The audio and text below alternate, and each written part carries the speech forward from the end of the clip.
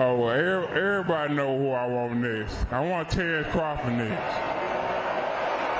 You're going to make that happen? Huh? You're going to make that happen? Oh, definitely. That's the fight that I want. That's the fight everybody else want. Like I said, I'm going to get these straps that I'm going to go over there and take his shit too. All right. Errol, congratulations. Terrific fight this evening. Thank you, man. Now, strap season, I know what time it is, baby. Terence, I'm coming for that motherfucking belt. All right.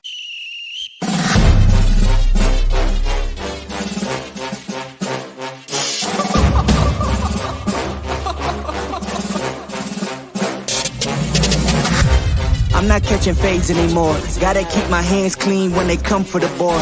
Keep it smooth like a dawn, making moves in the dark. Cause I learned how to swim in the pool full of sharks. Now they coaches, cause they can't read all his motions. How the kid never switched codes, but he codes with focus. Staring down your team with a frozen, ice cold look that could end the summer solstice. Cause I'm more like the top dog. Keep on running game and the gang will accost y'all. I be calling plays from a plane while I'm off court. But we ain't the same, you a lame, I'm a mob star.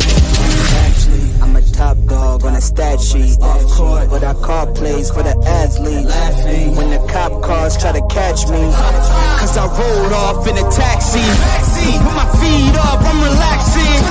Singing Figaro with no accent. While I pour strings from the streets in. Do it all with a straight face, I'm the kingpin. Top dog, top flow, boss mode. I'm the kingpin. Showstopper, top dog, God vibes. I'm the kingpin. They know I'm a dog and a beast, man. Yeah, I keep the peace with a piece, man. I ain't got no time for a piece, man. Why would I respond to a pawn? I'm the... Hold up. If I let my dogs off the leash, then you might want to get out of Dodge by the evening. Honestly, think it's not the blood and the beef. If they don't leave anything behind at the evening. I can see you soft, ever thought about retreating. If you never have, then they'll give you a reason. Better watch your tone, lose your bass when you speaking. Underneath the mask is the wrath of a... When you learn how to smile in their face, then go cutthroat. Then they wanna call you a con when the blood cold. I remember starving while y'all had a truckload. Now I'm with the mob with the call and the gusto. I'm a top dog on a stat sheet. Off court, but I call plays for the athlete. Laughing when the cop cars try to catch me. Cause I rolled off in a taxi. Put my feet up, I'm relaxing. Singing Figaro with no accent. While I pour strings from the streets in. Do it all with a straight face, I'm the kingpin. Top dog, top flow, boss mode. I'm the kingpin. Showstopper, top dog, God vibes. I'm the kingpin.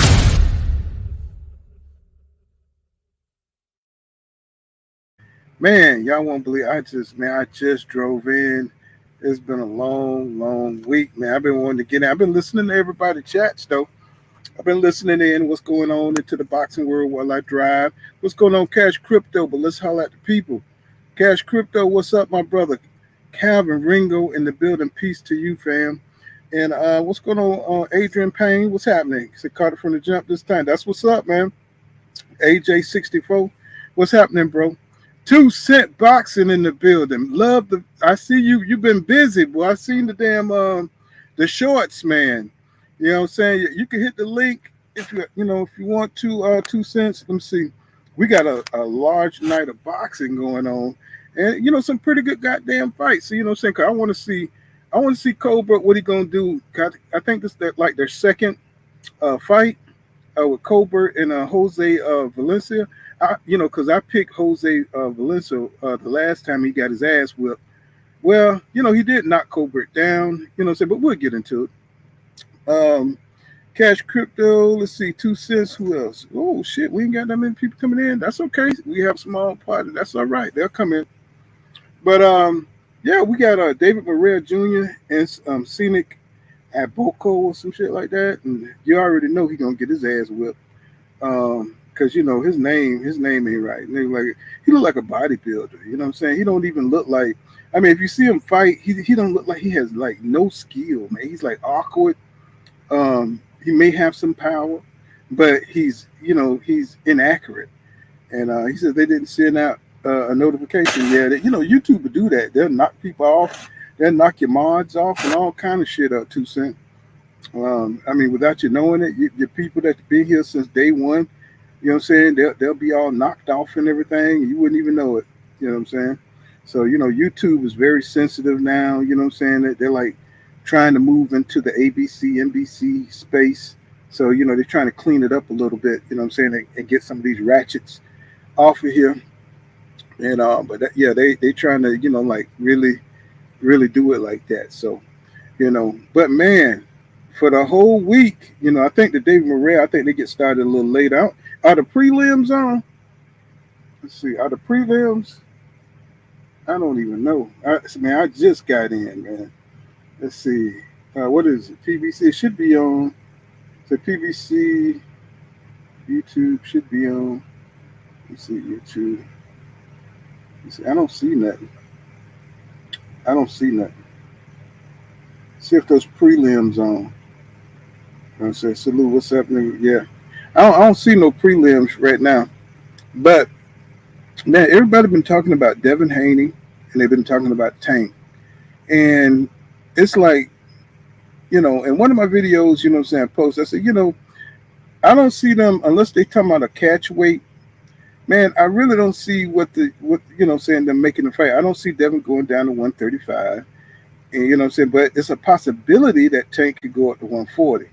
And that's why everybody's screaming for Tank to come up to 140 so the fight will be made, because we already know how what's going to happen if Devin go down to 135.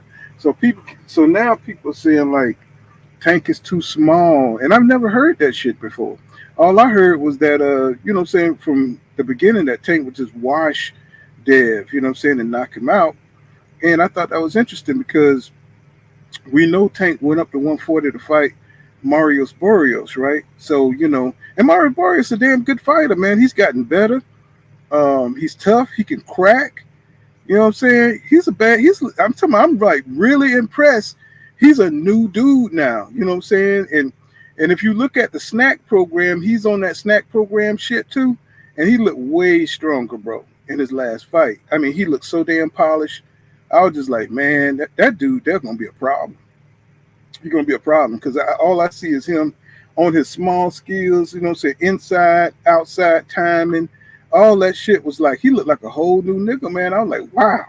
I mean, he was already decent before, but now that nigga really got some talent. He really looking like a different kind of fighter. But where he may give some people at 147, I don't think he get Boots no problem. You know what I'm saying? But anybody below Boots or something like that who ain't got no exceptional power, who ain't got no exceptional abilities or movement in the ring, oh my God. You know what I'm saying? Oh, Barrios fighting Boots next. Man, they putting these fights together so fast, man. Holy shit. That's gonna be a good fight long as it lasts. You know what I'm saying? I think Boots gonna catch him, you know what I'm saying? But I ain't gonna I don't think Mario's gonna beat him, but I think he's gonna be competitive, you know what I'm saying, for a few rounds before Boots, you know what I'm saying, really start putting down, you know what I'm saying, that athletic ability on him. And he also got extraordinary skill, you know, so he got legacy skill from his daddy and his brothers and stuff. So he got that legacy family thing going on like Floyd Mayweather did. So, it's going to be hard to beat Boots, man. I think that 147 is his. I don't think there's enough royal pedigree to really fuck with him. His family like built to rule that division. He was born to rule 147, almost like that nigga like King Arthur or some shit. You know what I'm saying? That nigga was born to rule. That nigga pulled the sword out the goddamn stone. And you know what I'm saying? That nigga raised it up. You know what I'm saying? And he's at 147 to stay. I don't see Maurice Barrios fucking with Boots at all. Like, you know what I'm saying? But he's going to be competitive for a few rounds. And I think Boots is going to eat him alive. I think he's going to eat him alive. The prelims are on? Damn. Man, I'm telling you, man, I just landed, man. So it's like I just jumped on. I said, shit. I even debated whether to come on or not. It's like I'm so damn tired. Let me see. You said the prelims on? Let me see. Let's see. Prelims. let's see. Prelim. Let's see. PBC. What is it? It's PBC, right? Yeah, PBC boxing. Let's see. Let's see. It look like I don't see the. Let me see. Usually it be lit up, you know what I'm saying, like live or something. You know. See the latest. Let's see, weigh in. Usually YouTube have it. Y'all know the link. Y'all know what the link is. Y'all know what the link is? Because usually they have a couple of good little fights on them prelims. Let me see. I don't see nothing lit up here, though. I'm under PBC boxing. Is it under something else? Because I don't see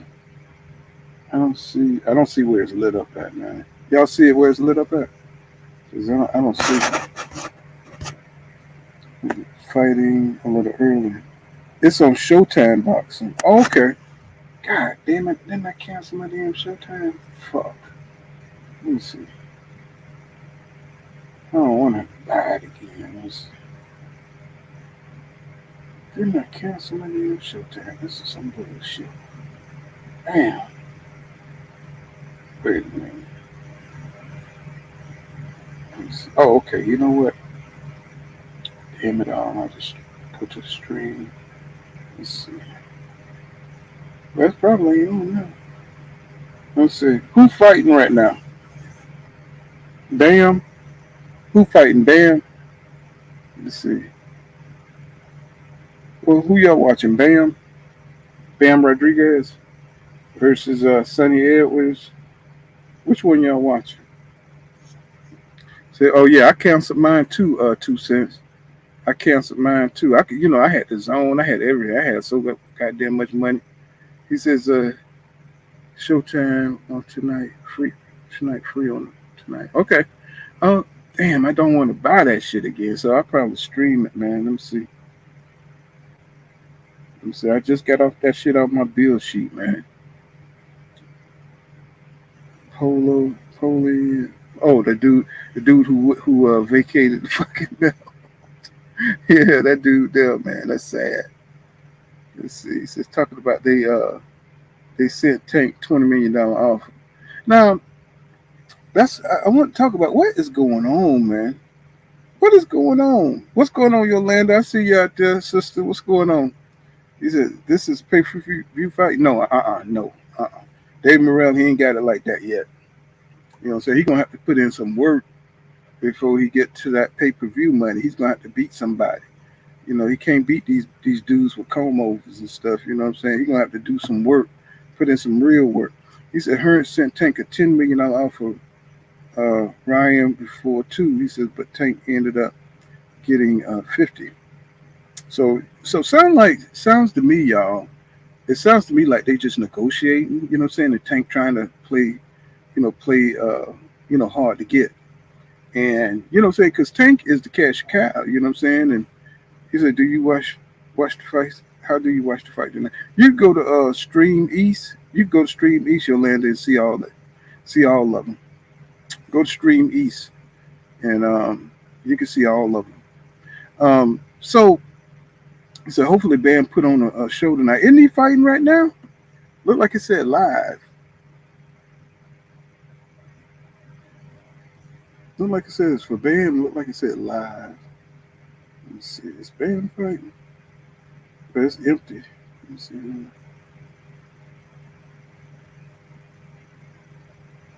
me see. I'm trying to get it to pop in.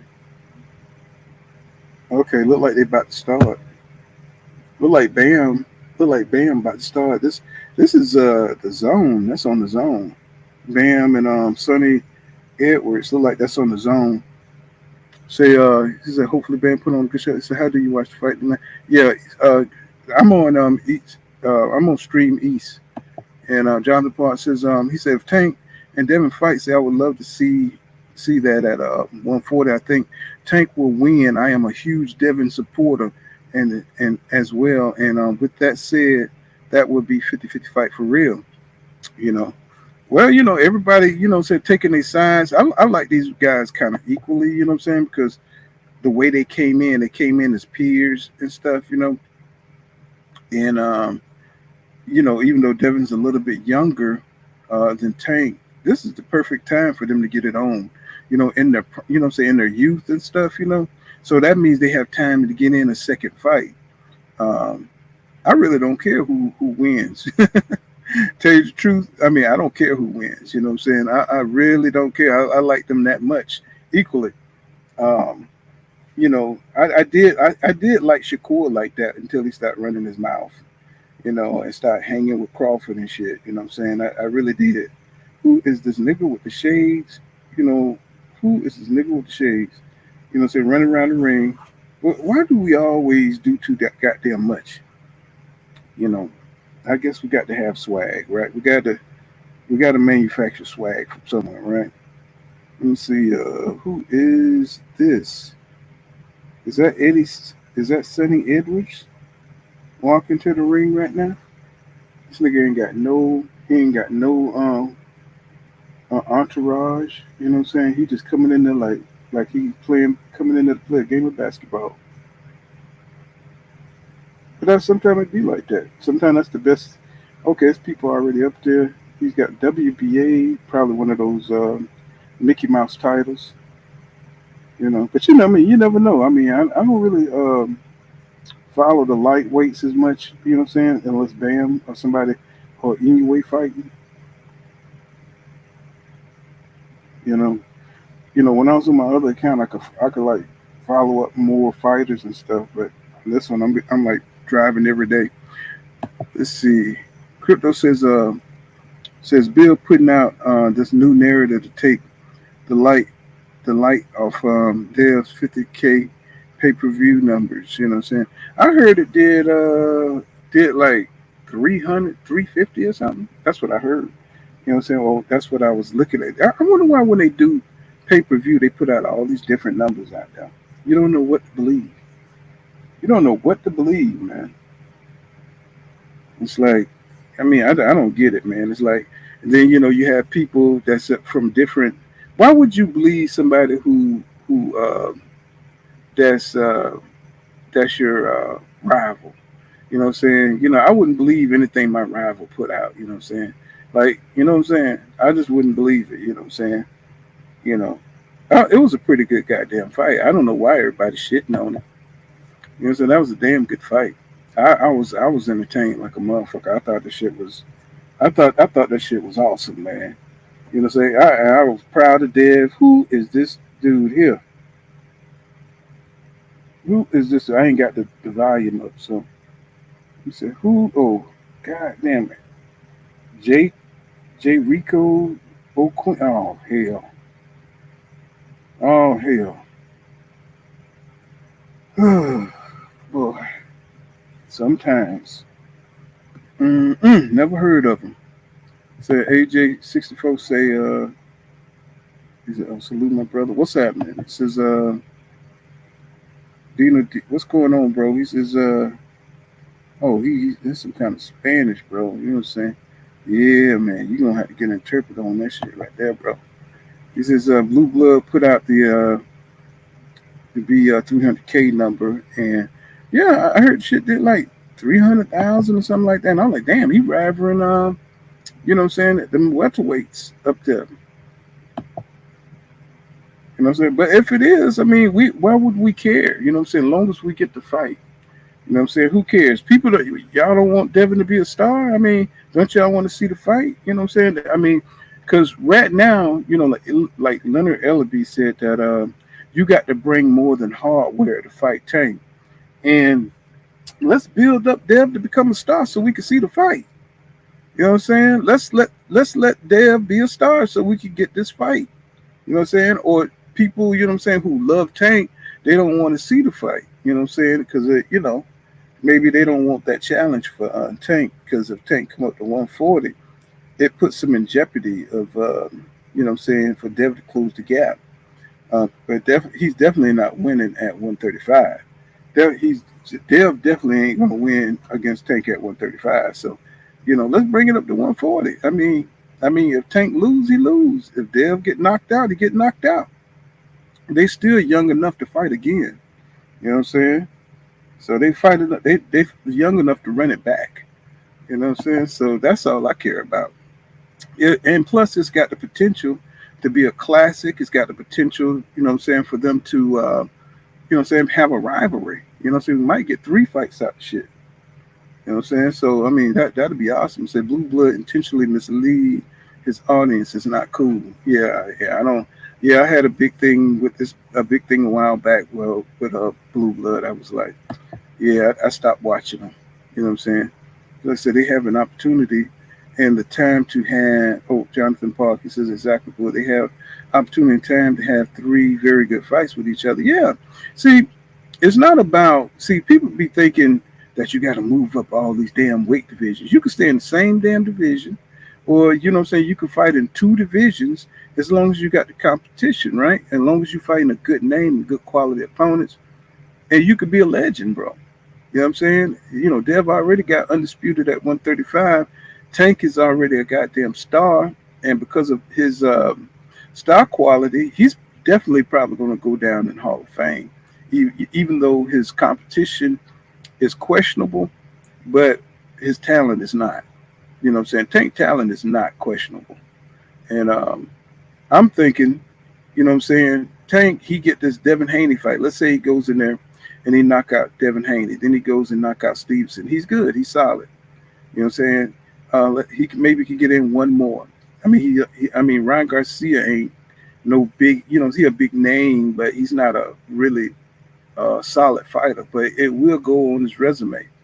But if you look at if he goes in there and he beats Devin and he beats Shakur, that's 2 of the top guys right there. That's all he need right there.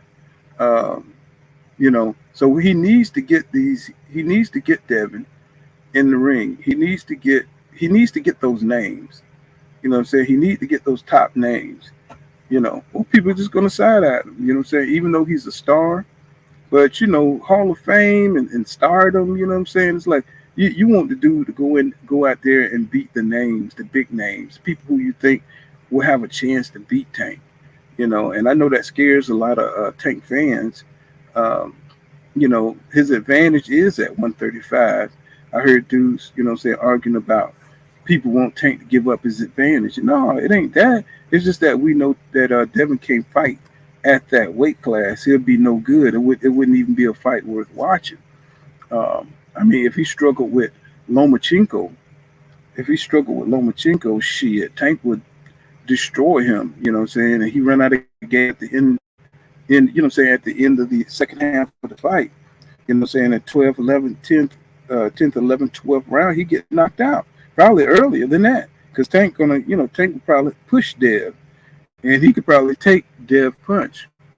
It is curious that Dev have more strength.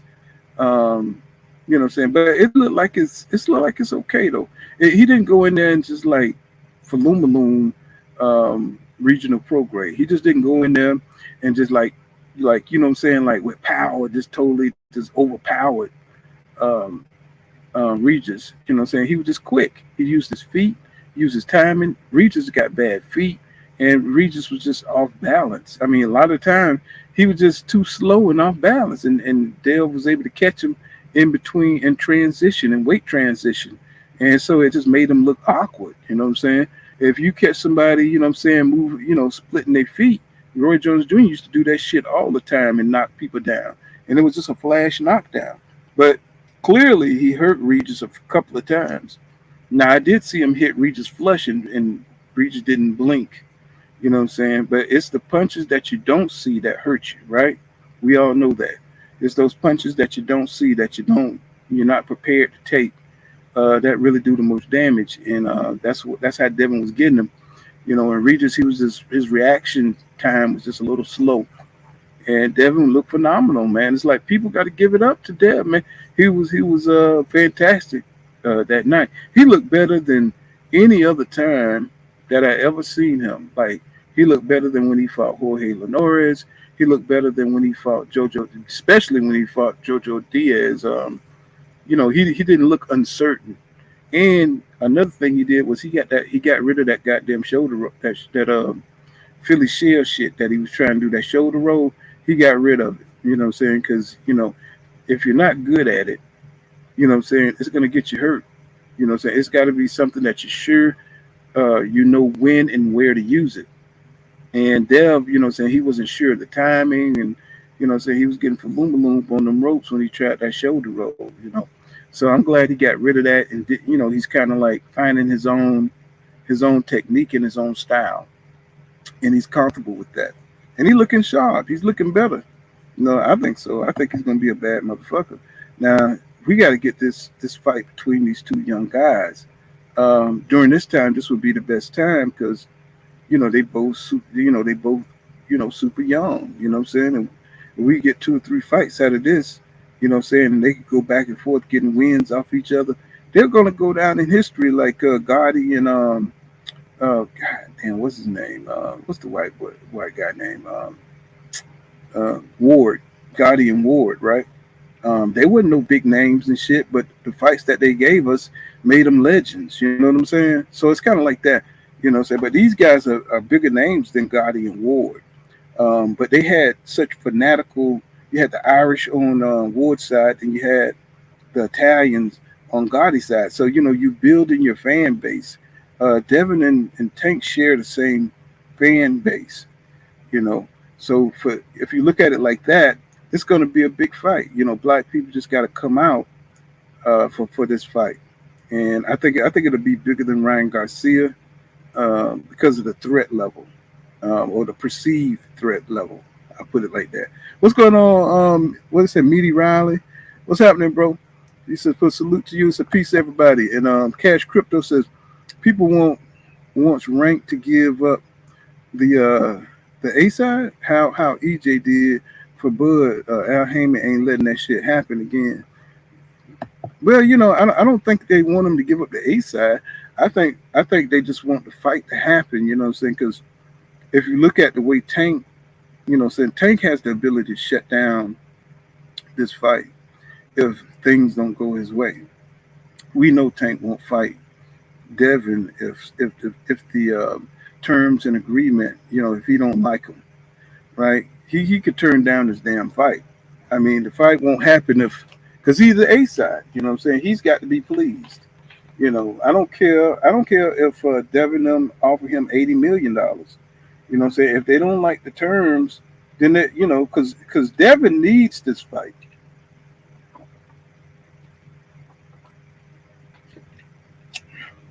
The way I look at it, Devin needs this fight. I mean, he got other fights he can fight, but it's not going to have the cachet, or it's not going to be as sexy as this fight with Tank.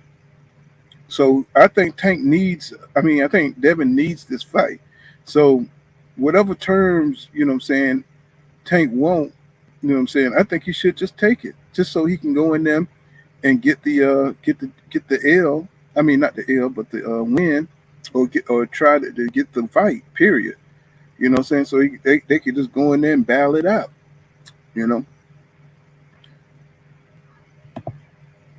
whatever turn. I mean, I would take the damn 10%. You know what I'm saying? And I know that's crazy. It sounds crazy, but shit. I think about the you know what I'm saying? Think about the reward that Devin would get if he beat Tank. That Holy Boy says, if Devin really wanted the smoke, he says, why did he go to Matchroom when he was done with Top Rank? He said they could have made a deal with PBC with guaranteed fight with Tank. I don't know, why they make the moves that they make, but looked like they were going for Ryan. What is it? Not Ryan Garcia. Shit. Looked like they had to move up from 135, right? So he couldn't make 135. He damn near, because they had the Lomachenko fight, right? So he wanted Lomachenko. He wanted to get that accolade under his belt. You know what I'm saying? You beat Lomachenko, it puts you, his name puts you, up there. You know what I'm saying? So he got that fight in. He got by on that fight. So it put him on another level, and it kind of helped propel him up to 140, right? And so, he could, give up the belts and everything, and be solid at 140. Then he just beat Regis. So he really made a perfect move, if you think about it, because he can't make it. He can't make that weight no more. So he didn't leave there with a loss. He left there with a victory, which gave him momentum for this Regis fight. So Devin is hot as hell right now. He is hot. He says, Bill, on every advantage, he needs to give up something. Like what?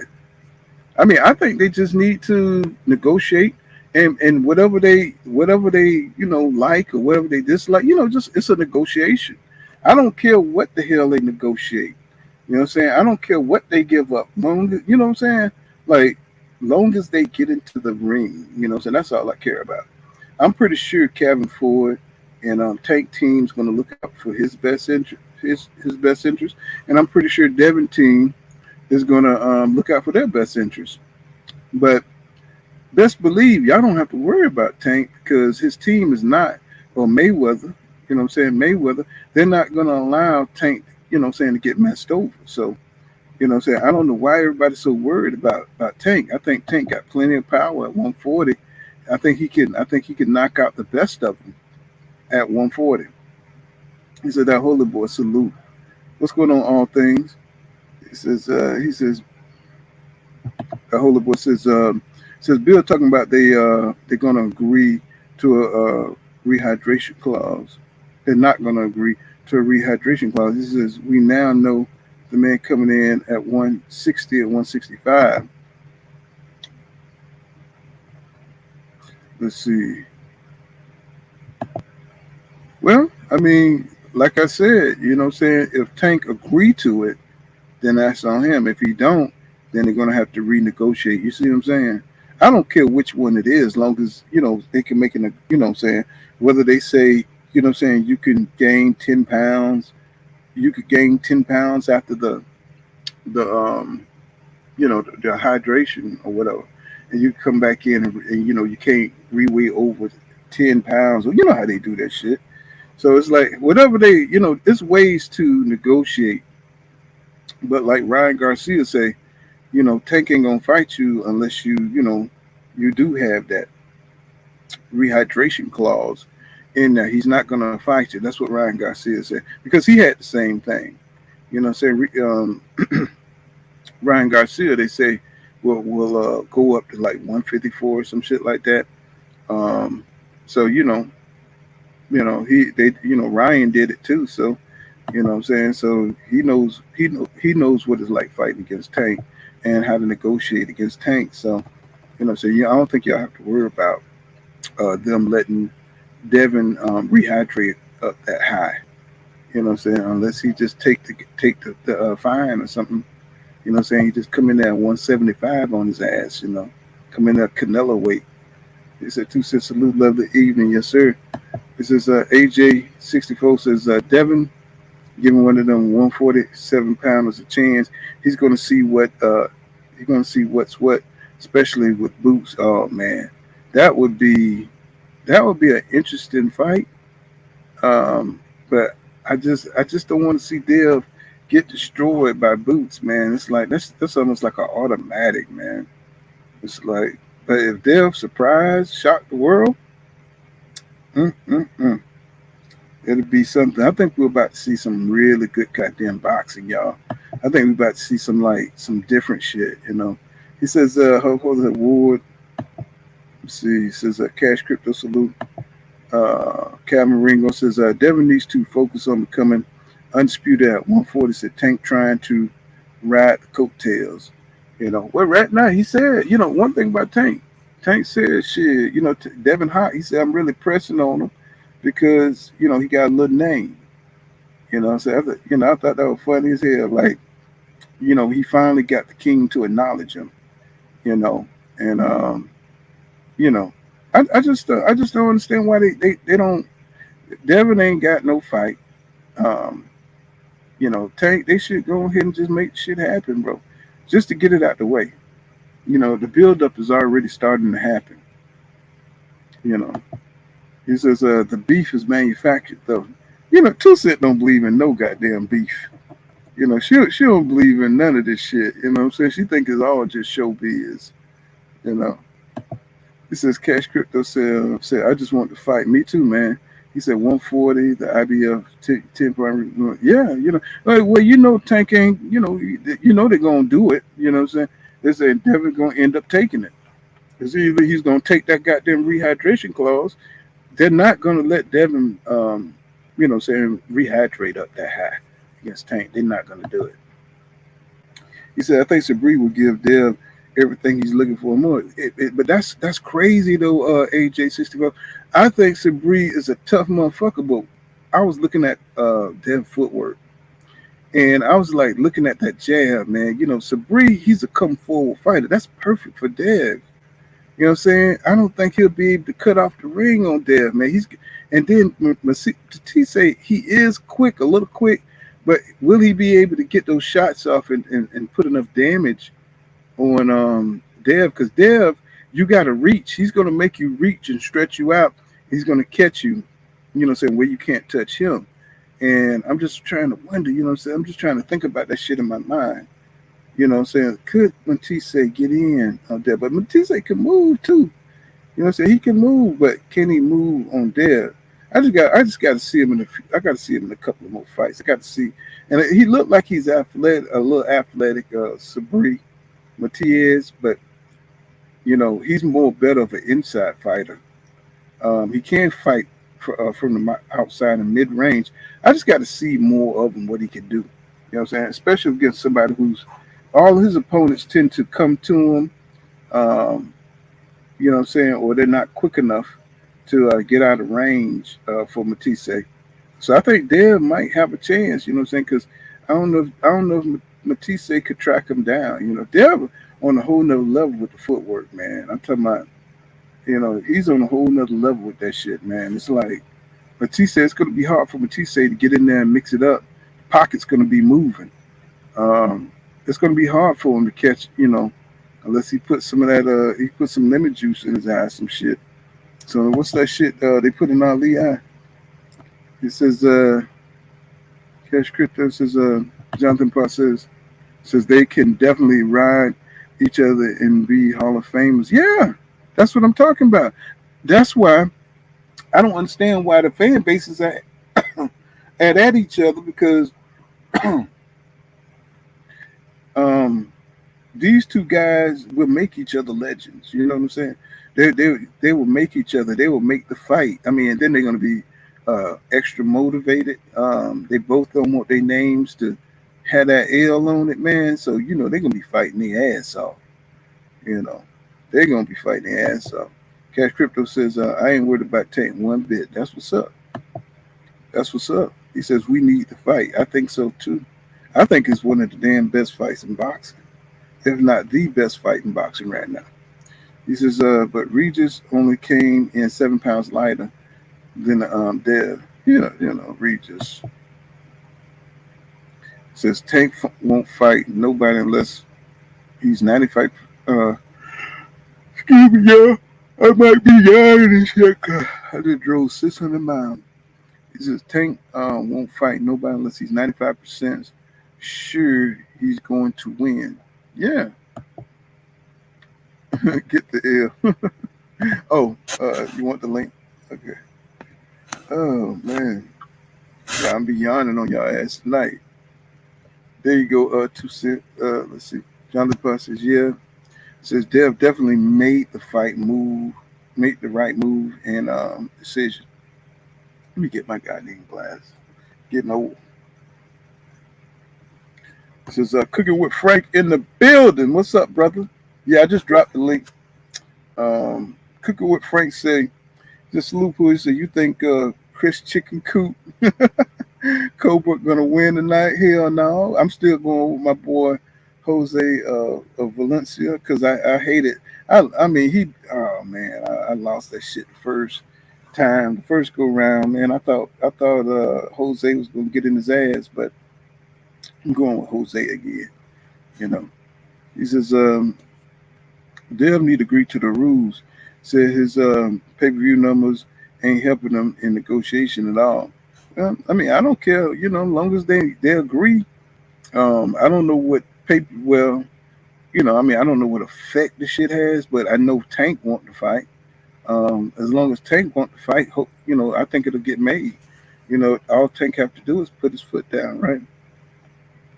And I don't know what rules they got in place, but this, you know, they boxing need this fight. Boxing needs this shit. It's like this shit is like a COVID shot.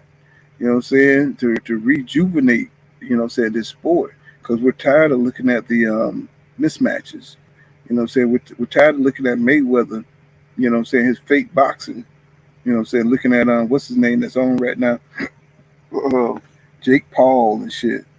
You know what I'm saying? I hate that shit right there. What's going on, 2 Cent? What up? What's going on? What up, Paul? Shit, I was looking at them shorts. I like them shorts kept popping up on my shit. I'm like, God damn. Hey, I put one up every night. I'm like, damn, boy, your shit night. look like you make about 10 at a time. I'm like, God damn. I'm like, shit, I hit the like button and keep hitting the like button. Make sure you hit that like button. I'm like, God damn, okay. Okay, I'm gonna hit the damn like button. They've been helping me get subscribers. And plus, they let me say stuff real quick without having to make a whole video. Yeah. Oh, I understand. What's going on, PGH Big Dog in the building, my brother? What's happening with you? You know what I'm saying? Yes, sir. Yeah, I love it, man. I love that the way you got it. You know what I'm saying? On there, I don't know, that blue pink thing, you know what I'm saying? And then they just kind of float up through there. I'm like, okay. I like a little too sick. God damn, all right. I see what you're doing. The evolution. I see how you doing it. You know what I'm saying? You know? I'm like, hey, my girl, she up in here. I ain't think you was coming on. I was like, man, what pull that? I hopped online and said, all right, the fight about to start. I ain't see you up here. I was like, what pull? Shit. 2 hours ago, shit, I was on the road. You know what I'm saying? I had to. Sometimes they mess up this company, you know, forward. You know, they mess up my schedule, and I'm like, damn, man, I'm be coming in at night, man. It's gonna be hard, you know. So then I gotta, you know, you be tired and shit after you done drove so far. And so I was debating whether to come on or not. I was like, yeah. I said it's coming on later, so you know what I'm saying. Let me come on and we'll talk about what's going on, the controversy with Bill and Devin, and you know, because they've been doing lives on Instagram. Y'all been catching that? The lives, they've been going back and forth. It's crazy. It's just crazy. It's you know how I feel about it. It's entertaining though. It's entertaining. Yeah, and I think it's just all to build the fight. What you think? I think it's just all of course. Because if you think about it, ain't no way Bill finna get away with all this capping and still think he's finna get a fight with Tank. Mm-hmm. They'd been like, hell no, we finna leave you alone, bro. You being too disrespectful. And it's like, why would you even think you remotely can make any type of decision, any type of like? Why would you even think you could do that? It just doesn't even make logical sense. Why would you think Tank Davis gonna go sign with the Zone that don't even do good pay-per-views or nothing to fight Devin? Why would he do that? Well, didn't Tank put up like something where Eddie was you know, trying to holler at him and stuff, and they trying to say Eddie Hearn was trying to negotiate with him, and Tank ignored him and turned it down. And I'm like, why would Eddie Hearn call Tank? That is not who you deal with if you want to make a fight. Because that's illegal. You know what I'm saying? You can't talk, a promoter can't talk to, you know what I'm saying, another company fight unless Tank really is his own boss. That's the only way I can see that. But if he signed with the PBC, that's against the Ali Act, some shit like that. Mm-hmm. Where, you know, a promoter can't talk to, you know what I'm saying, the fighter directly. You got to talk to their representative or whatever. I think they already sent Eddie Hearn a cease and desist letter before trying to talk to Tank. Well, you know, it's a dirty business, you know what I'm saying? Mm-hmm. It's trying to poach him. But Tank could get, I don't know how much he made during that Ryan Garcia fight, but he made a shit. They say he made a shit. If Brian made $20 million, I know Tank made some goddamn money. But so just for the sake of conversation, I'll entertain it. Well, imagine what Dev and Tank can make. You think they're gonna do big numbers like that? I think it might be another Spence Crawford situation where you think you're gonna do 1 million pay-per-view buys, but it just ain't gonna happen. Maybe. I guess it just depends on, if it catch fire with the casuals. It's the casuals really the ones who gonna, yeah. The casuals the ones who gonna make this thing big because we always gonna be, watch these fights and stuff. So they don't really care about the hardcore fans, because we're gonna be there regardless.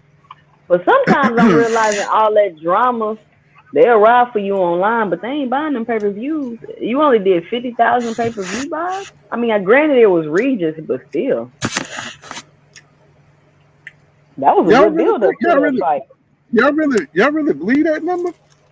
I do. I mean, think about it. It was Regis. He ain't that big of a name. Devin's not really that big of a name. The 140 division, which is high right now, but it ain't super hot amongst the casuals like that. Because if Tank the quote-unquote face of boxing, he had 35.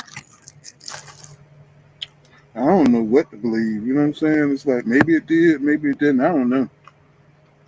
Because I saw different numbers, and I'm like, I don't know what the hell to believe.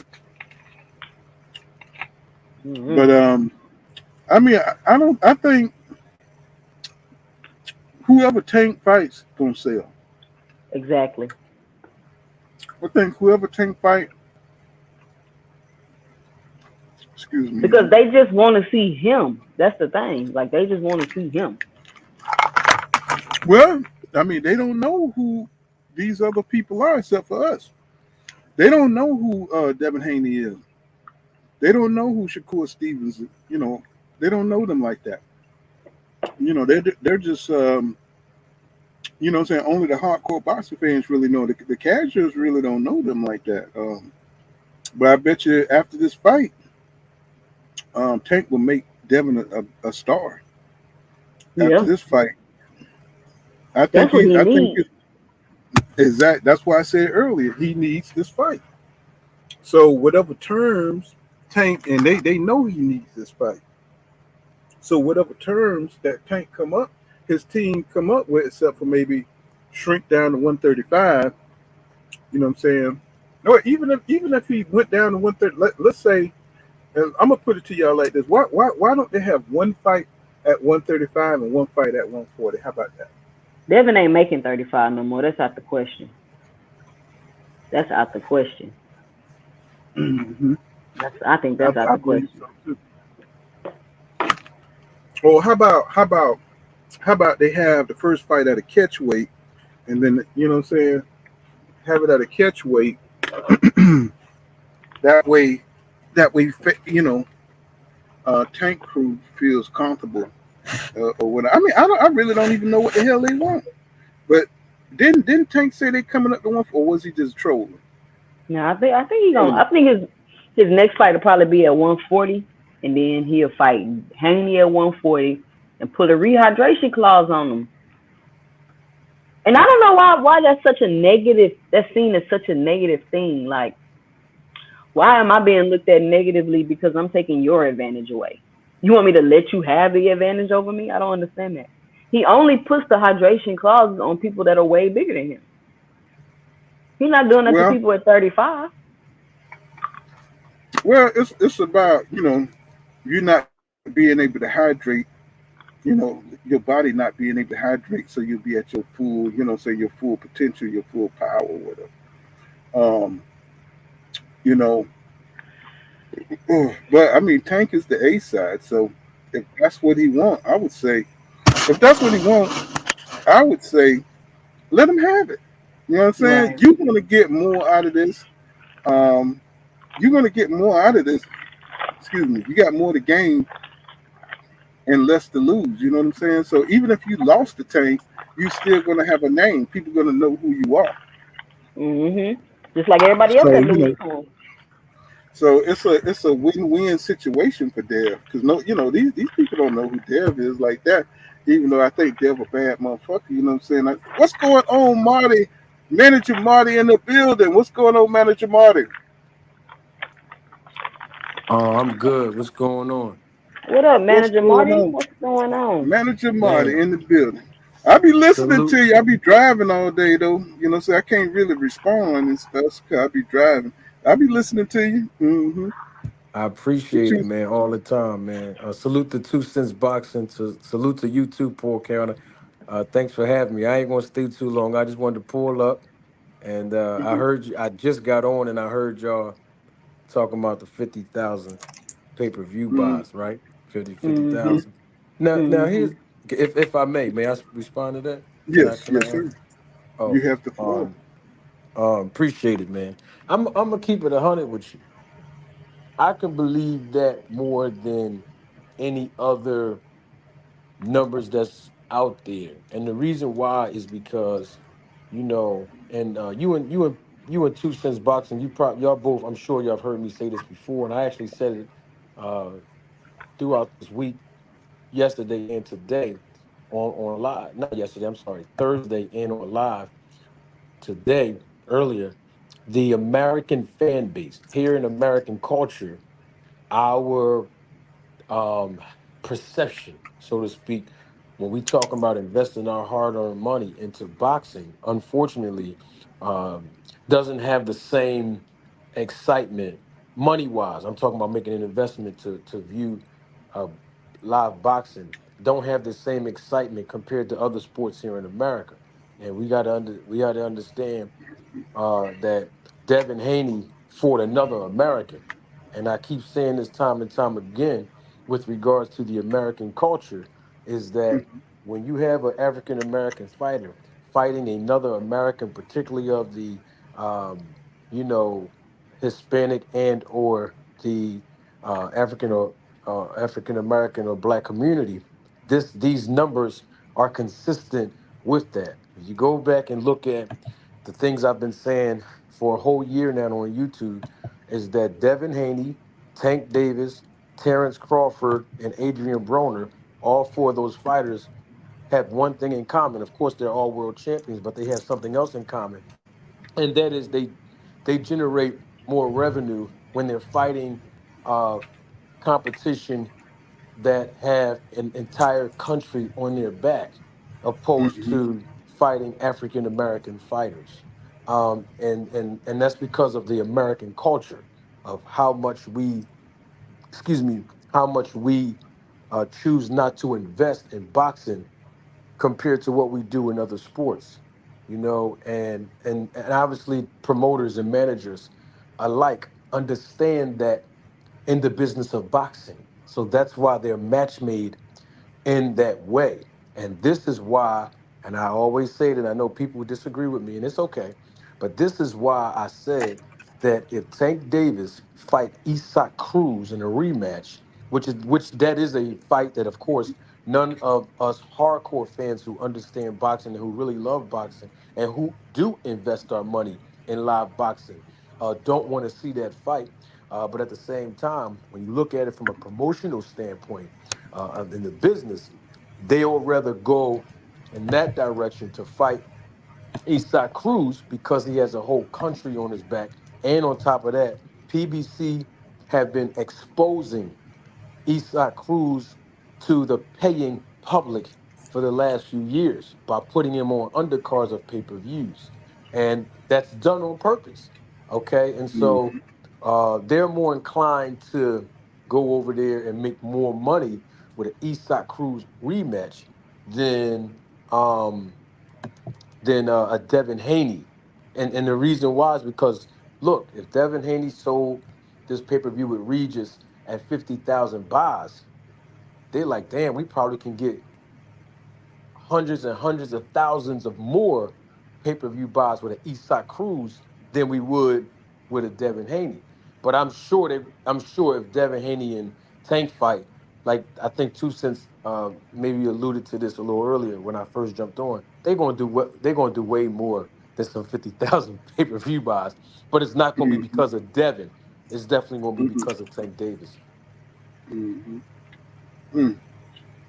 What do you think about these? How you think this negotiation gonna go? You think the fight gonna where's it gonna have to be at 140? Don't you think? Oh yeah, I mean, Devin Haney already told the people that he's not moving down to 130. Well, let me reframe that. Devin Haney told people 6 months ago that he's willing to go back down to 135. Right after he fought Lomachenko, he was saying, "Yeah, most likely we probably move up unless his words not mine. I'll defend the titles. I'll come back down and defend the titles at 135 if it makes sense." Now, everybody and their grandmom know that it makes a lot of sense to fight the biggest cash cow in the face of boxing at 135, Tank Davis. But now what changed that up was, in my personal opinion, through observation, you never had no intentions of fighting Tank anyway. So you knew you always going to move up to 140 even before you fought Lomachenko, which is fine because now you at 140. The problem I have with that is now Devin is tweeting that he don't even want to fight at a catchweight. So it's like Hmm. it's like, are you going to fight this guy or you not? So I don't think the fight's going to happen at 135. I think the most mature and proper way to do this is what you said, full counter, and I said it on Thursday night, Two Cents Boxing. She graced us with her presence, and she did a wonderful job through her observation as well on my panel. And I'll say the same thing.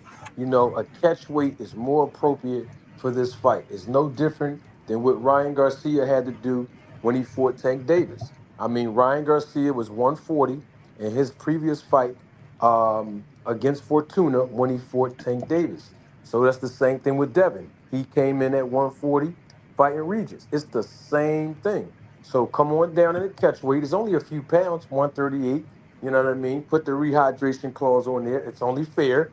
It's only fair. It's only fair. And thanks to A side, it's only fair. You know what I mean? And then they fight. That's the Hmm. most appropriate thing I can see happening in this situation. So I think somebody had a question for you. I think Jonathan Parks had a question. He said, "Do Tank have his own?" And I've been wondering this myself, Manager Martin. He says, "Do Tank have his own promotion? Do he have his own promotional company?" And I think he do. It's like GTD or something like that. Is that Tank or is that Devin? What was the question? No, do Tank have his own promotion? You Oh, know, Tank Davis. mm-hmm. Tank Uh, Davis. Tank, yeah, Tank Davis has his own promotional company, GTD Yeah, Promotions, which GTD. is which is registered in Baltimore, Maryland. Um, his hometown, of course. He does have his own promotional company, but here's the part that people got to understand: the difference between Tank Davis, um, having his promotional company and Devin Haney having his promotional company, which is DHP, Devin Haney Promotions. The difference is that you have Tank Davis, who has his promotional company. And when I say promotional company, I think I need to be a little bit more specific. The business entity with the letters LLC behind it, right? Both of those guys have those promotional companies on paper. The difference is that Tank Davis is not signed directly or exclusively to a promoter, whereas though Devin Haney with his promotional company, he is. So even though DHP is a separate entity from, let's say, Top Rank Incorporated, he still signed an exclusive deal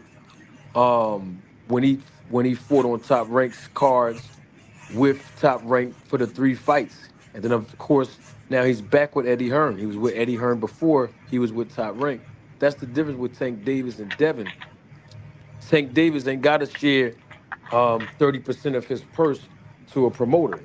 Devin Haney does, you see? And that's Mm-hmm. why Devin Haney is still receiving guaranteed purses like he did with Regis, 1.5 million. That was a guaranteed purse where Javante Tank Davis, because he doesn't have an exclusive um, contractual obligation to a promoter, he doesn't have a guaranteed purse. He has the back end, just like Errol Spence was trying to explain to Terence Crawford. When Terence Crawford said, I got $25 million apiece to the hedge fund, the first thing that Errol Spence, who had his own promotion company, said to Bud Crawford, who was used to being signed to a promoter through Top Rank and getting guaranteed purses, he said, what about the back end? That's the first question that Spence asked him. See, and of course, he was criticized by Bud Crawford by saying you're not your own boss. But now Terence Crawford switched his tune up because obviously through my videos on YouTube and obviously through his own personal experiences dealing with Al Heyman and how they do business over there, not being exclusively signed to a promoter, Terence Crawford understands the difference now, and he actually is an advocate for fighters not receiving guaranteed purses because he understands that once you get a guaranteed purse through being signed to a promoter, that's all you're going to get. You're not going to get none of the pay-per-view streams, revenue. You're not going to get nothing else that come with all the money that the event generated, even though your likeness is an image is being performed in that ring. And so that's why I have to give all the credit to Al Heyman, because Al Heyman, when he is representing these fighters, they're not exclusively signed to a promotional agreement. I tried to explain this to Rick Glaser, who was on my channel, when he tried to say that Al Heyman, no, he ain't tried to say it. He said it. He said Al Heyman stole all the fighters from Golden Boy, and that was not true because none of the fighters, not even Mayweather, uh, the fighters that Al Heyman represented, none of them were signed exclusively to Golden Boy Promotions. That's why when Richard Schaefer left, Al Heyman just said, okay, I'll just take my fighters and we'll do our own thing because we're not signed exclusively to a promoter. Whereas though with Devin Haney, even though he has DHP Promotions LLC on paper, he's still signed to a promoter giving him a guaranteed purse. So it kind of defeats the purpose. So I hope I answered the person's question. Yeah, I mean thoroughly. I mean, hell, I was listening intently. I was like, God damn, I didn't know that. So look like Dev. I mean, look like he would do better to get out of that zone situation and get with the PBC, get with Al Hain. Hey, Paul Counter, I told the people that on Thursday on my channel. I said the best thing for Bill Haney to do, instead of going through social media, talking to this YouTube channel and that YouTube channel and this YouTube channel, and I actually said it today on my channel, instead of doing all this going through social media, doing all these videos and going on this YouTuber's platform, that YouTuber's platform, or content creators platform, instead of doing all that and talking to this coach, you know what I mean, like Matias coach, Yeah, and then talking to this, trying to piece it instead of, together and stuff. huh? So instead of trying to piece it together, and Yeah, I think he enjoys it though. I think he I'm likes the sure he hustle. does. Yeah, I'm It's sure he all does. smoke But and mirrors. It's But all my smoke and mirrors. but my thing is, it's not real to me, a person that's in the business. And I said this earlier on my Right. live. You're appealing to people that don't understand the business, but the people that understand this business of boxing, oh, that's not appealing to us. If you want to impress manager Marty, or if you and I'm not telling him to impress me. Let me reframe that. If you want to appeal to manager Marty that you really want this fight with Tank, get on the phone with Al Heyman. All get off the cameras and pick up the phone and talk to Tank Davis's representation. That's how you appeal to me. If you're not going to talk to Al Heyman, I really don't care about what Bill Haney's talking about unless he called Al. Now somebody can say, "Well, Manager Marty, how you know if he got Al Heyman's phone number?" All right, cool. He might not, but I know he can get in contact with Sam Watson very quickly Yeah. and easily. So it's like, come on, talk to that man's representation because that's how deals get done behind the scenes. So if you're not going to do that, then what we talking about? Because look, it was easy for you to get in contact with Bob Arum when y'all ran over there and got to deal with him. It was easy for y'all to run back to Eddie Hearn. You know what I mean? In other words, is when it's time to see. This is what I want, and I hate to bring this on your platform, but a lot of people in my comment section, even earlier today, and even in other videos I did this week about Bill Haney, kept talking about I'm trying to tear down a black man. And it's like everybody want to be black social activists, but we have yet to see Bill Haney give a black man like Al Heyman an opportunity to make his son a superstar and do business with him, but he always running with the white man. So I don't really want to hear people talk that black power and everything until black unity is incorporated with that. Manager Hmm. Marty, I got a question. What do you think there's any truth to the fact that when Devin and Bill signed with Matchroom to fight Regis, he signed for 2 fights One with Regis and a mandatory and a media mandatory with Sando Martin because Sando Martin was Regis's mandatory. So since he beat Regis, he picked up his mandatory, and that will be his next fight. I'm more inclined to believe not just what Bill Haney says or what Devin says. I'm more inclined to believe their actions. And we've seen their actions in the past. And they say one thing sometimes and they do another. Now, according to how they've been moving over the last few years, they've been doing multiple fight deals with these promoters. Hence the last one with Top Rank, where they did a 3-fight deal. And I told people when I linked up with D-Town Boxing in the middle of this year, I told people back in March or April of this year that Devin and Bill Haney knew way before they signed the contract with Top Rank the 3 fights they were going to fight on Top Rank and how much money they were going to pay for all three of those, get paid for all three of those fights. And it's no different in this scenario. Um, it's okay if they did just a one-off fight. But my question would be, why would you do a one-off fight with a promoter if most standard boxing contracts, now I'm giving out game again here. So hear me intently, everybody. Listen up if you want to hear how this process works. In the business of boxing, when a fighter competes through the contractual obligation with a promoter. And I'm talking about an exclusive contract. I'm not talking about if a promoter called you on the phone up and said, "Hey, 2 cent boxing, we have this other woman. Um, she want to fight you. I'm not your promoter or hers, but I'm just going to give you opportunity and pay you a guaranteed purse." I'm not talking about that. I'm talking about if you sign documentation and this promoter has an obligation to you, you have an obligation to the promoter. Standard in boxing, when a fighter has an exclusive contract with a promoter, when that promoter puts up the money and all the resources to facilitate this fighter that they have under contract to compete for a world title, if that fighter wins a world title, guess what happens to the contract? It automatically extends for 2 to 3 years. You know what I mean? So my point would be to Bill and Devin, why would you go to like somebody like an Eddie Hearn when once you win a title, you actually have to extend yourself further so that the promoter can basically recoup their initial investment and possibly make a profit, which is why Bob Arum gave them, watch this, Bob Arum gave them Cambosis first and said, if you win, watch this, you will be unified as the champion. And now you got to do a few more fights with me so I can recoup. You know what I mean? So that's the standard of boxing. So why go over to Eddie and do a one-off where you got the title now, but now Eddie got the recoup, especially if they only did 50,000 buys. Eddie lost a lot of money in his promotion, believe that. And so, and I can honestly say that because if you do the math, just with the streams alone, at 50,000. If you do the math on it, remember he paid Regis 1.5 and then he paid Devin 1.5. That's at three. We at 3 million right there. We're not talking about the other fighters that fought on the card, nor are we talking about the other expenses like the hotel, the per diem, and that's not just for the fighter. That's for the trainers as well. For each fighter, whether they are with Matchroom or whether they're the opponent. You know what I mean? That's 16 fighters right off the bat. Because I think it was 8 fights on that card, if I'm not mistaken.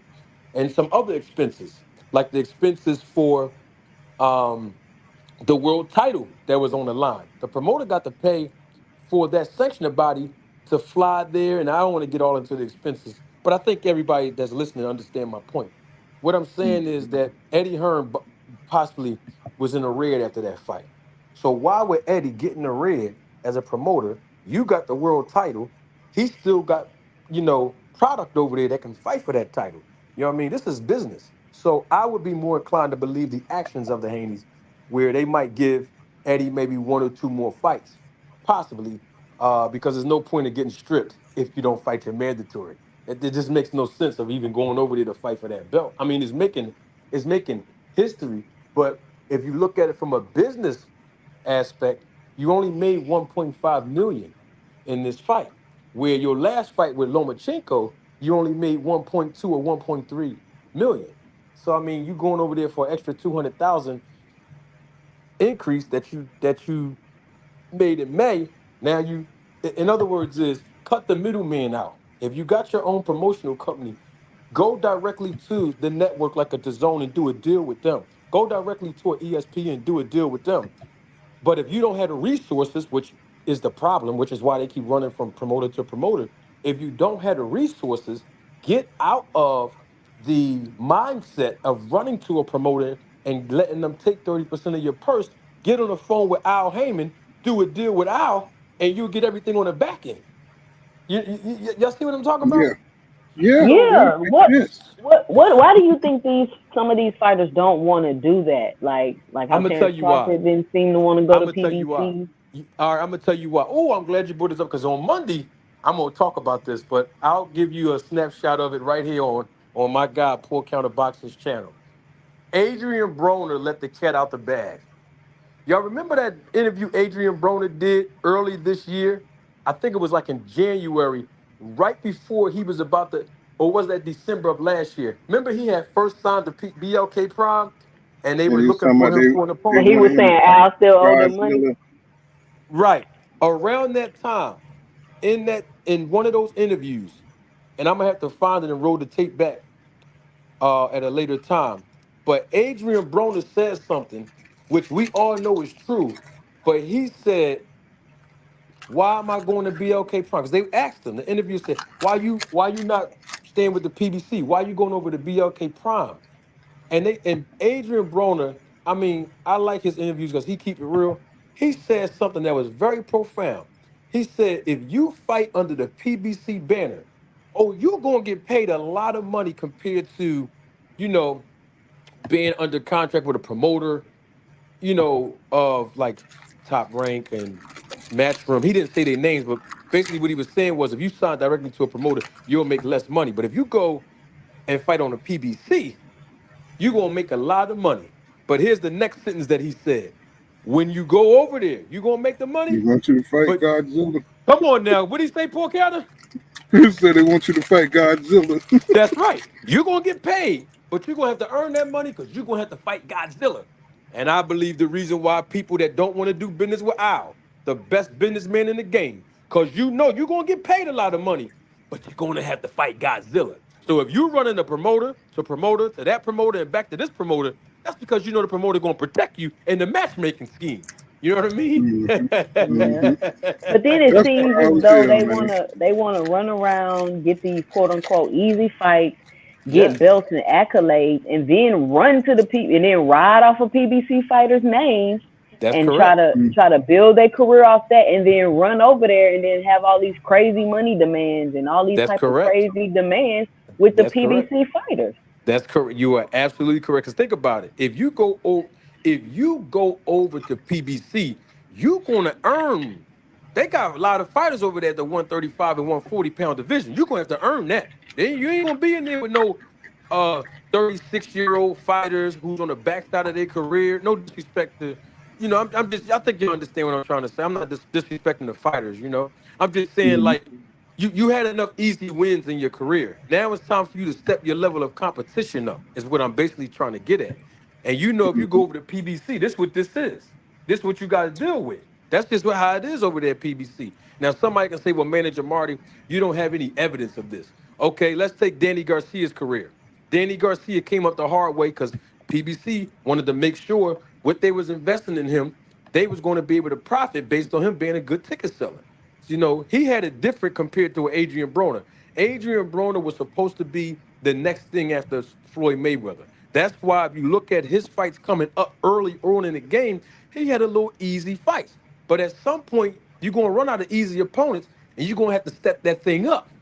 And that's the whole thing about it, because we can't put you in there with a fighter who can't sell tickets, because we can't justify paying you the money that you're demanding if you're not in there with the right opponent. So you're going to have to eventually go in there with somebody that's going to give you a tough outing. Even if you win, you're going to earn it.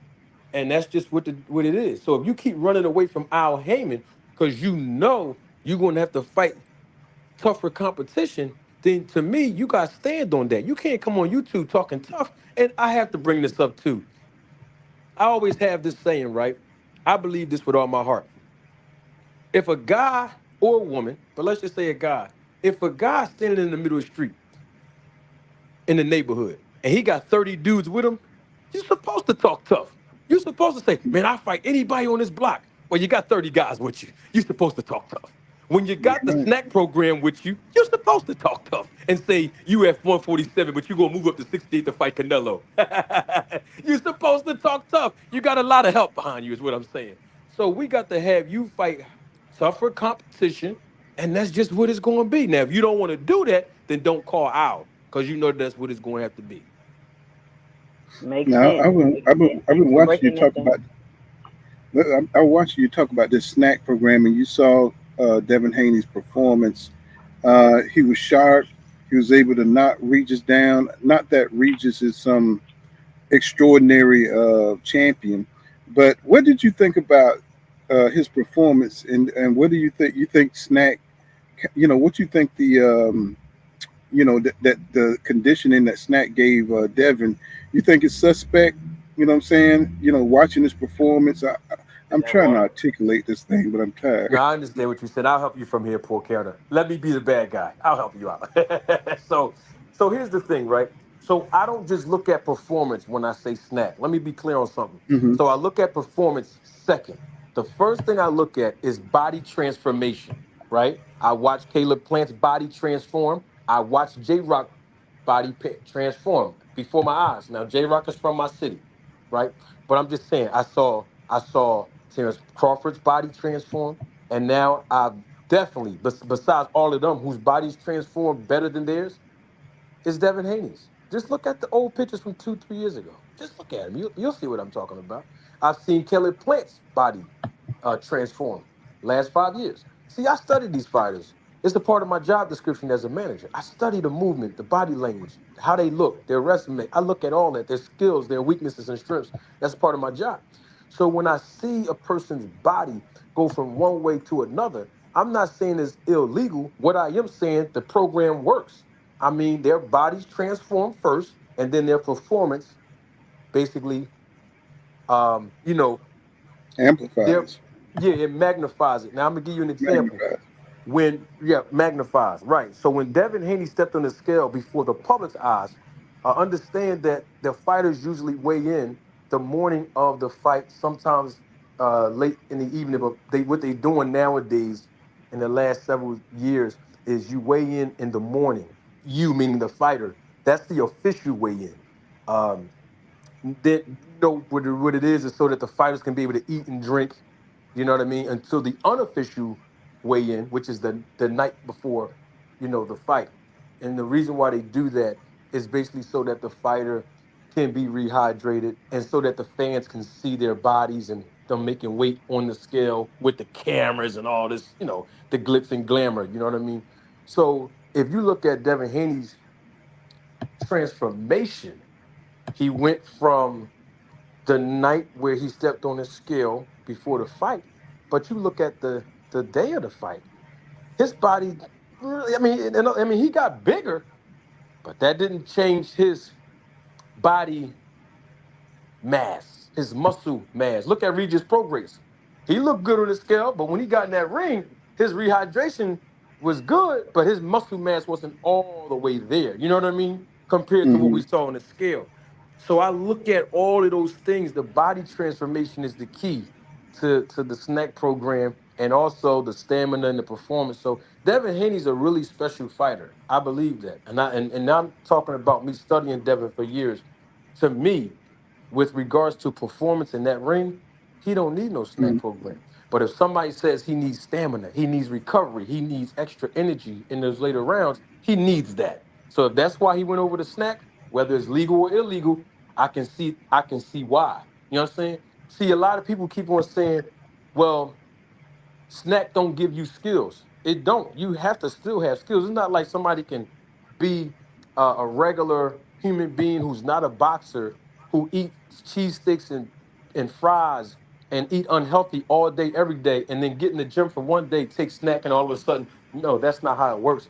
It has to. Your body has to have time to be able to get used to it and be able to incorporate the supplements inside of your workout that you're already doing. That's why it's called enhance your performance. So your performance is one way, but it's an enhancement. And this is the reason why I believe Terence Crawford went over to the snack program 2 years before he fought Errol Spence Jr. because he knew he was going to have to fight Spence, but he needed some enhancements to get it done. Oh, I agree with you. I agree with you. I just wanted to see what you thought about, Devin being it, because Marius Boreals. You see his performance increase. Did you see his last fight? I did. As a matter of fact, I He was looking commentated. different, bro.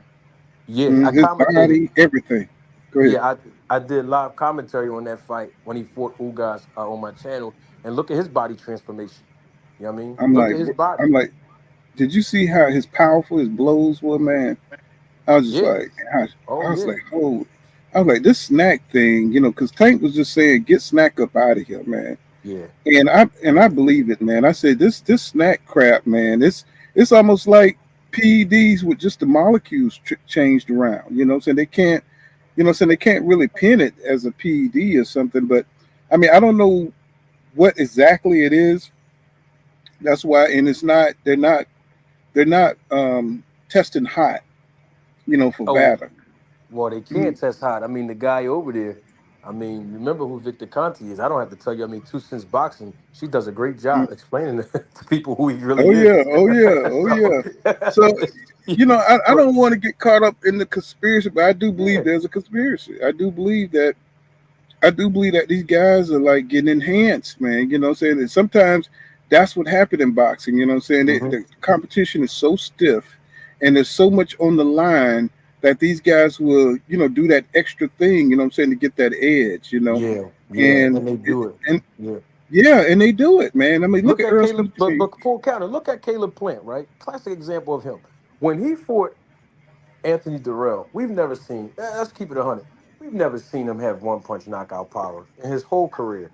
But His he goes Right. nickname in is there, Sweet Hands. Sweet Hands. His nickname, his nickname Sweet Hands for a reason. I mean, even when he slapped Charlo, He it almost ain't dropped him. bruising. You seen him wobble him? Yeah, like he slapped Timmy, like boom. I was like, damn. You know what I mean? So, but I'm just saying, when he fought Anthony Durrell, I mean, he knocked him out cold. But watch this though.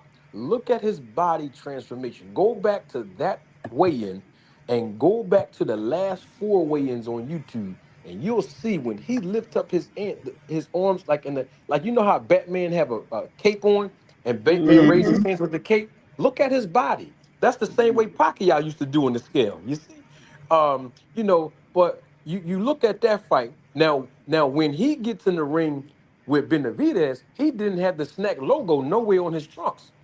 And he start gassing out at the six. You see? You see what I Yep. mean?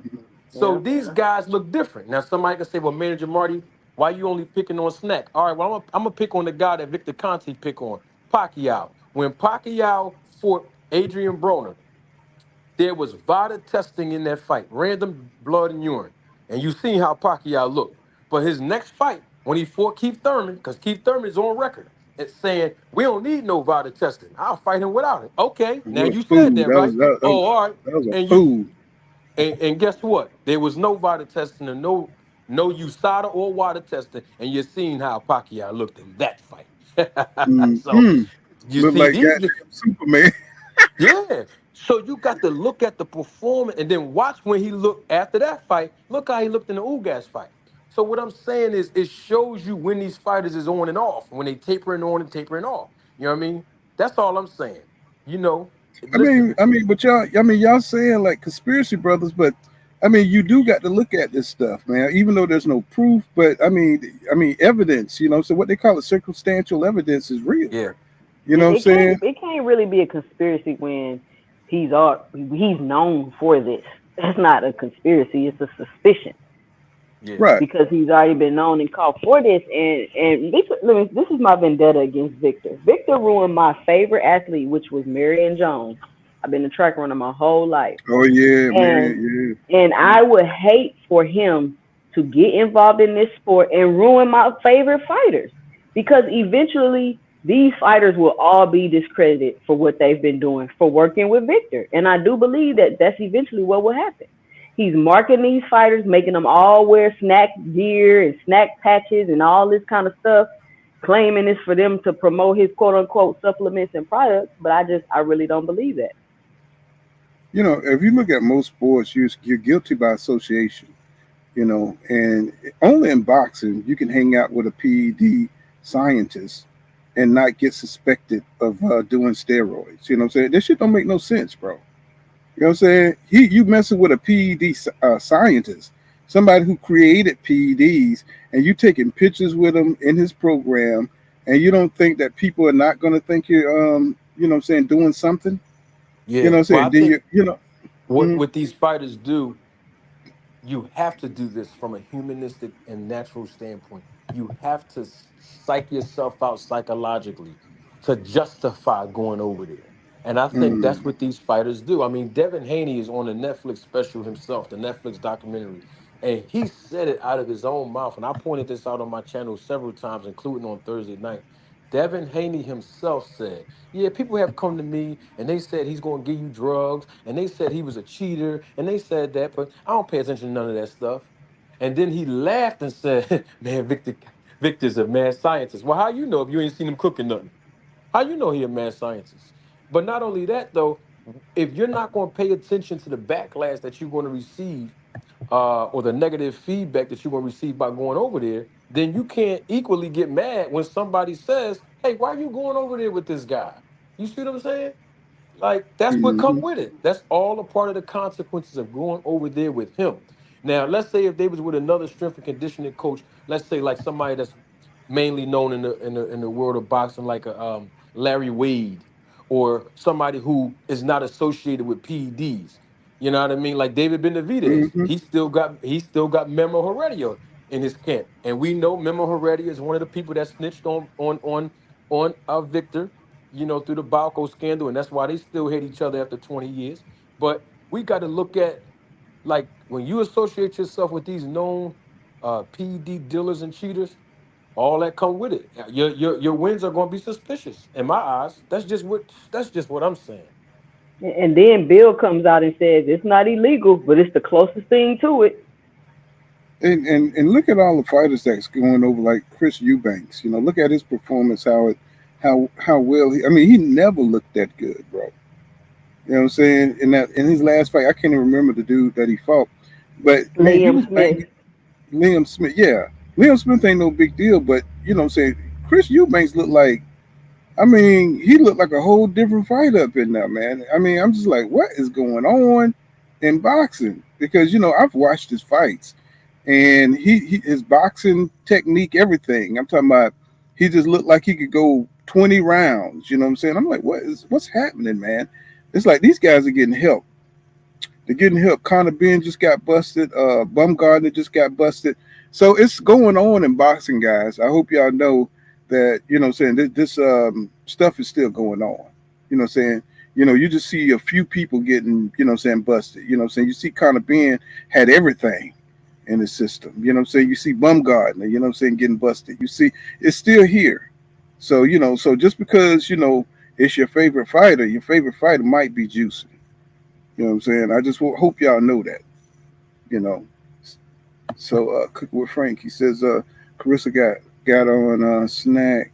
Clarissa got on snack after homeboy knocked her out. Yeah, well, you know, I mean, I don't know what's going on with Clarissa, man. She just, you know, something going on with her. Maybe, and them snack fighters get bold. You got Crawford calling out Canelo. You got Clarissa Shields calling out Keith Thurman. And it was one more.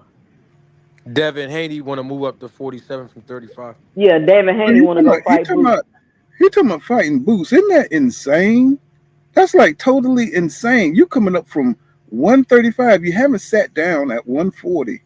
You know what I'm saying? To like really acclimate yourself. And you think you're going to move up to 147 and fight a killer like Boots? You know what I'm saying? That dude is a bona fide. That's the snack talking. You know, it's like I don't want to put Dev in there like that, man. But it's like, bro, he's on the program though. We got to put him in. Listen, his performance is being enhanced. He called it performance enhancement without the drugs.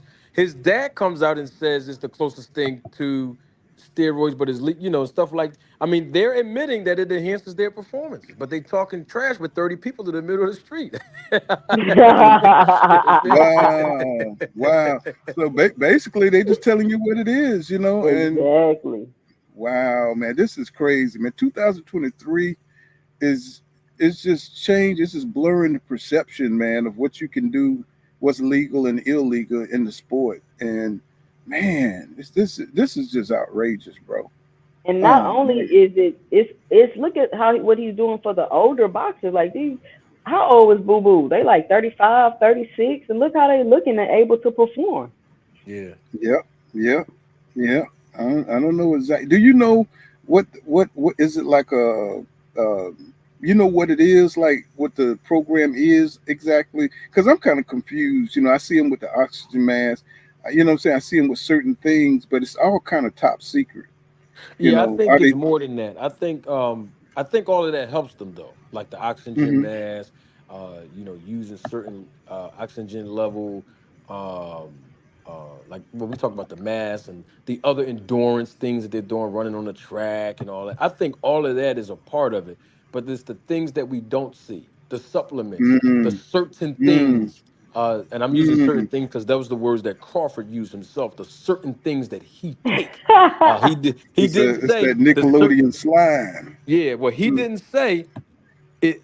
I use certain methods. He didn't say I do certain things. He said I use certain things that other fighters don't use, and then he admitted also that there's different programs for different fighters. So Victor Conti is basically, customizing, which he should if you have different fighters that have different issues or whatever like that. But it could be two programs. It could be the regular snack and then something else. Now, the reason why I'm saying that, I want everybody to understand, I'm not accusing. I'm only saying that because I'm referencing what Tim Montgomery said in the Netflix documentary, 2 Cents Boxing. Didn't he say that? Didn't Tim Montgomery say that? He said there are 2 snack programs. He said there's one where you take the regular supplements that you order online. He said, but Victor wasn't giving us none of that, even though we were wearing his shirts and his advertisement, making the public think that we was taking the supplements like the Expedite and that stuff and the ZMA. He said, but it's that other program.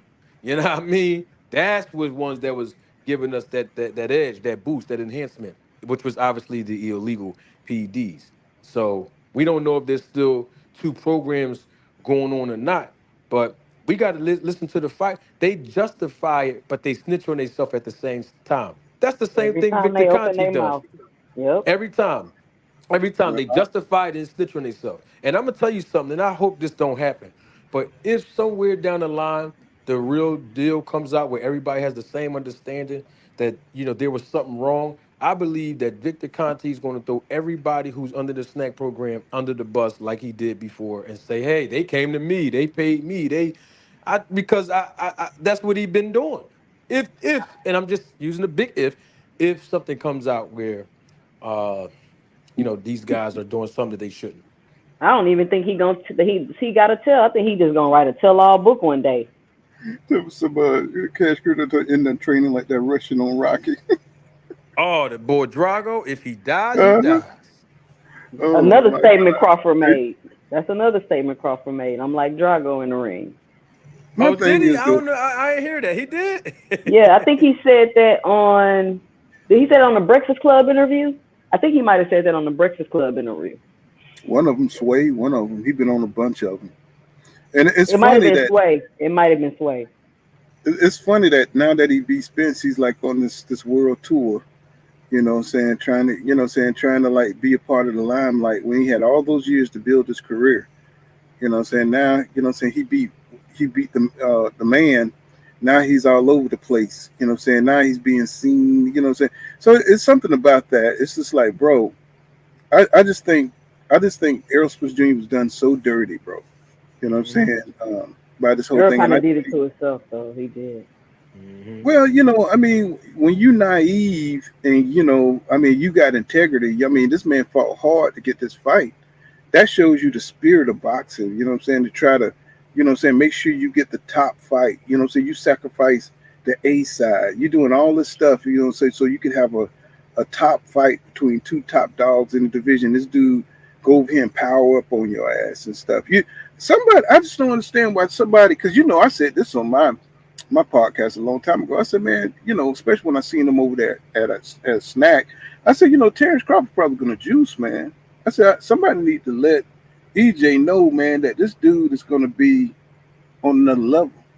You know what I'm saying? When he come in on fight night, and when I saw him with Victor Conte, that was my first thought, was that he was probably gonna be juicing and stuff, But people, they just say, oh man, Pull Counter, you just tripping, man. You just like Errol Spence Jr. like that. I was like, man, no. I mean, what is he doing over there? Why is he over there in that program? You know what I'm saying? With that guy. So these are things that I kind of like skirted across, that I kind of messed with and said on my podcast, way back, way before the fight even got started. I said, that man want to really win, and somebody need to get EJ head in the game. You know what I'm saying? If he have to go to snack or, so maybe you need to get him some damn snack too, man. You know what I'm saying? And get in there and start training with Victor Conte. Because obviously Demetrius Andrade didn't get the premium package. You know what I'm saying? He didn't get the premium package. Hey, listen. Neither did Hector Garcia. You see how he looked in this fight before? What's the name? With Roach? Yeah, he looked terrible. Hey, if you're gonna get that top crack, boy, you got to come out the pocket. You know what I'm saying? You got to have that. You got to have that the funds for it, man. If you don't get that good stuff, that's gonna really enhance you.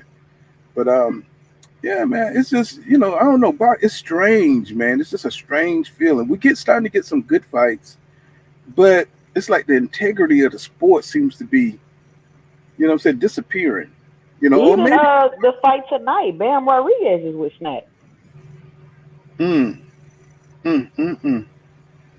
I'm watching this guy Yuri, and man, he is fucking this guy up. Jesus. Devin Haney gonna fight the winner of these people. They both 40. I thought he was fighting Sandor Martin. No, I was joking. I was just saying that because Devin Haney only fight old people. Didn't they just agree? Didn't Ryan Garcia and Devin agree to fight in March? I think Kevin Ringo was talking about that. He said they just agreed to fight in March. From my understanding, his mandatory. Devin got a mandatory, so. Yeah, and I've heard that the mandatory say he's not taking no step aside money. That's just what I've heard in the YouTube streets. I'm not sure how true that is. He might as well, because he's gonna lose. That's the one who fought Tio, and Tio slipped and fell. He ran all around the ring the whole night, and that's Sandor Martin. You know what I'm saying? I'm like, bro, nobody wants to see that fight. You know what I'm saying? I don't see Eddie recouping on that fight at all, because nobody wants to see that fight. Sandor Martin ain't gonna bring anybody in. That's just another boring zone fight. But remember what I told you. That's their whole strategy. When I say they, I mean Devin Haney and Bill Haney and them. They fight non-African Americans, obviously, because they'll generate more money. So Sandor Martin, that's the same guy that fought Tio, but they're not gonna fight Tio. My thing is, if they're not gonna fight Teofimo Lopez or somebody like a Tank Davis, their next opponent, it don't matter who it is. But I don't think they're going to be an American, someone who don't have, because they realize 50,000 buys, that's not really enough. But once again, the guy had a belt and he was the weakest link in the 140-pound division. No disrespect to Regis, because he world champion and all, but you look at all the world champions. I mean, people would say, well, Rolly. I mean, you think he less than Rolly? Well, you got to understand, he don't hit harder than Rolly Romero. Rolly Romero hits harder than what's the name? But the thing about it is, Rolly Romero is with who again? Who managed Rolly Romero? He with PBC. He with Floyd. There you go. Oh. There you go. So once again, they're not gonna pick that call. They're not gonna pick that phone up and call Al Heyman. So what they're gonna do is, we used to doing business with Eddie Hearn. Let's call Eddie. We can get this fight done immediately. It's an easy fight. So that's why I believe they went the Eddie Hearn route. They already did business with Eddie. You know what I mean? They on first name basis with Eddie. So it's easy for them to pick up the phone and say, yo, who y'all got? Oh, the boy Regis, we can beat him. All right, let's set it up. So that's what made Bill Haney go to the fight to see how Regis look in person. He said, oh, we got this. He older. He lost his step. We got him. And that's what happened. Opposed to them actually picking up their phone saying, because think about it. No fan would give Bill Haney any credence if he picked up the phone to call Al Heyman to fight Rolly instead of picking up that same phone to call Al to call for Tank. You see what I'm saying? Like, why you gonna get on the phone with Al Heyman asking for Rolly when he's the same manager of Tank? You need to pick up the phone and call Al Heyman for Tank. You see Well, my he could point? have been like he got the belt. I mean, he could have kind of got away with it because he got a belt. Yeah, but the fans ain't gonna go by that. Not if you call Al. We be on YouTube right now talking about something. Hey man, what you gonna fight? Man, you know Rolly ain't got no footwork or nothing. You know Rolly don't got no head movement. You seen what Tank just did to him. You see what I'm saying? Don't pick up Yeah, the yeah. phone and call Al for an easy one. You got to call Al for the big one. That's Tank. Yeah, Mm, yeah. mm. It's smoke and Yeah, mirrors, man. They all smoke and mirrors. yeah, so the business of boxing definitely in effect. Definitely in effect. You know, I mean, shit. He talking about offering Dev 10%. I know they just bullshit and everything Yeah, right now. And yeah, yeah, they playing yeah, they games. just something to put out there so people can eat on it and argue Hmm. about it to build a fight. Um, Yeah. but So is what Shakur just out of the conversation because of Bob? No, I think Shakur's out of the conversation because Devin Haney said he's not going back to 135. I What mean, about that's as what I far as think. fighting Tank? Once again, he's African American. Tanking him ain't gonna get no big money from him. That's true. Honestly, That's they're true. not. I mean, if they I've gonna go already to said that African, African Americans don't sell. yeah, African not against Americans each other don't sell. unless they both, yeah, unless they're both big superstars, then it'll work. But the thing is, if Tank gonna fight an African American, he's gonna go for Devin Haney way before he go for Shakur Stevenson because he'll make more money with a Devin compared to a Shakur. You know what I mean? And on top of that, Shakur Stevenson, he has representation. Jay Prince from Houston, Texas. That's his manager. So they can get a deal done with no problem. But then you got Bill Haney and Al Heyman, you know, if they can get on the phone or well, at this point, if they still sign to Eddie Hearn got to talk to Al, not Devin Haney and Bill. Let's just be clear on that. If they sign to him as a promoter. That's a fact. So, I mean, we'll see. But I think that at this point with Shakur, I just don't see him getting the opportunity to fight Tank before Devin. Um, Especially after his last performance, they're going to probably try to get him in there with someone who's not as uh, much of a power puncher. You know what I mean? To build his confidence back up and to make him look like Superman again, because that's the business of boxing. We got to reset and go back to the drawing board. Uh, and then after that, he get a fight or two under his belt. Then he'll be able to take over the 135-pound division and basically unify it. That's the next step for him. He can take over the whole division at 135. We'll see. Hmm. What do you think? I want to ask you, what you think about Sabri Matias, manager Marty? Well, I want him to get tested, me personally. I don't think Mm, that mm, he's on nothing. damn. But like I said, I've been around this sport for a very long time. And I know when performances are enhanced. Now, I'm not saying his performance is enhanced, but I've never seen anyone with that much power in a long time naturally. You know what I mean? I'm talking about Mm, consistently where it's like you really making people scared to come out of the at least with Tank, when Tank hits you, he'll drop you. And sometimes you'll get up and sometimes you don't. But this guy, every time he hurts you, you don't even want to come out the corner. And this is like 4 or 5 consecutive fights. I mean, how hard and he killed somebody too now. You know what I mean? So it's like, man, how much power did this kid got? You know what I mean? Right. But you know what I mean? I'm not saying he's juicing it. I'm not doing that. But I'm just saying he's doing all this without the snack program and without memo. Oh hell no, we got to see what's going on with this kid. Where you get this power from, man? I mean, guys are scared to come out the corner of this dude, man. They don't even come out the corner. This is like 3, 4, 5 fights in a row. I don't know if they tell him in the back, look, man, if he hurt you, don't come out. I don't know, man. It's just, but I can see where, I can also see where he has some technical flaws that they really have to work on. Yeah, yeah, Honestly, he they get got to hit. work He on. get lumped up now. Yeah, he get Yeah, I hit. see him. He takes some punches, and his footwork ain't there. You know, that's the first thing I look at on fighters is their feet, and their legs and stuff. So, That's he why got to Dev. work on. That's why Dev. I think Dev will beat him. Yeah, Dev will dance circles around him if he can Yeah. stay away from that power. You know what I mean? But see, once again, he got the top shelf. He got the top shelf snap. So that punch resistance, you know what I mean? That punch resistance, Yeah. you know what I mean? He shake that off Yeah. real quick. I'm just saying. Yeah. So I mean, we'll see. But Matias, I think he's a force. He's a champion. He's a force to be reckoned with. They gotta patch up his technical flaws because you know power in boxing alone can only carry you but so far. Yeah. It can only carry you but so far in this business. You know, that's why I like Tank Davis because Tank Davis don't just have power.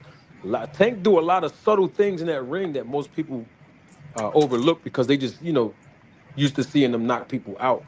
But yeah, you gotta have the package, and you're gonna get hit in boxing. It's boxing. You're gonna get hit, but it's like you gotta be able Tank to, you know, Tank's timing improve. is superb. You know the way he set up and he times you. And plus, he got the power to like really daze you and finish you. So when he times you, it's different. It hit different because he just like he got Santa Cruz, Leo Santa Cruz. You know how he timed him Hmm. with the uppercut. You know what I'm saying? Yep. It's just and he got the speed. You know what I'm saying? And the power. So he got a lot. It's a lot going on with that kid, man. A lot of talent. That's why I say, what I'm saying, don't worry about Tank going up to 140, man. You know what I'm saying? It'll be a really great fight. I think he You can know, make 140. He's getting older as well. I think he can make 140. He had good mhm. timing against Ryan Garcia too, and Rolly. If you look at those two knockdowns between those two, he timed both of them very well. Yep. Very well. And it might take him a few rounds to study your pattern. That's what he's really doing. And I had learned how to master that when I was boxing as an amateur. That's a very tough skill. Mayweather does that very well as well. Terence Crawford does too. It's a very tough skill to develop to follow the pattern of your opponent. Because we do things, in repetition. You know what I mean? So once you can see their pattern, then you can get your timing down pack, and then after that, it's game over. That's how when Floyd start getting the timing, when he pick up the timing of his opponent, it's like from that round all the way up to the last round, Floyd dominates because he had the timing down pat. You know, Mhm. um, but I think Tank can make 140. He's getting older. He's almost 30 years old. He can make 140. But once again, you gotta look at it like this: Tank will be coming up to 140, where Devin Haney will be coming down. That's the issue. In other words, Yep. that's why the rehydration clause is important because you got a guy like Devin Haney who walks around. I mean, they said he had what 165 pounds in that fight with Regis. You know what I mean? So now he's naturally 20 something pounds bigger than Tank. So if Tank go up to 40, he's got to have a rehydration clause because Devin Haney's got to come down. You know what I mean? Right. He's a big Mhm. kid. Devin Haney's a big kid, man. Well, Yeah, I hey, see this. my thing is this here. My thing is, but Devin Haney is chinny though, and he don't have power, and he not that good. Remember, because he can't get out the way of the left hand. So Tank Davis is a power puncher and he left-handed, right? So in Devin trash, he chinny and he don't have power and he can't get out the way of the left hand. So I don't see what the issue is. Man, this fight here with Berto, they look horrible in here. They look tired. They look like two uncles at a barbecue and shit. Two Yeah, well, uncles. but they both 40 years old. But watch this. You see that right hand that Berto just landed? Mm-hmm. If he was back there with Victor Conte on his snack, he'd have been got Guerrero out of here at 40 years old. Well, I see he's not employing the Philly shell this time because Guerrero destroyed his ass when he tried to use that Philly shell the first time they fought. I mean, Guerrero was roughing his ass up and fucking him up. Oh my God, what just happened? Oh my God. Oh my God, he just like when you get older, you lose your balance a lot for some reason. You know what I'm saying? And you lose your sight of color. You know what I'm saying? That's why you always have blue sock and one red sock. Oh, he knocked the hell out of Guerrero. Oh my goodness. Oh, Okay. you about to get him out of there. Yeah, he need to because he got destroyed in the first fight. This is a revenge fight. I can't See, wait to the next fight when Colbert fight that guy. I Cause they Oh, gonna that's get what I that wanted money. to ask you, Pooh. Who you I got winning, know. Rayo or Colbert? Rayo, man, I can't stand Colbert, man. I know that's an emotional choice.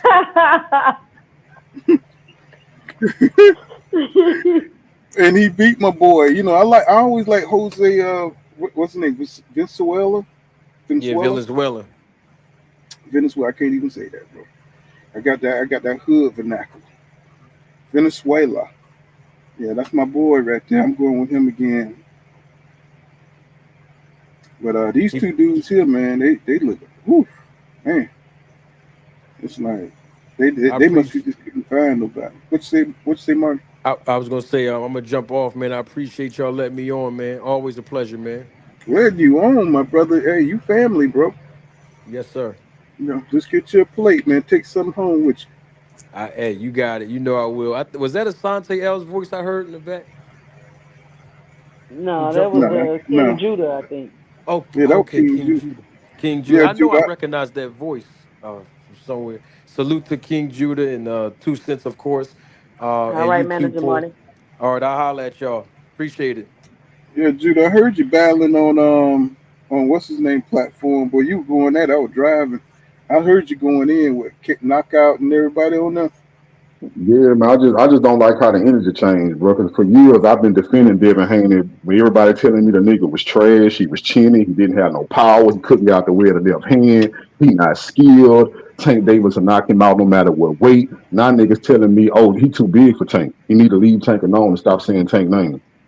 But you had that boom mic on their ass. They couldn't fuck with you. You know what I'm Yeah, saying? like it's just crazy to me, bro. The narratives I'm hearing, bro. Like I'm gonna be real respectful. I hear people saying stuff like, Devin not gonna do this or he not gonna do that. I think my boy manager Morty said he don't want to fight Tio. Like when that narrative started that Devin Haney is avoiding Teofimo Lopez. When I did that never heard start? that shit. That shit Because I don't be even make listening. sense. Because Last Tio time, been dodging Dev since shit forever, man. Tio calling him the email champ, all that shit, man. Come on, man. shit, This Tio is on kid, camera telling everybody. He said, "Shit, they let what you call him beat me because he was claiming that he got cheated against Cambosis. He was like, yeah, they gave that fight to Cambosis because they know what I was gonna do with the belts if I kept them. I was gonna drop everything and make it harder for Devin to become undisputed. That nigga said that on camera. I know, man. And Now, that's that old pussy punk ass shit I hate about Tio, man. He's a real punk. but listen You to know, what he Paul, you know what that means, right? As a boxing fan, you know what he's saying. He's saying, I'm gonna drop the belts to make it harder for him. That no, mean on one hand, you were scared that you knew Devin was gonna beat you up and take them belts. That's yeah. literally what Like, you admitted. You admitted that why Devin you was gonna think? beat you. But why you think he didn't give Lomachenko a second chance? Because he know Loma would have figured that shit out and started it early on his ass and got the win on him. He didn't give Right. Lomachenko a That was second a chance. tough fight I for don't, T.O. He wasn't trying to do that yeah, no more. right. And I don't like that kind of shit. You know what I'm saying? It's like what is going on with these champions today? It ain't about just holding your spot. It's about being the best. Y'all know what I'm saying. You know what I'm saying? So You look if you for have a controversial win, you go back and run that shit back. Go ahead, bro. these new fights. You know they don't do that. You know they don't move like that. I ain't gonna lie. That's something I don't think we gonna see that for real. I don't think none of them really move like that. Like if they had a hard fight, they gonna keep it pushing. But what I wanted to bring up is we ain't talking a little while, but the Hold on. narrative about These niggas done threw about 50 punches and nail one land. Ain't nail one land. They done threw about 50. I'm telling you, they really like throwing and Yeah, they nothing only land. fighting 10 rounds. I just noticed that. so Nothing land. I just go ahead, bro. no, I God, was just saying. So you saw the whole because I know you ain't been on in a while, but you saw the whole little thing where Bill Haney tried to reach out to Matias, but he got in touch with the wrong people. So you know about that, right? He mm-hmm. was King Judah, let me ask you a question, King Judah. You don't think Bill Haney capping? You don't no, I think don't. that Bill Haney don't know how to get in touch with somebody in order to make a fight? You really No, and I'm gonna think? tell you why. No, I'm gonna tell you why, because the first time where everything Bill Haney said panned out. He said he reached out and thought that was Matias people. So he told the whole world Matias turned the money down. After he found out, Matias came out and said, bro, you ain't get in touch with my people. Bill Haney came on the Boxing Voice because the Boxing Voice interviewed Matias real people to ask them about basically the whole story. Like, bro, why Bill Haney saying he reached out to y'all? Matias real team was on the Boxing Voice. Bill Haney pulled up like he always do and talked to Matias real team on the Boxing Voice in front of everybody and apologized and said, I'm sorry, I thought I was talking to y'all, but I'm talking to y'all now. We want to fight Matias. Bill Haney asked for a fight with Matias in front of the whole world on the Boxing Voice. So you can't say he capping about asking him for a fight when he did it in front of all of us.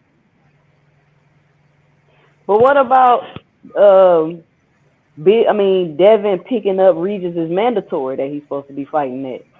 Well, see, that's the thing about it. I'm not gonna lie to you. I don't know the intricacies of it, but I do know that if you got a mandatory and if you can get a championship fight to unify, they'll let you bypass your mandatory to unify belt. Yeah, so that's what he can definitely do that. If he wanted to unify with Matias, he can definitely keep Sandor Martin on the sidelines to unify. And my thing is, what a lot of people, the narrative people trying to say is Devin Haney not trying to make the fight now. What Matias' team came out and said is that right now we in talks with Teofimo Lopez, and they said we want to fight Haney too. But basically, they kept it all the way real. They was like, look, whoever offered us the most money, that's who we're gonna fight. So basically, that's Devin true, Haney they were in talks with T.O. before Bill called him. I had already heard that. Yeah, but what I'm saying is, what I'm saying is, they told him, basically told Devin, if y'all really want to fight Matias, y'all got to outbid Teofimo Lopez.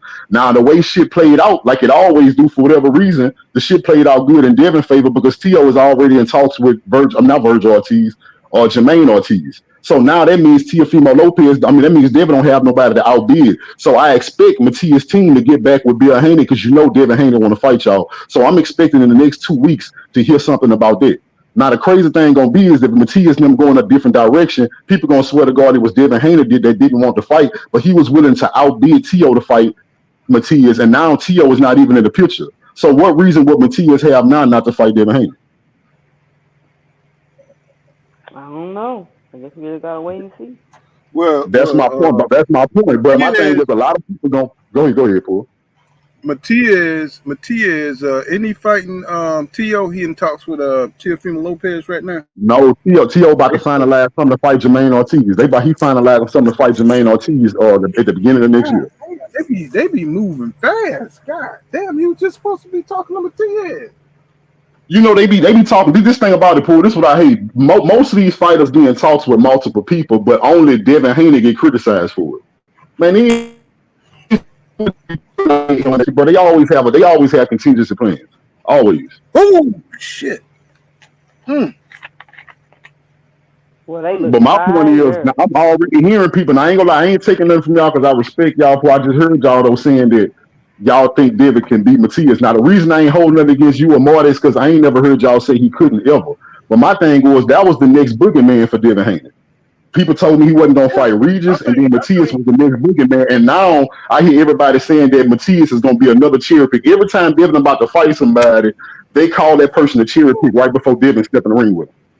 Nah, Matias ain't no cherry pick. I said that I think Devin beat Matias because of his feet. You know what I'm saying?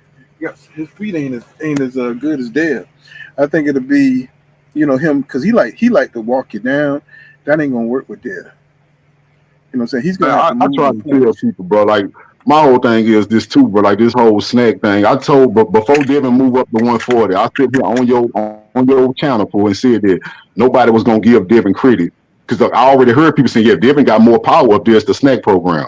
Nobody ever considered the fact that he was draining himself at 135 and was never healthy while he was fighting. While we was discrediting him for struggling against Lomachenko, a Hall of Famer and one of the most elite fighters at 135, nobody ever gave him credit for putting up that kind of fight while he was weight drained. Nobody.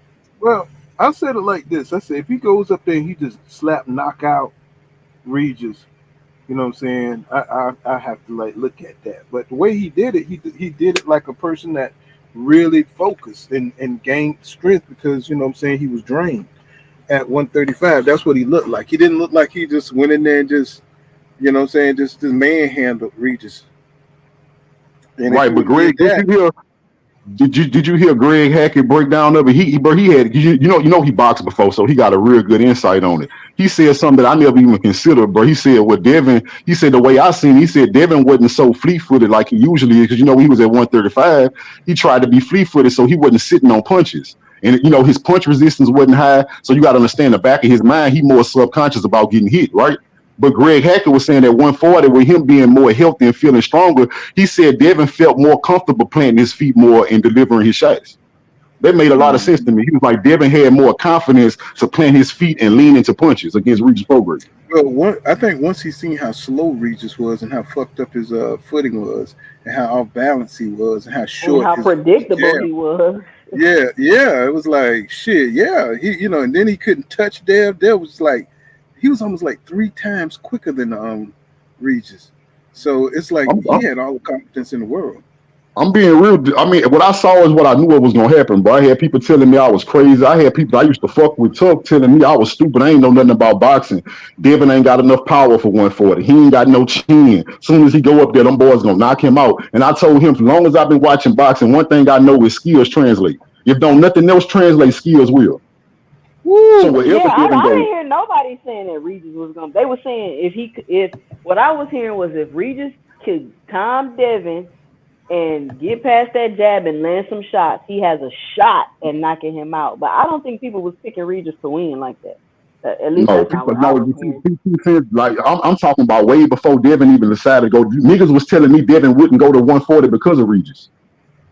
Man, I mean Guerrero, man, he getting in some good shots, man. I mean, yeah, he's them long ass arms and. That's just like 2 cents. You know this now. Now more people open to the fact because after they seen Bill Haney talking to me, we'll fight him. They done backed off there. But niggas was saying Devin will never fight Matias either. People tell you everything Devin will never do, and then when he do it, they get quiet about it. Like, oh, we always knew he wasn't scared of Matias. Oh, that's how they do all the boxers. People don't like Dev, man. You know what I'm saying? They just but it's Bill. They listen. It's Bill. It's the way Bill going on, carrying on. It's just, I don't know if that's what they're trying to do. I don't know if that's their marketing thing. Like, let's be the most hated type of thing. Let's. That's weird to hate somebody promoter though. Like that's, I'm not gonna lie, that's strange. I ain't never. You know what I never heard. I ain't never heard nobody say I can't stand that motherfucker Teofimo Lopez because Bob Arum his promoter. I ain't never heard they that don't like his daddy though. They don't like T.O. daddy though. But I mean, but again, T.O. not getting Devin Haney hate. Nobody is. It's like dating a single parent. You know what I'm saying? It's like it's a package deal. You got, you know what I'm saying? That's his son. You know what I'm saying? So they don't like the daddy. They don't like the kid. You know what I'm saying? So Bill talk a lot of shit. That's some weird shit for a That's some weird. I'm not gonna lie to you. That shit weird. Like it ain't no way around it. We grown men, but like real talk, like we not females at all either. But we grown ass men. It's weird to be like, man, I'm a fan of the sport of boxing, but I don't like this boxer because I don't like his daddy. Yeah, I mean, people like you for all kinds of shit. Just like people don't like Earl Spence because Al Heyman. People don't like T.O. because people didn't like Javante because of Floyd Mayweather. Like it just happens all around the sport, man. Yeah, I mean, T.O. daddy, I mean, make him look jacked up. You know what I'm saying? They getting beat up by people, and he ran off from his daddy, and I mean, it's like, man, it's just like you just got to watch your image. You know what I'm saying? These guys need some PR people. You know what I'm saying? Just to clean up the image and stuff. Bill, you know what I'm saying? He's on panels and stuff like that, boxing panels, talking shit. Tank is on panels talking shit. So we just live in a more close-knit world. The difference is Tank don't back up none of it. Like Blue Blood just did a video with audio of Tank Davis saying that Devin don't want it. I'm gonna go after other little dude talking about Shakur Stevenson. So this the second time he done told us he gonna fight Devin and Shakur Stevenson, and I bet everything in my bank account he ain't gonna fight neither one of them niggas or send them a contract. But he not gonna get no backlash. Because Bob ain't even finna allow that, so that's not the question. Bob already said he was open to that fight. The last time Bob did an interview, he said he was open to fighting Tank Davis. But here's the thing: I think Shakur got one more fight with Top Rank. You think he'll resign? Yeah, absolutely. You think he'll do Shakur, but listen, I just told Shakur said two things. He said if he have to leave Top Rank to get a Tank fight, he would. But on top of that, Bob Arum at Top Rank just said that he willing to make a fight with Tank Davis. So that's a no consequence who he with, because Bob Arum said he ready to fight Tank Davis. Bob bullshitting, King Judah. Oh man, here we go. We can't do that. Every time somebody say they want to fight Tank, you can't say they bluffing if Tank don't call they bluff. I'm not even saying it because he want to fight Tank. I'm saying it because it's Bob. That's why I'm saying this. No, we can't do that. We can't do that because anytime the LB open up his mouth, Tank open up their mouth, Floyd or Calvin Ford, all that shit is taken like it's gold. But anybody else say anything against Tank Davis, they bullshit. He could have wanted to fight another PBC fighter. I still feel the same way. Watch this be a draw. You think it's gonna be a draw? Watch it be a draw. Hey, cause they both fucking each other. They gonna be mad. Watch this shit be a draw. Niggas just gotta admit what it is. People like Tank fans don't actually want to see him fight nobody.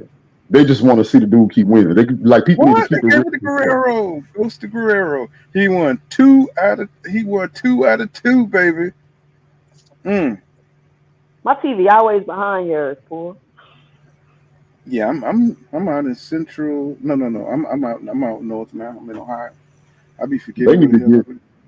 They need to get them geezers out of the ring now and put some real fighters in there. I think Rayo and them fight next, right? Colbert and Rayo. Who you got, King Judah, Colbert or Rayo? I ain't gonna be real. Both of them niggas trash to me. On some real This nigga here, man. But I think Rayo gonna catch. I think Rayo gonna catch Colbert though. I think he gonna catch Colbert. You got him last time. Yeah, Colbert a gatekeeper, but you know what I like about Colbert? He know he a gatekeeper, but he don't talk like one. He talk like he really that nigga though. That's what I like about him. I feel like Colbert could be so much better though. Man, that nigga weak as hell, man. Yeah, I see him like Montana Love, bro. Like, I was disappointed with Montana Love. I thought Montana Love was like that, King. Yeah. Hey, Paul, you remember that? Paul, you remember I used to like Montana Love. You remember that, huh? I used to like Montana Love. You know why I'm just like I did a video bragging on him, and that motherfucker came in that fight. Looking like I'm talking. I did a video talking about how bad he was. Then that motherfucker came out the next fight looking like trash, bro. He got worse each fight. It's like he got worse and worse each fight. I said it because he ain't bring his dog no more. That nigga need to bring his dog back. I gotta see him again when he bring his dog back. That boy had lip gloss on in his photo. Yeah, but Montana Love disappointed me, man. They got to be a hard feeling though in that boxing world when you think you that nigga and you find out you not though. Hey man, that's boxing though, man. That's the beauty of boxing, man. You know what I'm saying? It's like you can't sleep on it, man. You gotta always work on your shit. He said, let's roll safe. Right. He said Tank will end up with another tune-up. So they doing all this publicity just to sell the goddamn fight. They're about the little bullshit fight they about to fight. Now, I'm gonna tell you something. That Pitbull crew fight, I like how Pitbull be coming at your ass. He was coming at Tank ass. It's a lot of people, believe it or not, it's a lot of people that want to see that Pitbull Cruz fight. I want to see it. Cause I like how Pitbull. I think it's because Tank didn't knock him out. Like people really, and it's a lot of people that believe Tank lost that fight when he literally boxed the dude with one hand for like 6 or 7 rounds. Man, but it's a lot of people that want to see it. I think Pitbull made it close, you feel me? But like Tank won that fight decisively to me. I just think Pitbull took some good rounds, like, and he looked good in the rounds he took. You know what I'm saying? Really, it wasn't no different than Devin and Lomachenko. He just looked good. If you notice in that fight, Tank started hitting him with the power shit, and he hurt his hand. And when he started hitting Pitbull with that power shit, he stopped coming in like that.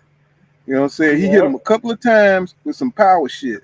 And then, because Tank, he don't just like to just light you up like that unless he just gets you in a position. But, I mean, he started hitting Cruz with some hard shit, and Cruz like, nah, nigga. But I think in Cruz's last fight, bro, I'm being real with you. I think in Cruz's last fight, bro, he showed us like he not like Cruz ain't good. He for sure lost that fight. That nigga not good at all. Like that nigga mindless. He mindless. He don't know how to switch up. Now, what I will give him credit for by him being he got a good gas tank, and I do like his punch selection. You know how you get people in that blend. You don't know where Pitbull makes punch coming from, so I do like to see that. Because he not, you know, He some was just people, throwing a bunch of hooks to me. He be throwing them haymakers, man. That nigga, and he's so small and awkward. You know what I'm saying? The way he come at you, he throw them overhand punches and hooks. You know what I'm saying? I So don't it's think kind of Tank, hard. bro, he might be one of them retarded motherfuckers that can't get knocked out. Like that like people really like can't get knocked out. For That real. nigga he ain't got no neck. He ain't got his head go to his shoulder. I mean, he ain't got no neck, bro. I mean, like, you can't hit. He's like a turtle. It's like fighting a Ninja Turtle and shit. You know what I'm saying? That's what I'm saying. But like, I think it's something about that nigga ass, bro. He slightly throw it off. Like I be looking at that nigga I know ass. what you're talking about. That motherfucker like he ripping up toilet seats and shit. Right. Like, motherfucker, leave me alone. Right. He wanted to real talk. Cabrera just hit him with a jab. But I like how he just come in, like, you know. I like how his courage. He just come in, shit. You gonna knock me out? You better do it. You know. And he's so small though. Y'all know how small that dude is. Look, he Tank bigger than that dude. Yeah, Tank was 5'4", so he was 5'2", 5'3". Yeah, man. I'm like, God damn, they make niggas that small. You know what I'm saying? Like, jeez. Now, what's going on with Rolly? Because I heard people talking about, now that's the craziest thing is that Rolly got that belt and he gonna hold that bitch hostage. Rolly is not about to fight nobody. He trying to hold on to it to get around. He trying to duck his mandatory and get a Ryan Garcia fight so he can make some money. Hope so. The reason I say I hope so, because I think where Ryan headspace at now, I think Ryan will take a real fight. Even though they asked Ryan Garcia about fighting Devin Haney, he said he need 3 more fights to be ready for Devin Haney. That's real. Man, that'll be a good ass fight. That'll be a good ass fight.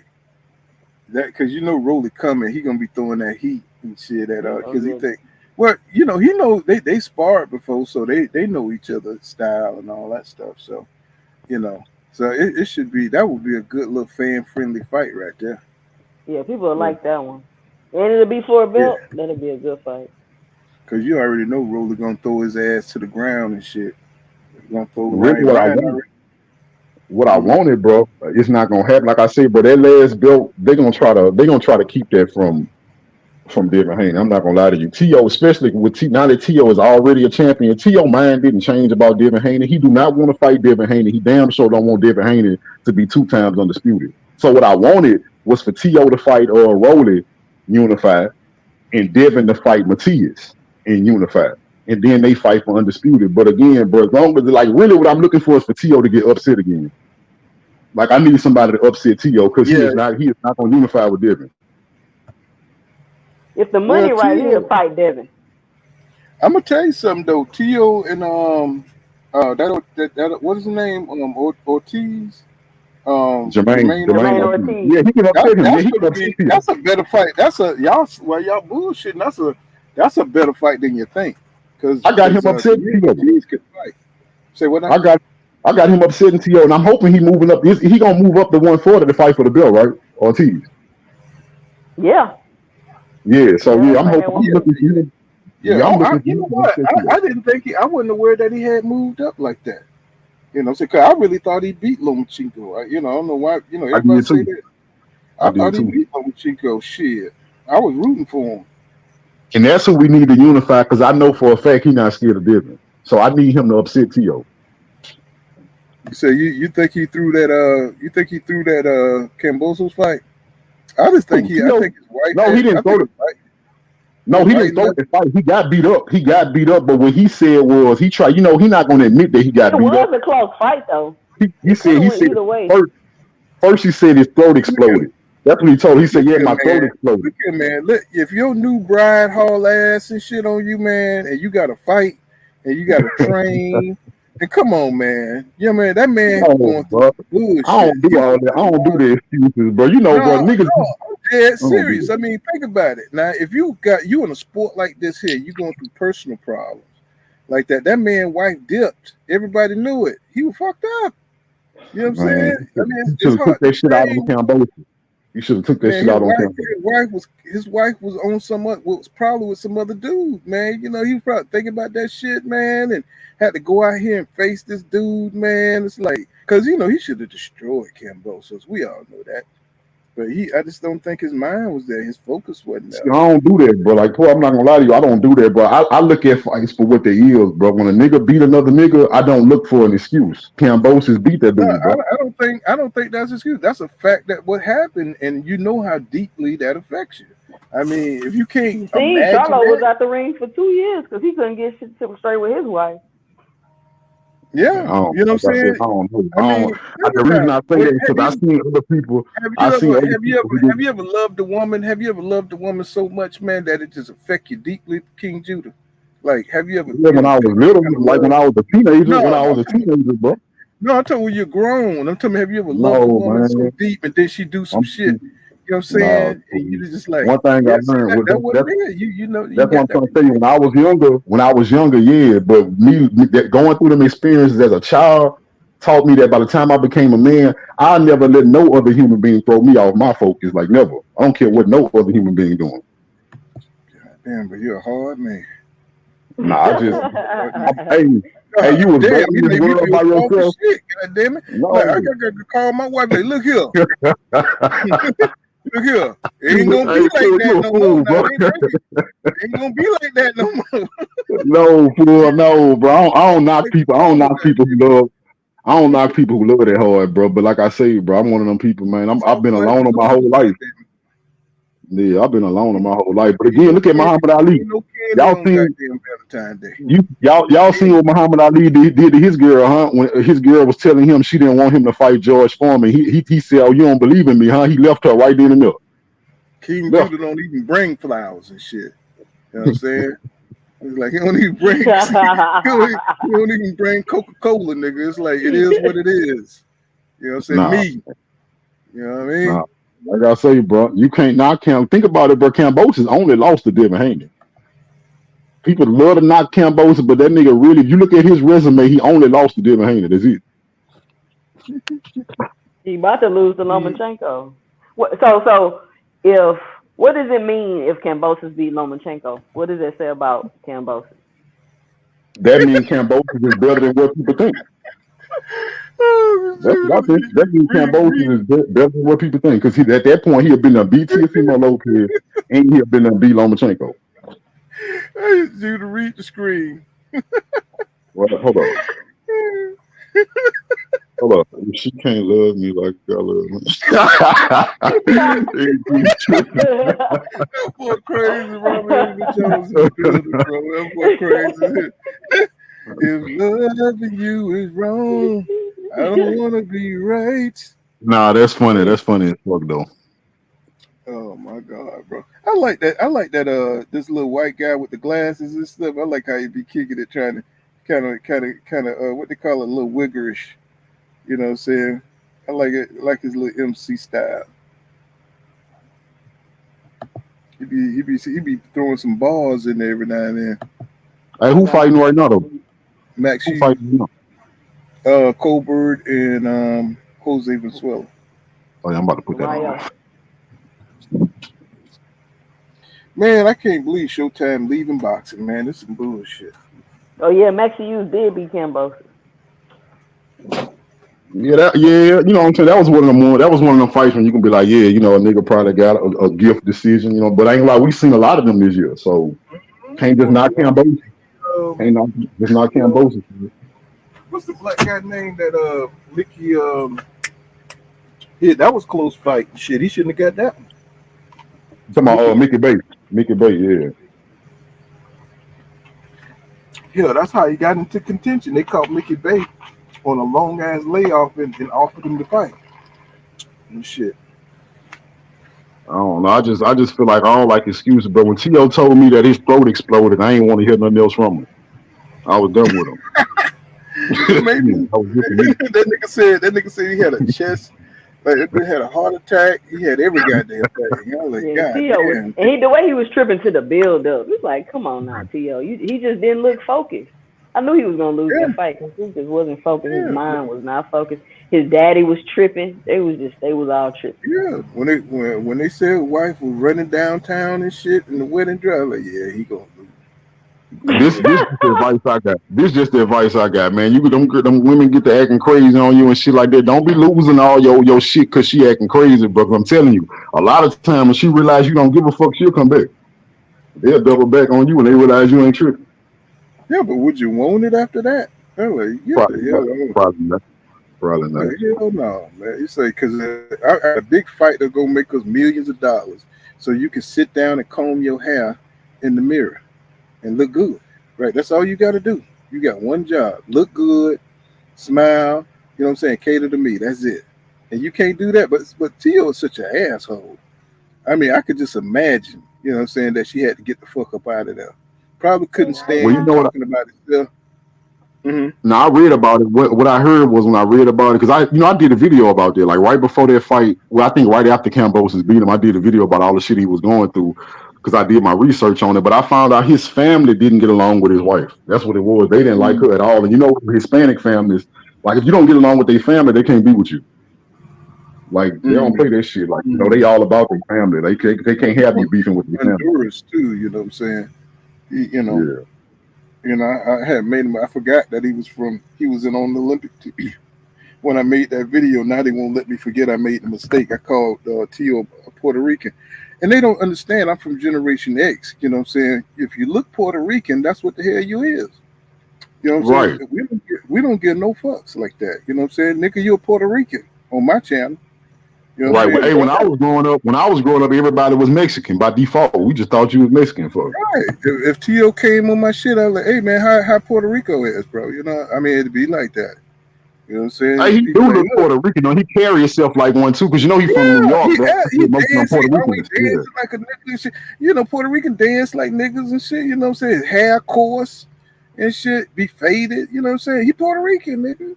I mean, nobody don't know what a Honduran look like. You know what I'm saying? Nobody know that shit. There ain't enough of them over here. Or you know what I'm saying? How you could tell a Dominican from a goddamn Puerto Rican or from a Nicaraguan or, you know what I'm saying? They all look like. I mean, I know that sounds bad. Yeah. But No, you're right. The only ones that look the only ones that look extremely different is Mexicans. They the only ones you can tell now. Like, you know, you can tell. I just say if they eat bananas, rice and beans and shit all together, you know what I'm saying? It is what it is. If you dark skinned and you speaking Spanish, I might be like, okay, then you probably Dominican. Yeah, or Cuban, Cuban or Dominican. Ain't no nigga gonna put no banana in their rice. You know what I'm saying? That shit just ain't happening. That's a plantain. Yeah, I'm just saying, you know. Hey, you know what I'm saying? Niggas just don't eat shit like that. You know what I'm saying? You know, unless you come from one of them coconut places. You know, they used to that shit.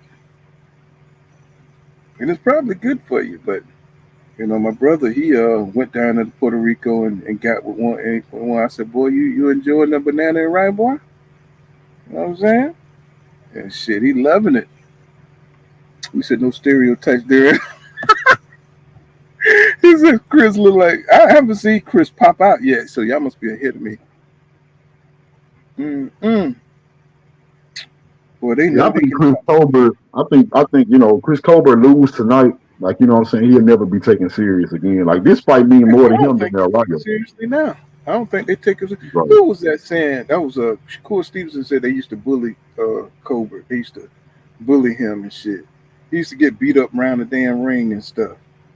You know what I'm saying? They were going off on him. Is he younger than them? How old is Chris Colbert? Now look how little he is, man. That nigga look like he should be boxing at 112 pounds. I mean, that dude is small, man. The biggest thing on him is his head. Right. Okay. So here we go with Jose Valenzuela. I like that kid, man. It's just I didn't know he just got some flaws, man. I'm like, damn.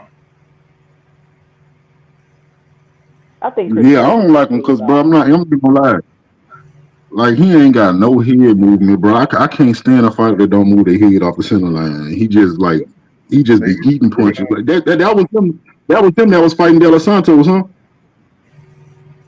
Yeah. Was that right? Yeah. I think that was his first loss. Or was Colbert his first? Either one. Look at he got that shit in his head. Yeah, Colbert too little, bro. That dude tiny. Man, I tell me he the And size he of my looks so arm, man. chubby. Like he looks chubby. He ain't got no muscles or nothing. I mean, yeah, then he got all his facial hair, like, you know what I'm saying? It's like an oxymoron, his whole face, his whole demeanor.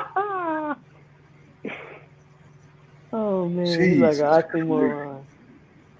Oh my God, man. I don't know. I just don't like that dude, man. It's like, it just, ugh. You know, he talk a lot of shit too. But, you know, he been kind of cool here lately. I guess you get your ass beat. You know what I'm saying? Kind of humble nigga. Mm-hmm. You know, I respect him for taking this fight again, though. You know what I'm saying? I respect the fact that he took this fight again because this wasn't no easy fight. You talking about Jose? Because he lost, right? This is one person. I thought it was a draw. It was a draw, right? No, I think Chris beat him, didn't he? I think Chris. I thought it was a draw. I thought they fight was a draw. I thought Chris won. Yeah, I think Chris won, Key. But I do respect how you was holding your own in the paint, boy. You know, it's hard to argue with King Judah, but he was snapping and shit. I was like, listen, I was driving. I said, get him, King. You know what I'm saying? You know what I'm saying? You know, KO a savant in this shit. But you had KO's like, what we doing? What we doing? I was like, King was snapping on him, boy. I was like, King was snapping on everybody, boy. But just don't call Devin a living legend no more. Don't do it. Bro, you know but like you heard what I said though, huh? I say that's my opinion, bro, and that shit had them triggered. But I told him in the same breath, y'all can sit up there and tell me that Tank the best fighter in the world, and he ain't did nothing to prove it though. And that's perfectly fine. I can't call Devin a living legend, but you can call Tank the best fighter in the world, and that nigga ain't fight a 50-50 fight yet. What kind of sense that makes? What it is they're looking at Tank's abilities. They're looking at Devin abilities. You know what I'm saying? That's what they do with Tank because he got so many abilities. You know what I'm saying? He could do so much. He's an exciting motherfucker to watch. You know what I'm saying? It's like Tank don't need nobody in there, you know what I'm saying, for his stuff to sell because he just, the way he moves, his style and stuff, people love it. You know what I'm saying? I never questioned his selling ability, bro. What I was telling people is that I believe wholeheartedly in my heart that Devin Haney is gonna beat Tank Davis if they fight. And I believe that Tank team know it too. Yeah. Because the day that Devin made Tank quit, if y'all think Calvin Ford wasn't in there, y'all crazy. Calvin Ford seen what happened. Floyd Mayweather seen what happened too. AB also said that Tank dropped Devin in sparring. And that was a lie, because after that they came out. You know AB to lie. Shit, all the time. He said Al Heyman was stealing his money. He then turned back around and told us that he was just playing. Oh, I ain't even mean it like that. Why you told the whole world Al Heyman was stealing your money? But right. King, he I think Dev was like what 17. He was like younger than Tank. You know Blue Blood said he was 15. I heard 16 and 15, so it was somewhere. I mean, you ain't even got your man strength yet, man. You know, what I'm trying to tell you is, you don't think Tank realized that Tank was in his 20s, Devin was 17, and made him quit. That's what I'm saying. Tank still had more of his man strength than Dev. I mean, you could hit a damn teenager in the chest and cave his shit in. You know what I'm saying? It's like, I mean, but like Bill Haney said. But Pooh, like Bill Haney said, because I did a video about that too today, because I compiled all the videos and everything I found when people was talking about that day, and the conclusion I came up with is that AD is a motherfucking lie, because they was in there with street niggas, they was betting hundreds of thousands of dollars that day. You think Bill Haney would have got paid all that money if Devin Haney was knocked out on his feet and Bill had to save him? You think they'd have let Bill Haney walk out there with their money if Bill Haney had to save Bill? What's his name? He did some video. What's his name? The big fat boy. That be in a Mayweather gym. Nate Jones. Nate Jones. He was talking about how he held money and he was talking about the fight. I saw that video. Watch his channel. I don't know what his channel doing. He had a pretty good little channel there for a second. Oh shit! It's over with. It's over already. Holy it's shit! Over already. What the hell? Oh my God! He just jumped on his ass. It's over. It's over. It's over. He beating the shit out of goddamn. Forget your ass. I knew he was gonna get cut. I didn't know it was gonna happen that fast though. Malone. Hey, that was a phenomenon, Paul. That was it right there. That was a phenomenon. Now, oh my God, what is he doing? Oh my God, what is Chris doing? Okay, Chris like, no, nigga. No. Oh, I thought they stopped the fight. I thought they stopped it. No. He took an 8, standing 8.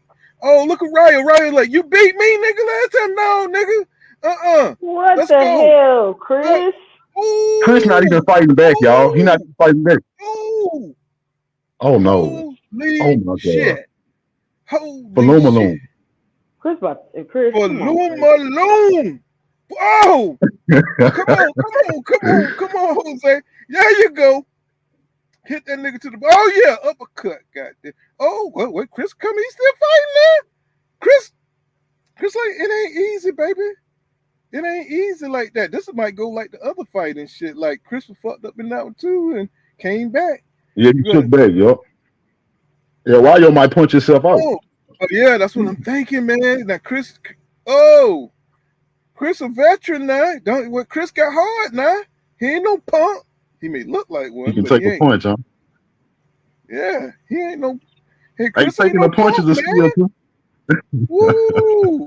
Chris like he's taunting them too. He taunting them, trying to make him make a mistake. Okay, Chris, good body shot. Wait a minute now. Oh my God, this is a good fight, y'all. Oh, Chris like Paulie Malignaggi for real, bro. No power. Oh my God, what is going on here, Ryo? Don't let him get in your head, baby. Jump on his ass again. Oh man. Woo! Look like Chris timing. Why Chris wait to get beat up? Yeah, why he wait to get beat up before he start fighting? I don't know. Maybe he wants you to burn out a little bit. Maybe he, Oh man, his timing is. Yeah, he fucked up. He fucked up. Yeah, he wobbling and shit. Yeah. He said, "What you say, cooking with Frank?" He said, "Montana Love Part 2." He said, "Montana Love Part 2, prime time chicken coop." Oh my goodness, what's going on? Eating the remix. He says, "Chris is 2 weight classes too small for 135." Yeah, that's probably what the issue is. His power is getting to him. Yeah. Rami Emily Jones says legs unsteady. Yeah. He says the problem, what you say, Paul? Paul says the problem is Colbert is limited. He's a B fighter. Oh my God. Oh my goodness. What's going on, fellas, in the building? But you know what I think though, Paul? The criticism Devin was getting, it applied more to Chris Colbert. People saying Devin had pillow fists and his punches can't do nothing. I think Colbert is that. Like Colbert is the definition of your punches ain't doing nothing. Yeah, you 2 weight classes too small for this division. Now, Ryo, man, he got to still mix up his punches. He stopped being predictable and shit, man, and guard that chin. He'd be, good body shot. Holy shit. Come on now. Don't leave yourself open now. You wide with your punches, son. You wide. You wide with your shit. Damn, man. Put your shit up. Put your guard up, bro. There you go. Damn. Stop posing and shit and jump on his ass. Shit, that nigga, oh man. Oh, Chris trying to mount a little something. Oh, what is that Ryo doing right now? He letting him back in the fight, man. You letting him back in the fight. You got to jump on him, bro. Himself out. Oh man. Mm-mm. Hey, Chris on his ass now. Man, Chris bluffing, man. Chris bluffing like a motherfucker. He trying to get some confidence back. Man, I'm trying to find something to respect. I don't want to start clowning Chris, bro. I still want to respect this dude. I'm starting to look at him like Black Cobb, though. Man, he lost respect when he colored his hair, man. That shit was over. Nah, I ain't gonna lie. He was fresh that last fight. That's when he had that yellow streak in his head, huh? I thought that shit was kind of fresh. The red don't look too bad. Yeah, for a girl.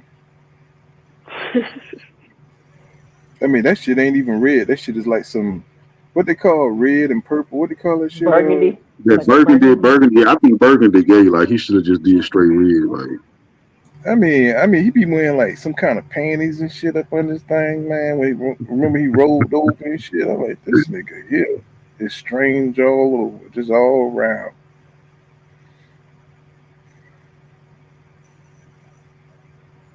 see, Arroyo might get his fight away again, bro.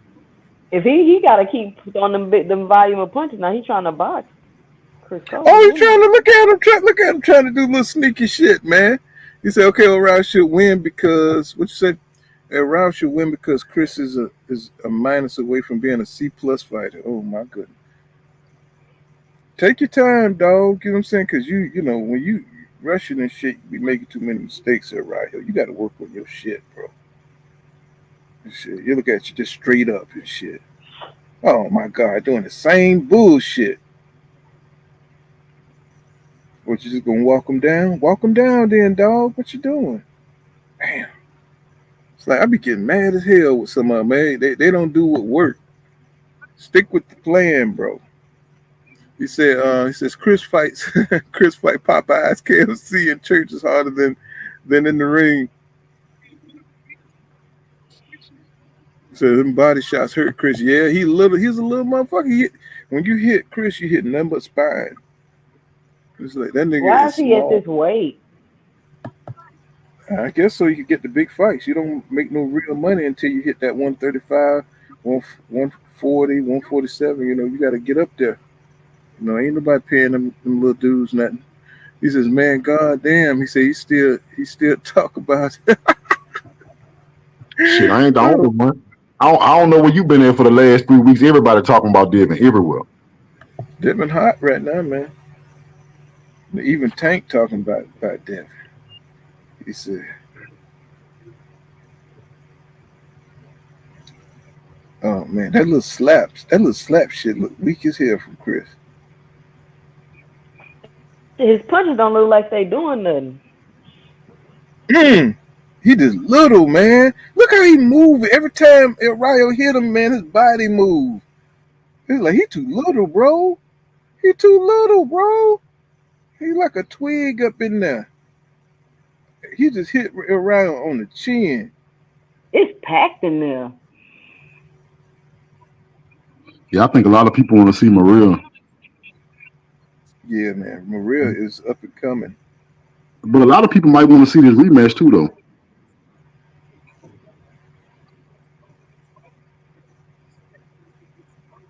You said rematch.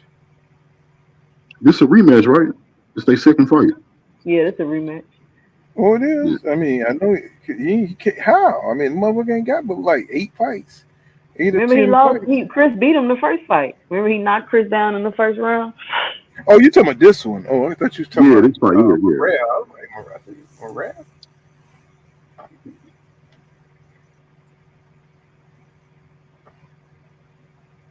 Oh man, nah, Chris, you ain't connecting, my nigga. It's like stop trying to act like you doing something. What is that on his back?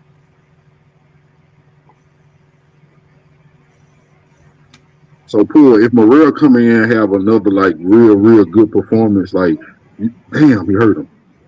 Hello. Man, Morrell gonna beat the shit out of this dude. This dude style suck. This motherfucker ain't got no good defense. That motherfucker is sloppy. You know what I'm saying? Oh God. You think Benavidez need to fight him next day? You think Benavidez need to go ahead and fight him? I don't think none of them finna fight him. He ain't getting no Canelo fight. He might as well fight him next.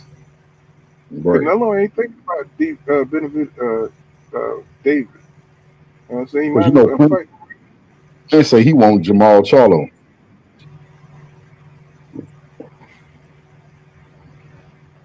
Who said he wants Jamal Charlo?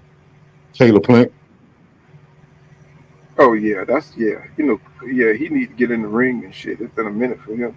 He been chilling on that Canelo money. I think Charlo gonna stop him, Paul. I think he's gonna get tired. I think he's gonna get tired at the end, and Charlo gonna stop him. Yeah, he too soft for Jamal. Jamal real, man. Jamal, especially if he get back in form and shit, get back in some kind of shape. Yeah, he gonna he'll mess up for Caleb. Caleb ain't tough enough for him. Man, he is fucking Chris. God damn, he was uppercut, catching him with the hook and shit. Like Chris was just like, go sit your ass down, Chris. Hey, Chris always come back swinging, but he just be too late with it. His ass be good and whoop before he start fighting back. Oh, look at that straight. Oh, God damn. Yeah, man, Chris is just reacting, man. He's just reacting. You know, I really can't score this shit though. Like I really can't score this shit. I think he'll lock you up. Ooh, watch this uppercut. He's gonna show it. Bring that uppercut. Watch that. Boo, boo. Double hook uppercut. Short. Oh my God. I tell you, Ryder got a little bit better, but he still got a long way to go, man. Look at Chris. Chris ready to get the fuck up out of there, man. Chris like, hell to the no. I got to do another round with this nigga here. He not bruised up bad, so you know what I'm saying. He might not be hurt. Look how he looking though, man. He just like, do I have to come back out here? He said, I need to see Mail in there with somebody to see if he's back. He said, Jose Benavidez, not good fighter. No, not now. He was though when he, during that Crawford time. You know what I'm saying? He was close to his prime before he got shot in that damn knee. You know what I'm saying? That just kind of took all the fight out of him. Just Chris don't look like he can hurt Ryo. Yeah, just outbox him. Yeah. Yeah, that's y'all think Morrell can get a first round knockout? Yeah, probably. You haven't seen this dude fight. This dude is his I like Morrell, bro. His fundamentals are trash. Morrell's gonna have a field day with this guy. I don't know why them Africans be so damn awkward in the ring. Chris Colbert, the African? Or you talking about the other dude? No, I'm talking about the other dude that's fighting Morrell. Oh, okay, yeah, they do look awkward, huh? Like some of what they foot movement, they hurt the jerky. They be off balance and trying to reach you and hit you from the tip of their glove, and you're like, damn, man, like go sit your ass down. He said, Chris needs to work his body way more, yeah. But he probably just took it for the money. He said, this looked like a welterweight versus, But Chris always been a little ass dude, man. Little ass dude with a heavyweight mouth. Man, he's a Venezuela. This is a sparring match. Well, you know who funny as hell to me, bro? That nigga, Gary Russell Jr., bro. Like, I get to the point, because he don't be fighting nobody. That nigga be inactive as a motherfucker. But if you ask him about anybody, bro, the way he gonna talk, he gonna make you think them niggas don't stand a chance against him. That shit is hilarious to me, bro. If you ask Gary Russell right now about Tank Davis, but the way he gonna talk is like Tank Davis don't have no business in the ring with him. That should be funny. I'm wondering, like, dude, why you keep even saying Tank name? When the last time you even fought, bro? Like, cut it out. But what's funny is it don't matter who they ask him about, he had that same energy. Yeah. Like, they ask him about some cool, he gonna say the same thing. That should be funny. Yeah, them Russells. And then you only fought once a year when you was fighting. It's like some kind of damn boxing curse on that family. You know what I'm saying? It's like, you know what I mean? It's like they get blackballed from birth. They all I think that their brother. Ooh, he back on his ass, fool. Look at Colbert coming out. Man, Chris need to get the hell out of 135, man. That nigga is like a 126 pounder. He look like a damn 8th grader in there, man. He like that. He that 6th grade that had hard middle school trying to fight an 8th grade. He got hard though. Yeah. What you say, John? Jonathan Park says he says Mel need one more to get back. Yeah. He said he need to KO. He said he needs to KO plan. I hope he could do it. Say he needs to get back that slap. Oh yeah, that's what I said too. Man, this lady looks scary as hell. Yeah. She like she eat babies or something. Oh my goodness. It's Who is Doris Lennon? She looks scary. Man, I don't even know, but she was born in 1922. Damn, she lived a long time. Yeah. Like she knew Al Capone, didn't she? Might eat babies. She don't know that long. She might be eating babies for. You see what I'm saying? She got all her damn teeth. I mean, that's good. Shit, she must be rich. Yeah. She ain't But got I no was saying that braids. that youngest Russell brother, he should have took that championship offer when he had a chance. Because I'm not gonna lie, at 140, they about to avoid him. But his dad just died though. I got you, but I mean he about to get avoided though. That's all I'm saying. He's not gonna be able to get that championship fight no. They be eating that rabbit food, eating the remix, and they be jogging. Them old people be jogging. You go to Buckhead in the morning, see number old rich people and shit jogging in the morning all together. See, I'm about to start jogging, bro. I have been thinking about this. I'm about to start jogging tonight.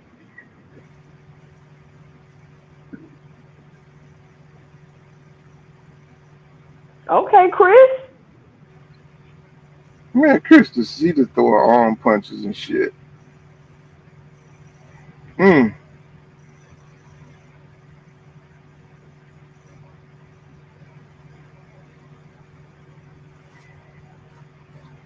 Oh my goodness. What's with these looping punches from Orion? Well, he could have stopped Chris, y'all. Yeah, Chris fading. He could have stopped Chris, y'all.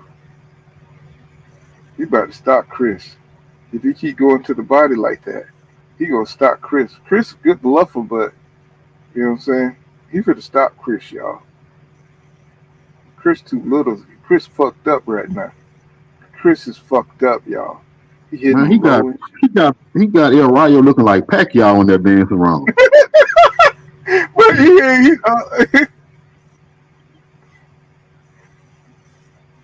he know he waiting for him to open up. There it is. Jab to the face. Jab. Solar plex. Boy, they got Rayo in here styling on Chris. All that bluff shit, boy. You can only bluff for so long. You gotta fight, my brother. You gotta fight. All that high guard shit. He hit him dead on the chin. Ain't shit happened. He hit Rayo dead on the chin. That shit weak as hell, bro. Right, that hook ain't do shit. Not a damn thing. You fighting now. Why you wait to get beat up before you start fighting back? Though? I don't understand it. Chris looked like the world's smallest Stretch Armstrong. Look at he just hit him in the damn side of the damn head. Look at him. Chris can't even do shit, bro. Hey, that's a bad combination though. When you short, little, and skinny. Like usually short dudes try to get stocky. That nigga short and skinny. Man, he keep hitting him low though, man. He gonna have to stop that shit. Oh my goodness. He looked like he having trouble making the weight. Like he ain't got no muscle tone. Yeah. Right. You right. I ain't even pay attention to that. You right. That's probably a lot of fat on him. Mm-hmm. But the crazy thing is, those Mexicans like David Benavidez, they come in there with no muscle tone, be strong as hell. Yeah. He said, let's roll. He says, Gary Russell said, Jerry Russell Jr. days ago said he'll be coming back early 2024. He ain't going back to 126. You talking about, okay, the original. He says, he said he'll fight Tank at 135. That's the Tank fight I really want. Man, Tank at this point would destroy fucking Gary Russell. He ain't even been in the ring. I'm talking about he just want that paycheck, man. He want to sell on his name. He said no movement from Chris. Yeah, Chris is fucked up, y'all. He's pretty much broken. He's just trying to go for the what they call it. He catching him now, Paul. Oh man, he getting beat the hell up, bro. Look at him. He don't even know what to do. He getting fucked up in there. Oh my God, did y'all see that uppercut? Look at Chris trying to come out. That shit ain't got shit on it. Yeah, I gotta put some respect on Chris. This one he picked it up the last fight, though. This one he picked it up the last fight.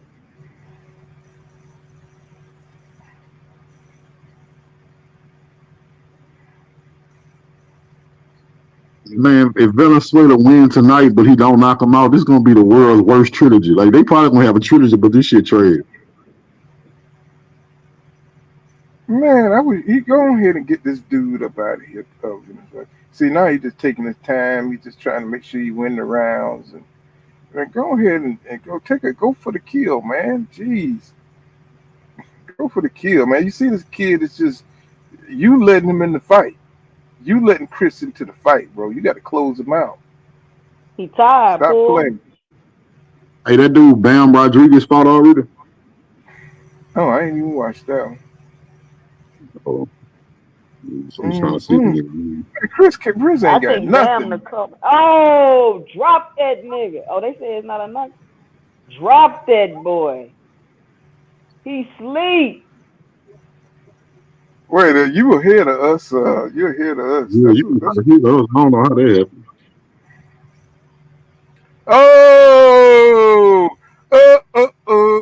Oh, he gone. He gone. Oh, Chris. Oh, that nigga's like Pacquiao. Oh, that dude is on his. Poor. Didn't I tell you he was gonna get caught tonight? Didn't I tell you he was gonna get caught tonight? He was gonna get stopped too. I said he finna stop Chris. Chris was getting banged up in there, boy. Nah, Chris was just coming back. He got caught. Yeah, because he ain't had shit left. He was bluffing. I told you all that bluff shit he be doing and shit. You better learn how to survive like everybody else. Stop trying to act like you that dude. You know what I'm saying? Shit. That nigga over sleep for real. He really sleep. Well, good comeback here, Ryo. Good comeback. You know what I'm saying? Keep these clowns at the damn sport. You know what I'm saying? He says, y'all not.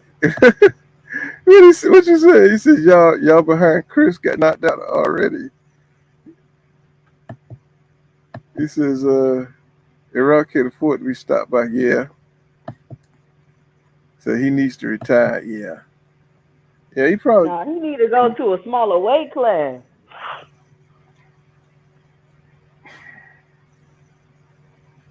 Okay. Man, they about to clown Chris. Yeah, they about to clown Chris all over the Chris say he's Spanish. He ain't black, so you know. They need to replay it because I ain't even see the punch. Man, he caught that nigga. Like a cartoon. I think it was a left hook. I think it was a leaping left hook. It was clean. I thought it was like an uppercut or some shit. Like a half hook, half uppercut, some shit like that. Yeah. He leaped in there with it though. That shit look clean. Like, you know how Joe Frazier used to do? Look at nigga trying to style. Okay. He fell slow. Look at Chris. Look at Chris. Where did he go, George? Okay, here it comes. They showed the replay. Look how slow he fell. That boy fell. Yeah, he caught him like a half hook uppercut, some shit like that. He was right on the button. That nigga probably took a dive. He probably like, I don't want no more of this shit. Boom! No, he didn't. That motherfucker took it on the chin. Yeah, you were out before you hit the goddamn canvas, man. You were out before you hit the canvas. Good Lord. That was a knockout of the year right there. That was a good one. Watch this shit. And he came off his feet. Oh, he did a Roy Jones Jr.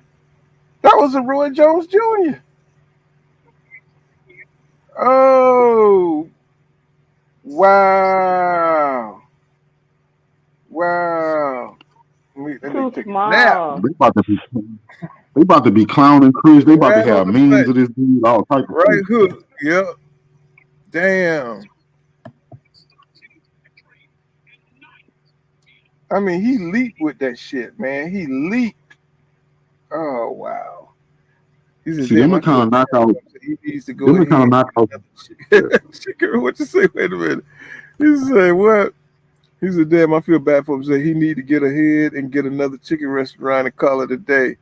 Hey, at least he could do it. You know what I'm saying? My brother would be making a living. He need to stay out this damn ring at least at 135. He said, where does Chris go from here? Take his ass, like you say, to the chicken restaurant. Take his ass home. Stay for 135. Yeah, maybe a smaller weight class would have got it done for him. I don't know, bro. Like, because he might not want to fight somebody. Who at the smaller? Yeah. But who down there at the smaller weight class? That's Tacky Foster, huh? Fulton down there. Say that down the boy. That what says a jumping right. That was Roy Jones Jr. S. That was Roy Jones Jr. S. Like when he fought Griffin, when he knocked Griffin ass down after he had stole his belt. You know what I'm saying? And Roy came out and did that leaping left hook and shit and knocked Griffin ass out. Well, that was another one that was kind of like an uppercut, but it was kind of like a left hook because the way he threw it, he jumped into that shit. He said, Chris dropped out of school to box. He said probably should have stayed in school. Damn, bro. So South, I think you're gonna have a ball on Chris. Yeah, I saw one of his videos the other day. He be making some really good videos and shit. He put a lot of time. I don't know if he got a professional editor or what, but I got into it with that nigga, man. Oh yeah, you know. Hey, he do not fuck with Devin Haney. He does not like Bill. I don't really watch Southpaw. Oh, you see, when you got a big channel like that, you got to be sick. I mean, you know, you got to be fronting sometimes. You be fronting on a lot of shit because he went off on Devin now. I did a video a while back talking about that how he was talking about Devin Haney daddy and shit. He be getting a little bit too disrespectful. I'm like, yeah, hey. Man, that should be way left, man. Shit, I did it. I mean, it was so left. I did a video on the shit. I like, nigga, like this nigga here tripping, man. He was talking about fighting Bill and all kind of shit. I was like, man, stop fronting, man. Look at him, man. That nigga like, yeah, thank you. Good knockout, man. You knocked me out. You got me.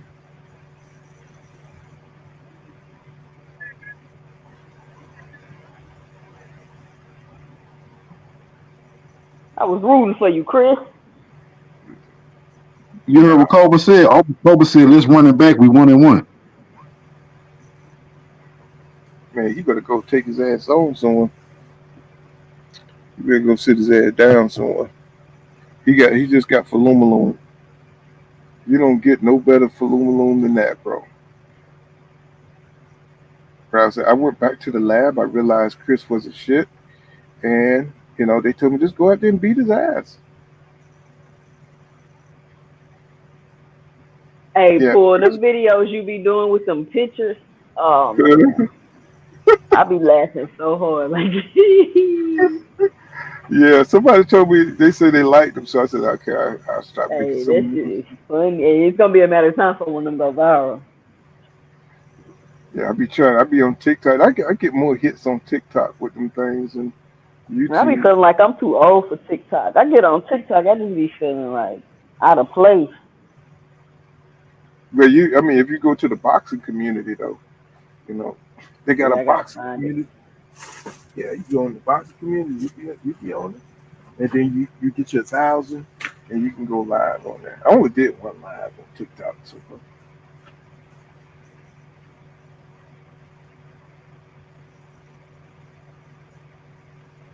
What else are you talking about? Okay, man, you just beat Chris Colbert now. Don't get too crazy. Don't get crazy on us now. So Aaron said I beat him twice now. Aaron ain't really shit though.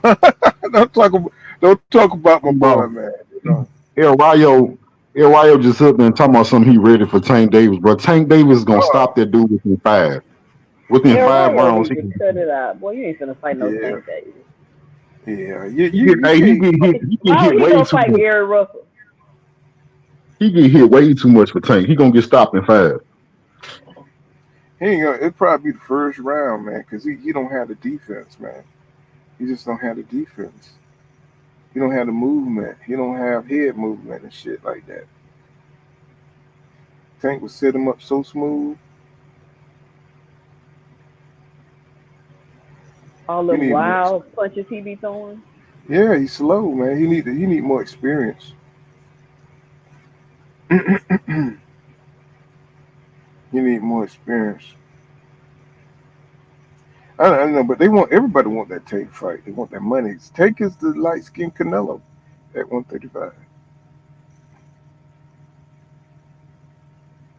Look at him, he feel good now. Look at him, he feel good now. Let him go fight Frank Martin. Hell no, Frank would destroy this guy. Yeah, Frank, he could piss out him too. Frank need to get back in the ring, man. These dudes are not fighting enough, man. It's like they ain't doing shit. I mean, they need to be in the ring. Frank Martin. I mean, I like his style, but he needs to stay. He needs to stay active.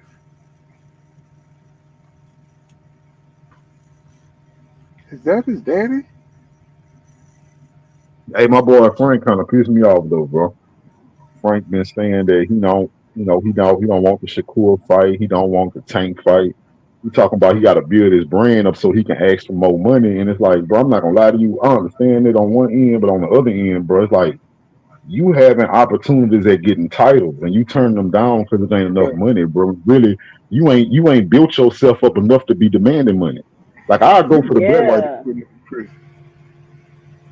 It's a tough spot to be in because it's like, I get it, but you're not that young, bro. Like, you can't be turning down too many opportunities. But the point is, like, check this out, 2 cents. If you right now, like, we both know you're not a draw. You ain't do the leg work. You ain't build yourself, but you had an opportunity at a title fight. I think at that point, go get that belt, and they give you more leverage to get the fights you want in the future. That's what I think. I would have tried to get that belt, but again, like I told somebody else, Frank wasn't 100% sure that he can beat Shakur. So it was a lot of stuff that made him turn that fight down. The money wasn't right, and he felt like, that's the fight that he could have lost. Right. And it was on their terms, everything they agreed to. I mean, I understand it. It was business, but then I was like, at the same time, you really, what you 28, 29? Right. You still a prospect? But I do. Yeah, they're gonna get the pound of him after a while. If he stay active, I think it'll help him have more confidence for one. I think it'll sharpen him up. Because these long layoffs is killing these fighters, man. It take them too long to get back. Take him too long, and I think he would be ready if he had two fights. If he fought at least 3 times a year, I think he would have been ready for Stevenson. But hell, even Stevenson ain't ready for Stevenson. Shit, you seen what he looked like his last fight. But he said it was something wrong with his arm. Yeah, did y'all see that DAZN interview with Shakur Stevenson? No. Yeah. Well, I don't. Let me tell you something, Paul. I'm gonna say this, bro, and I mean this wholeheartedly, bro. I don't do that excuse shit because I watch my favorite fighter. I wasn't old enough to see it, but I remember when Ali won a fight with a broke jaw. I saw Tank Davis finish a fight with a broke hand. I saw Devin Haney had a fight that he hurt his arm in, won the fight, and then had to go get surgery right after it. I don't like that excuse shit. I done seen too many people win while he was hurt. But did you see how they set it up so he could make the excuse? You know what I'm saying? Yeah. Man, I don't do the excuse thing. But yeah, man, my arm, man, I could throw my left, man. Y'all know I throw my left, but I don't make excuses, man. I like this boy. Right. You already know that was gonna be my next little video. But then, King Judah, when you don't say nothing, they do you like they do Earl Spence. Well, Earl need to say something. He need to come out and say he better say something. So I mean, you can't really win for losing. I think it's a way you do it, right? Like me, I'm gonna be real with you. So let's say I lose a fight and I know I was hurt in it. I would let people know first time I'm gonna give my opponent, give your opponent all their credit, and you can let your fans know that you was hurt without taking credit from the nigga that beat you. Just make sure you get your rematch and tell them it's gonna look different.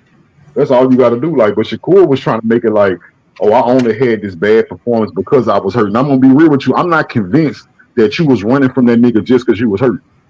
Right. I think you would have ran from him anyway. Now they said that nigga that looked like trash in that Perro, because he definitely looked like trash in this fight.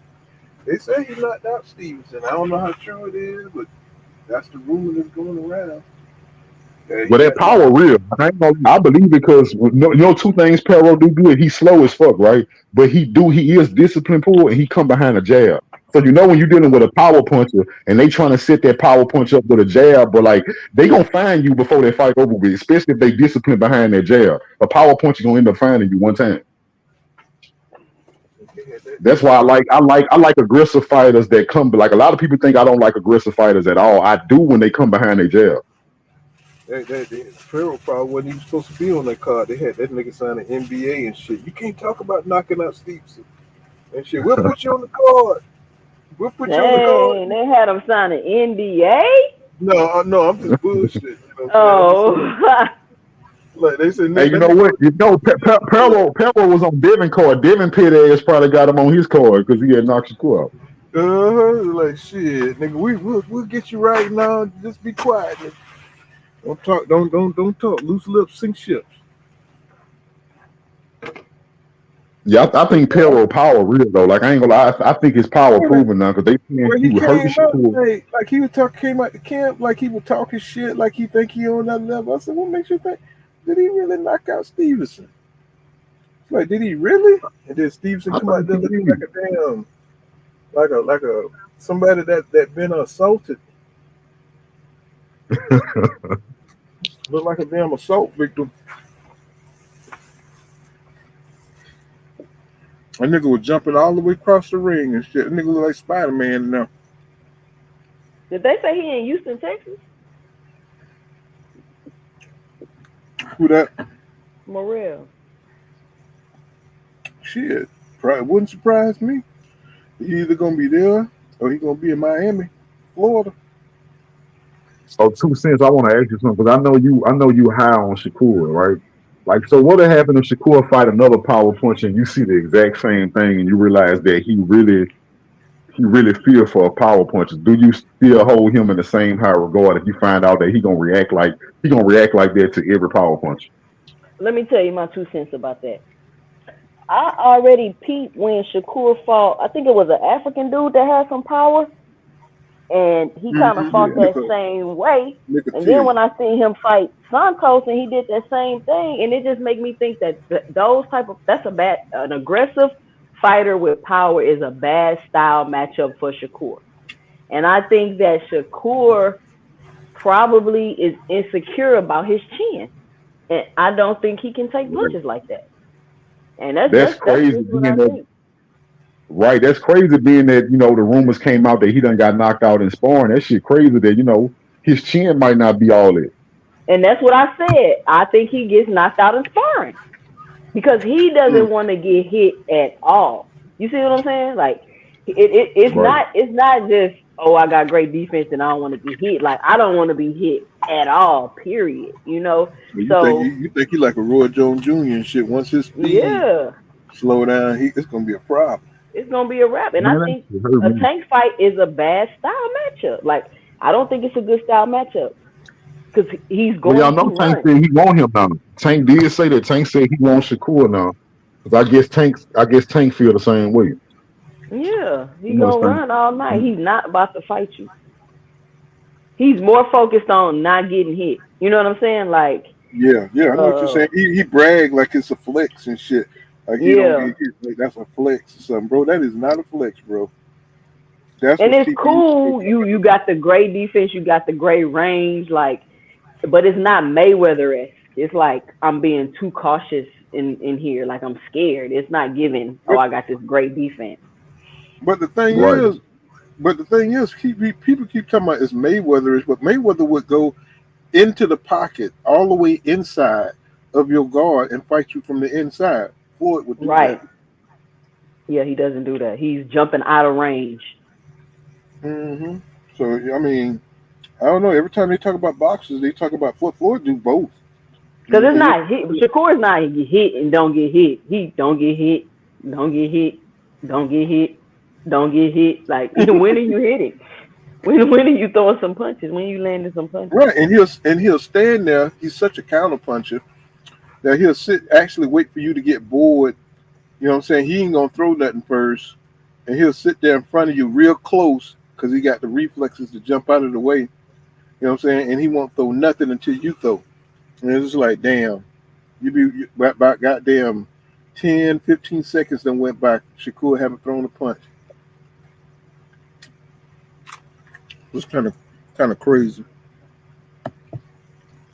Cash Crypto says Lee Shakur fought a guy. He said, yeah. I mean, and I thought this was the fight. This could have been a signature fight for Shakur. You get an opponent that good, you got to go in there and beat him up. You know, that's what Floyd used to do. You know what I'm saying? When he was younger, in his younger day.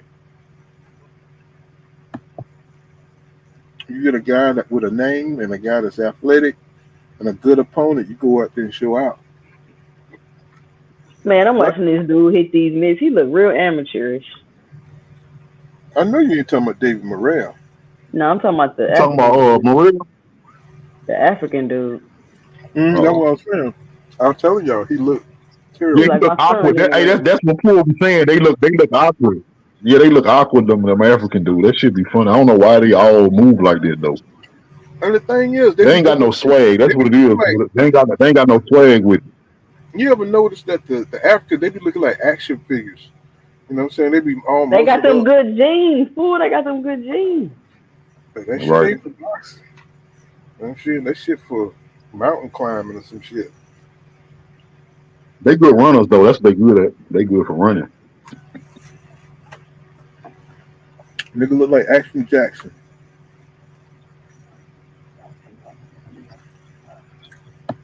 They be looking so awkward in the ring. That should be funny, bro. I'm talking about they be all off balance and stuff. And you're like, damn.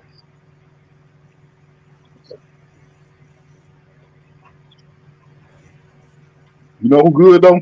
I just thought about it when I'm talking about African, bro. That dude Francis Ngannou can box, bro. A lot of people not giving him credit, but that dude can box for real.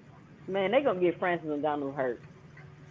He I can don't know. I fight, think he can but fight. I don't think he ready to be fighting no top heavyweight.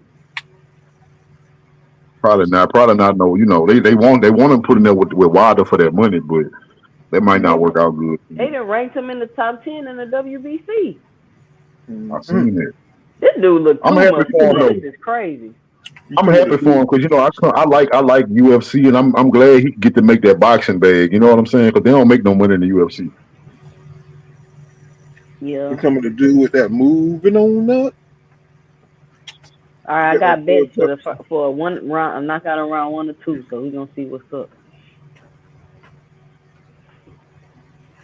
Y'all saw Wilder and AJ agreed, huh? Y'all saw that, right? Man, I don't trust They AJ. agreed to He fight. just backed out of the fight in a second. AJ will leave the goddamn country.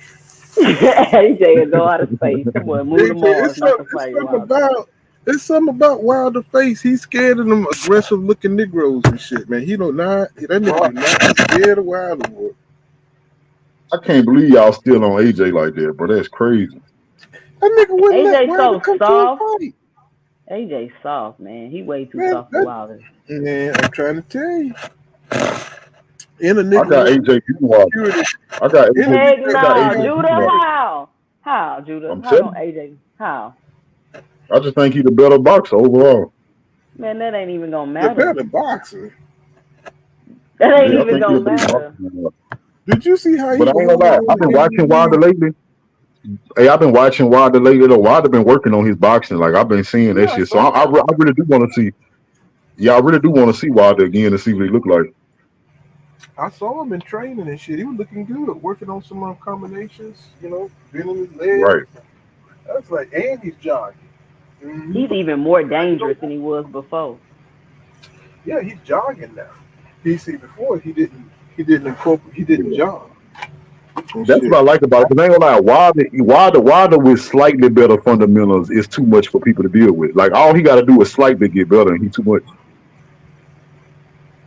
The nigga got that He-Man punch. And I think he got power in both hands for real. Yeah, right. Do. You know, BFTB did an interview with Wilder. That nigga said some shit that I had been thinking about for years, and he verified it. He was like, man, this shit God given. He said he don't know why he hit that hard. He said this God given. He said that's why you remember he knocked out Haney and he started crying. That nigga said he really be scared for people health in there because he know what his power can do to them. And he barely pushed Haney. He didn't even fully extend. I remember that one time he cried about some boxer that died or something. What was that, Patrick Day? Was it one of those? Oh, no, it was a white boxer, I think. Yeah, see, that's his biggest fear. That's his biggest fear, Paul. He don't want to kill nobody. No, he said he want to catch a body in the ring. That's what he said, but shit. And yeah, I don't think he mean it. Yeah, he said it, but I don't think he mean it. They really tried to stick it to him, too, for saying that, too. They tried to they tried to fine him, Suleiman. Yep. I But think Teofimo Susan Lopez gonna said the try. same thing. Remember, Teofimo Mm-hmm. Lopez said the same thing. He was like, "Yeah, we get paid. I can kill somebody and then get away with it." Right. They ain't care when T.O. said it because they know he ain't nowhere near doing no shit like that. Yeah. Probably Right. he said you better get the rope ready. That's Chris just slept on. He said better get the rope ready that Chris just slept on. Yeah, this gonna be quick. This should be quick as hell. This should be a fast Morrell fight. tripped me out how he be dressed though. Morrell be tripping me out. That nigga got his Santa Claus shit on. Look how skinny he is. Them skinny dudes be having power. I like Yeah, Morrell though. I ain't gonna lie. Like I like how that nigga fight. yeah. He got a lot of experience in the amateur experience. So yeah, this should be quick. Man, they got the same linky body type.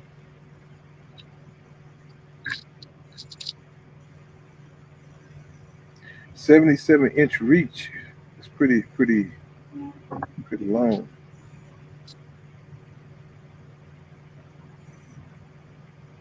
Well, them people on their feet. Everybody standing up in there. Man, I think Dave Morrell. I think he's gonna be a star. I think he's gonna be a star. He gets some good fights. Yeah, I think they gonna duck him though, bro. I think everybody gonna duck that dude. I don't think David. Man, the Mexican monster is not gonna duck David Morrell. He Yeah. already ducked them. Yeah, I don't think he want him, Pool. Like, I don't think he want. I don't He think was. he want I Morrell. think he could have picked for him or Boo Boo. He picked Boo Boo, I believe. Well, he already asked to fight David Morrell. Remember, and they said the camp said he wasn't ready. You know what I'm saying? Oh. Yeah, he already called out, and that's when he stopped talking about he can't. David can't walk down his own street. I think he was talking to his brother. And shit, talking all kind of shit. See this bullshit. This dude look weird as hell, man. I mean, did you see how he was moving? Yeah, boy, I ain't gonna lie. I ain't liking this. He about to get that nigga about to get knocked out. He about to get Falumaloon.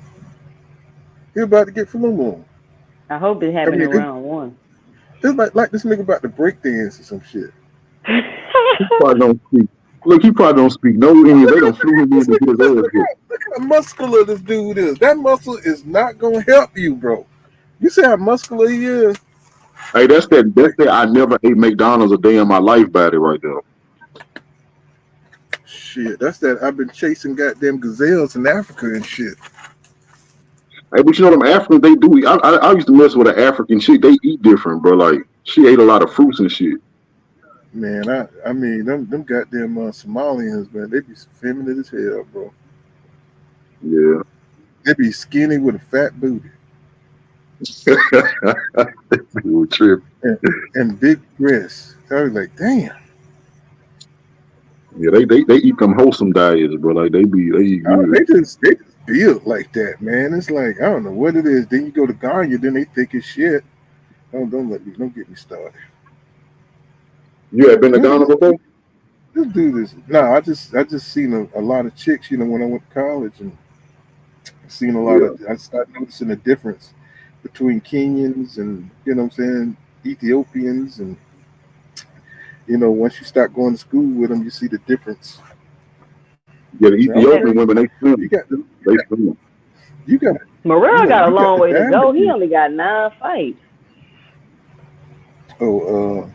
Yeah, I told y'all he ain't got that many fights. That's why y'all be telling me he gonna beat David. He good, don't get me wrong, but he's still a Mexican monster, different nigga. Bro, it ain't nobody gonna fuck with you about Christmas, man. Niggas are scuffling out here getting evicted. Nobody don't give a damn about Santa Claus right now. I know, but Christmas ain't the same. But when I was little, I used to love this shit, bro. Christmas time, the kids don't even believe in Christmas no more. Yeah, I mean, shit. I mean, if you out there on the street, you in a shelter and shit, fuck Santa Claus. This dude here, he's a big dude, man. None of those muscles gonna help him, bro. You already see he's not flexible enough. His shoulder, look at him, man. He gonna be stiff.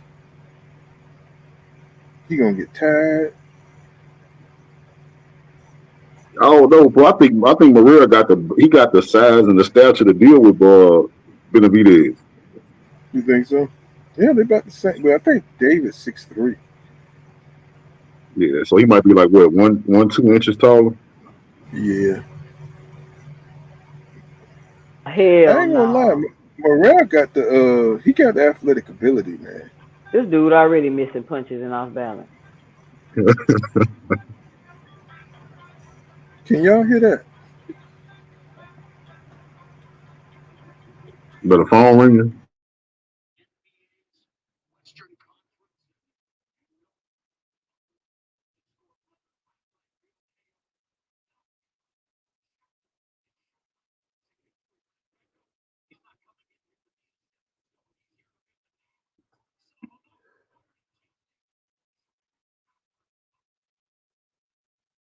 Oh no.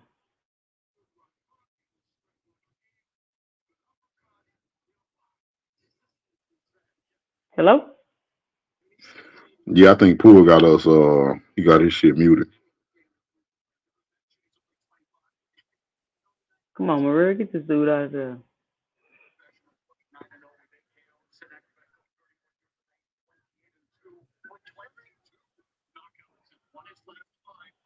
Morrell got the Grinch trunks on.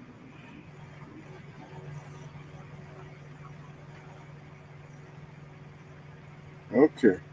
Yeah, I had just got a phone call. That was weird. He looks scared. Yeah, I bet he is. Shit. That nigga trash.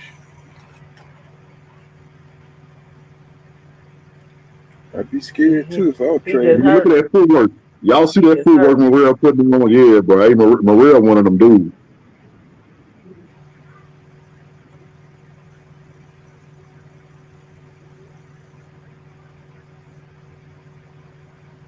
He trying to get his ass up. But let's see. Man, that shit had went out for a second.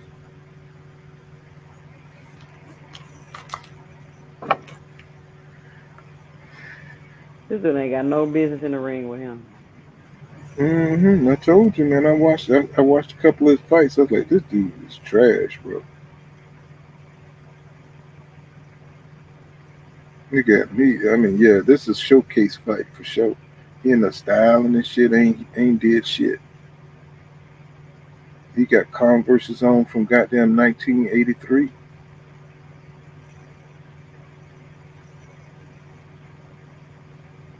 And them British Knights he got on. Not the BK. What you know about them British Knights? Shit, goddamn, I go way back with him. Ooh, look at him, man. Go on, lay down. He showing his muscles, He man. tired already. All the muscles got him gasping for air. Mm-hmm. He tired already. How the hell your triceps and shit bigger than your goddamn biceps?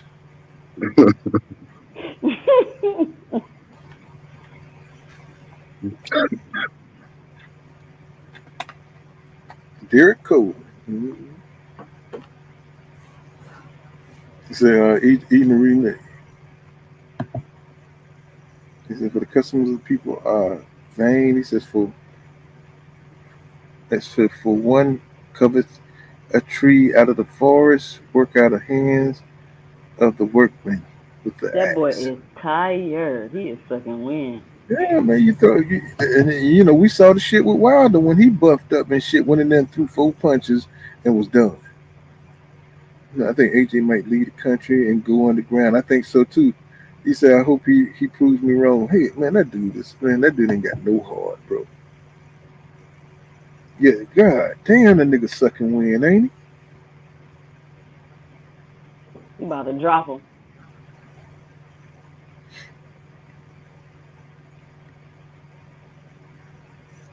Bro, this can't even be counted as a fight, bro.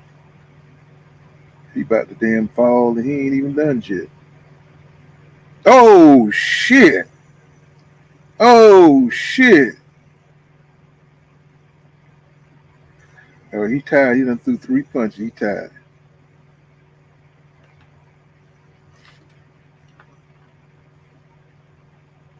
Hey, one thing I can say about them Africans though, they always swing back before they get knocked out though. They gonna come back with something. But it be like some desperate lunging shit. They be lunging off balance and shit. So you see how you be lunging and shit all over? That's how they be looking. You know what I'm saying?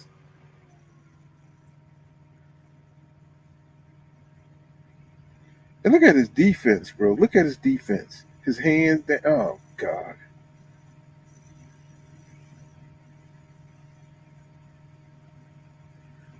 Hey, this shit just started buffering. Did he go down? Jesus Christ. He about to. Yeah, that nigga don't want no more. I don't even think it's the punches. This nigga just tired. Yeah, MMA fighter or something. He looked like an MMA fighter. They stopped it. Oh, I want my money. Let's go. Man, that wasn't shit. You need to tell go. me they got niggas staying up late at night to watch this shit. I mean, yeah, they got to give him some better opponents, man. You know what I'm saying? Because I don't want people bragging on David Morrell Jr. when he just knocked out a mannequin. Don't nobody want to fight him though. Don't nobody want to fight him. There's always somebody to fight him. And that right there was just pathetic. That was just real pathetic. Yeah, I do believe in his skill. I do believe he is on a different level. I think he's advanced. I think he's number one contender right now. But he need to fight some competition. I want to see these guys, y'all, fight competition. Tank, Devin, they at the top now. They need to be fighting no less. They shouldn't be fighting no less of competition. Yeah, he was definitely, now you gonna call him a bad motherfucker off that shit. That dude wasn't even a sparring partner. That shit wasn't. That dude was tired after round one. He bad though. He got skills. Said what you say, Ghost says, my boy different. He says he's the best 168-pounder fighter on earth. It's David Morrell.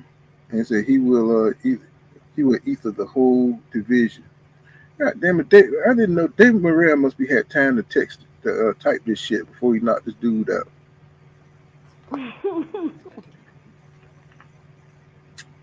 He said there's only one monster in boxing. Oh shit.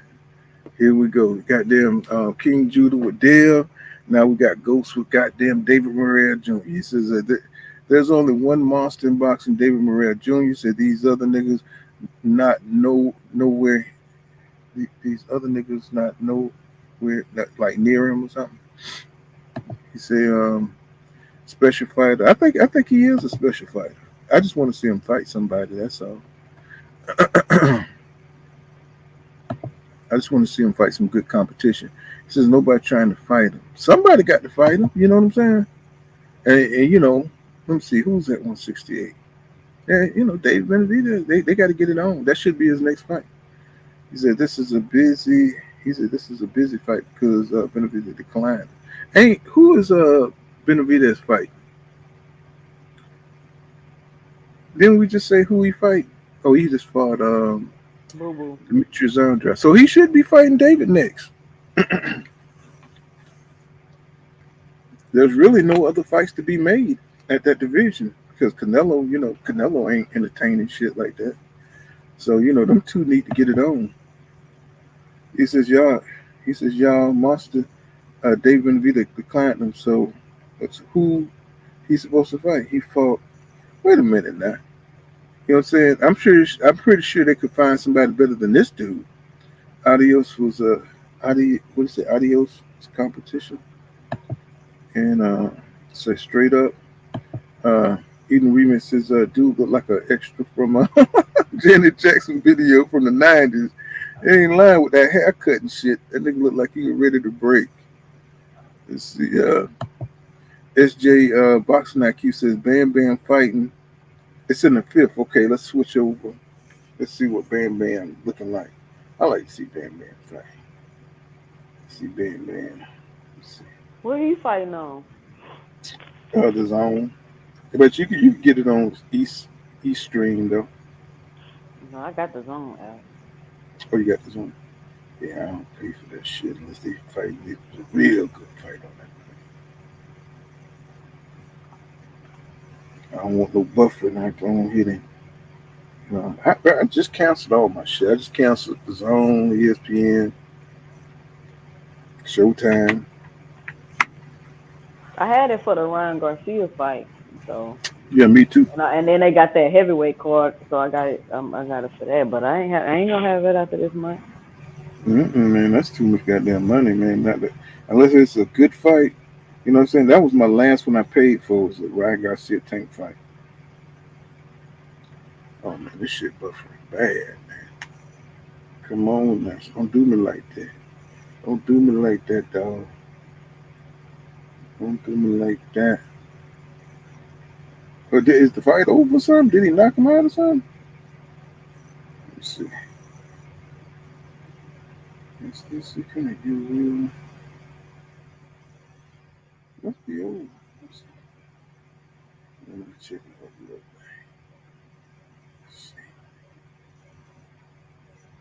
Let's see. He still said Bam Bam came in 130 plus somehow. I need his Endeavor dehydration plan. Victor Conti. Let me see my old this thing real quick. Let's see, calorie. Bam. Bam. There we go. There we go. Okay. I'm gonna get on my nephew's link. Let's see. When you're old, you got to say it out loud.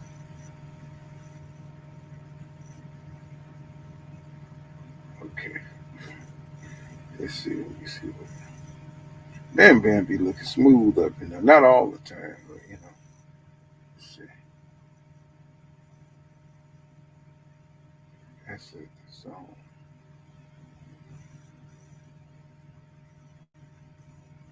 Let's see.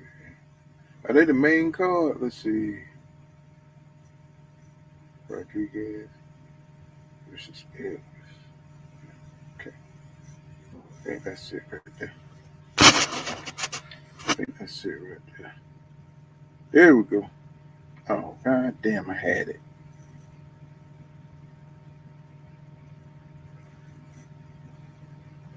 Hmm.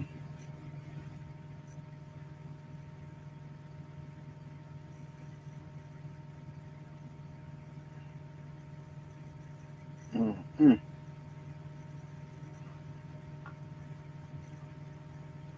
Ooh, nice hook.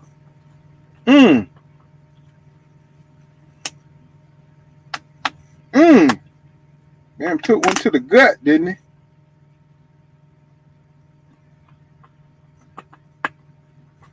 Got him there. Oh, nice. Oh, this is a good one. Oh yeah, hit him low. Oh, nice body shot. Oh, uppercut. Nice uppercut. Jesus Christ. Woo. Oh boy, they're going back and forth with this shit. Oh, now they're going to the body, head, everything. Okay. The feint. Oh, he just got smashed with a nice jab. Elwood ain't bad, bro. Elwood ain't bad. This is a good little scrap. Yeah, man. I'm like, they touching each other, bro. That man with them damn feints, though, man. He killing them. Oh, with them body shots. Jesus Christ. Nice slip. Whoo. I see you, bro. Oh, nice. Ooh, nice inside jab. Ooh. Man, this shit is just going. He the dude for to go down on that body shots, man. His ass, he breaking his ass down, bro. It was. Wow. It chose violence, baby. He chose violence. Now he feeling. Oh, he talking shit to him now. Goddamn, he got him on the ropes. He felt something. Oh, he's going to town now on the ropes. Oh, his eye got it. Oh, shit. Talking shit to him. Oh, he's licking his tongue out, then got smacked. You see that's that bullshit. And he looked like he bust my man eye up. Like he got a couple of cuts. Oh man, he about to get up out of here, man. He was looking good there for a second, though, wasn't he? He was looking pretty good there for a second. He about to go. Yeah. This round here, he got stuck on them ropes. Got cut.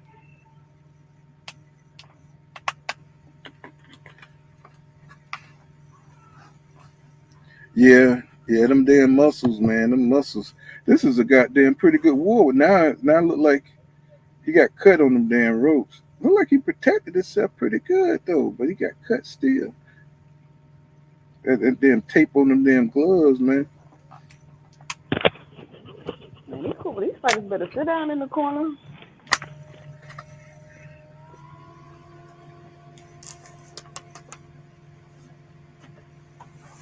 It's like that round look like the round where you got that little eye mouse, that little cut.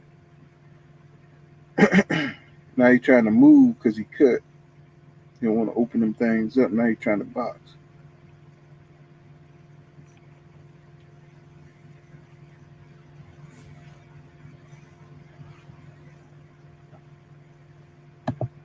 So Ghost said that was the most one-sided round yet. Said let's see if Sena can make adjustments. So he's doing amazing work early. Yeah, so he got touched too much on the back end and looks tired. Yeah. Even in that round, he was doing good till the damn last end of it. He took the worst part. He took the worst part of it. Look at goddamn what's in there? He turning up. Bam turning up on his ass. Definitely feeling confident. He must be feel Sonny wearing down all them damn body shots, man.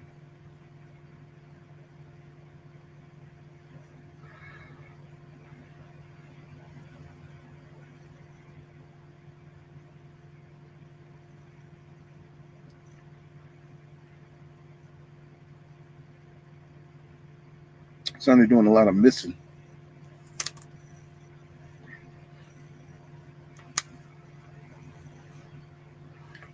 Yeah, but he got them damn cuts, man. He's trying to steal because he got them cuts. Bam going for them cuts. You know what I'm saying? He's jabbing them in the face, trying to open them damn cuts.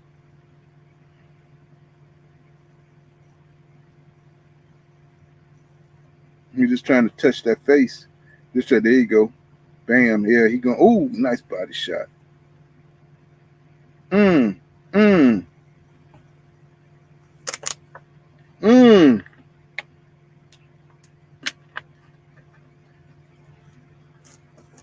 Yeah, he fucked up. Yeah, it ain't no JA. It's legs, man. His legs are weak. Man. Sonny. Like he taking too much punishment up in there. You know, I would. Okay, the hell is this? I was gonna turn his ass around.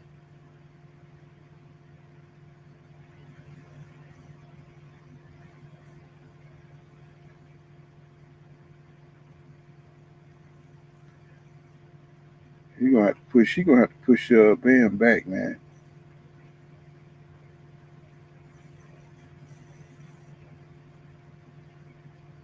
His legs don't look strong enough to box.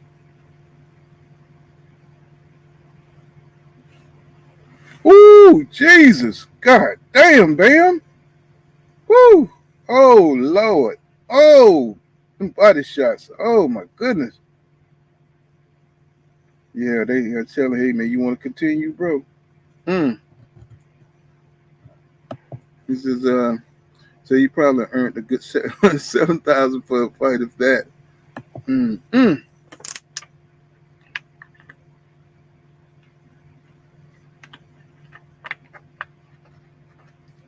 must be his brothers in the corner. They all look alike. He said Sonny should sit on the shots so he can punch. He said inspiring he be sleeping dudes. He says, but in the ring he doesn't like to put anything on the shots. He damn sure can fight. From what I was seeing when I came in, he was giving as good as he got.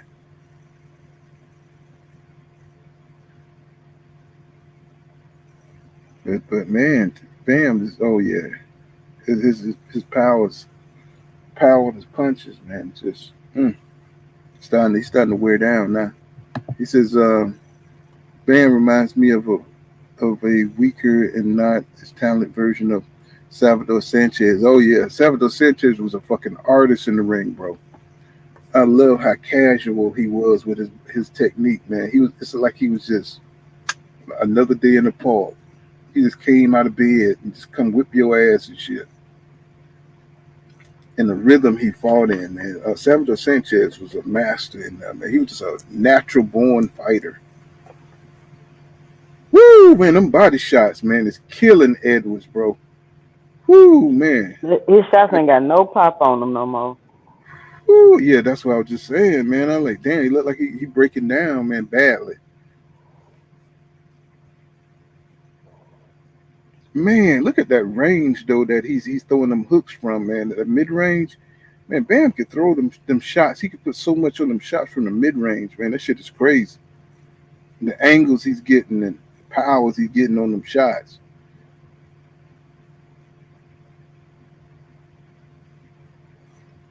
Yeah, my boy look like he pretty toe back. His whole technique is pretty toe back.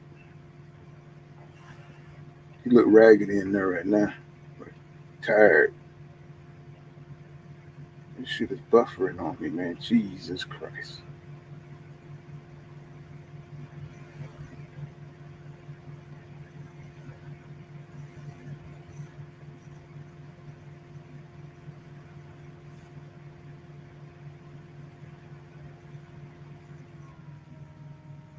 Woo, boy, Bam, he remembers to go to that body, boy.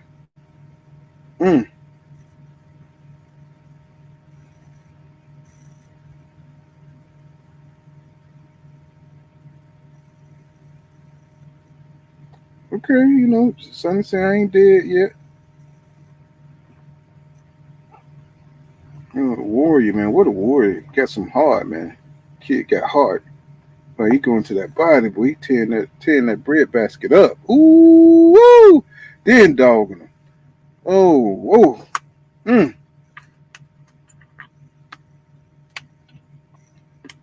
Eddie got hard. I mean, Sonny got hard. I like this guy, man. He got hard like a motherfucker, bro. But man, Bam is just like, oof. Ooh, man, stop the fight, man. Stop it. They can stop it at this point. That's two goddamn uppercuts. God damn, he is punishing this dude, man. Jeez, Bam is just punishing this guy. His career gonna be goddamn over, man.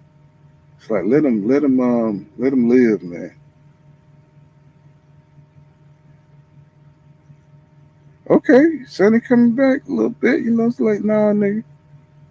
Oh, damn, that's 3 unanswered punches. Shit. Okay. This kid got hard, man. They shouldn't let him come out for the next round though. They should let him go head on, man. Because says Bam just way too big for these guys. He says you can see the strength that in all these fights. Yeah, he is like totally. Did they say Bam? What weight is this? All right, Bam be going. I think he went back to 115, didn't he? That was the last fight I saw him in. I think he had won the title up at 118, I believe, or something like that. 118. Then he went back to 115, something like that. They say he rehydrated up to 130 or 135 for this fight or something crazy. Man. And they should let him. They shouldn't let him come back out for the next round. Ooh, did you see the 1-2? Oh my God.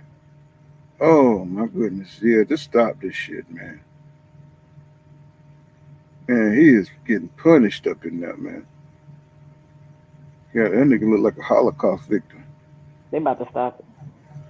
Jesus Christ. Yeah, yeah. You say he look like a Holocaust victim? What he look like, didn't Oh man.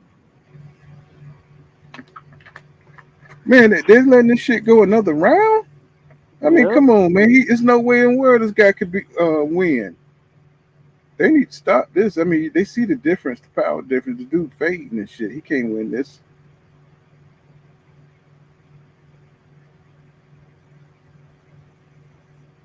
I mean, he clearly got skills though. I'll tell you that though.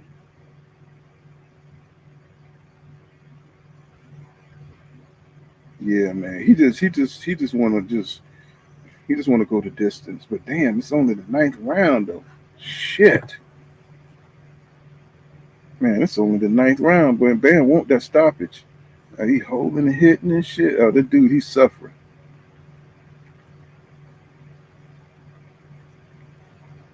Get that boy some milk. Mm. Oh, good shot. Good body shot, Edwards. You know, you see a dude get beat so damn bad, you start rooting for him and shit. Oh, Lord, stop the fight, bro. Stop the fight. He can't. He can't. Mm. Bruh. I mean, you fought your heart out, bro. Fuck that, man. The dude too big for you, too strong for you. You getting cut up. He get. Mm.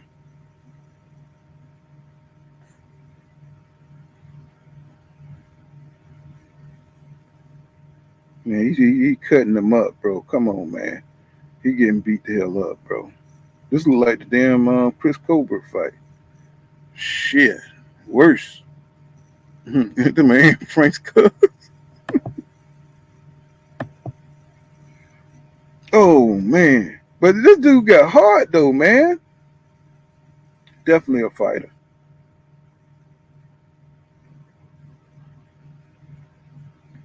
Still snapping the jab. Oh, nice goddamn right hook to the damn Bam face. Bam ain't even feel that shit.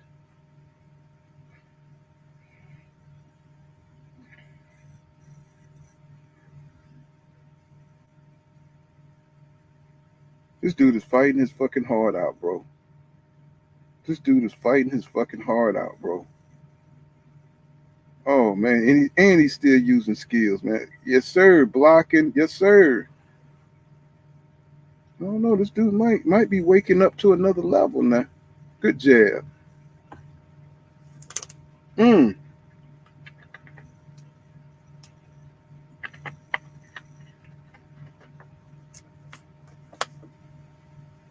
Oh yeah, slipped it. Oh man, this. Oh, knockdown. Go ahead and call the shit out. Don't get up, bro. Don't get up. Don't get up. Oh my goodness, man. I like this guy, man. This dude is real, man. Respect. Respect. This dude is real, bro. Bro, this dude is real, man. Hey, respect, man. This dude is tough. Oh my goodness, man. He just got Falumaloom.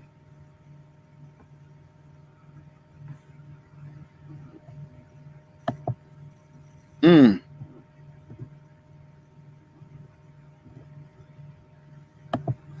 Oh, you're talking about what's his name? Yeah. He said Ed was a beast. Yeah, man. Edward is something else, bro. Good fight, man. That dude is a fucking warrior, bro. That's what I'm talking about. That's boxing right there. Mm. Wow, man. Man. Awesome. Edwards. Sonny Edwards. God damn, what a fighter, man. Sonny Edwards fighting at 130 pound fighter. He's simply too little. He said Sonny is too strong. Skills can't save you in this type of situation. Oh, we just saw it, my brother. He said Sonny is way more skilled and superior boxer. He's just fighting a good big fighter who is simply too strong and large. He went out on his shield. He the one that wanted to stop the fight. Mm-hmm. Well, I mean, I didn't see the earlier parts, but I did see some of. I do see Sonny's skill. I do see the strength, but I also seen the skill of Bam going to that fucking body, bro. You know what I'm saying? And that boy got snapped on the thing. Yeah. On his shirt. He said he's a champion. Man, I'm impressed by this Sonny Edwards guy. I mean, Jesus Christ.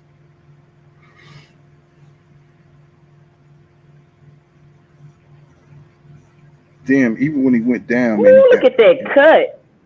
Yeah, it fucked up, isn't it? Ooh, it looked nasty. Woo, man, he caught him with that goddamn left. Ooh, man.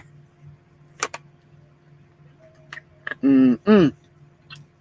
And that's a warrior right there, bro. Got the fuck up. Bam. Woo. Damn, look how his leg just caved in, man. Jeez. Weak legs, bro.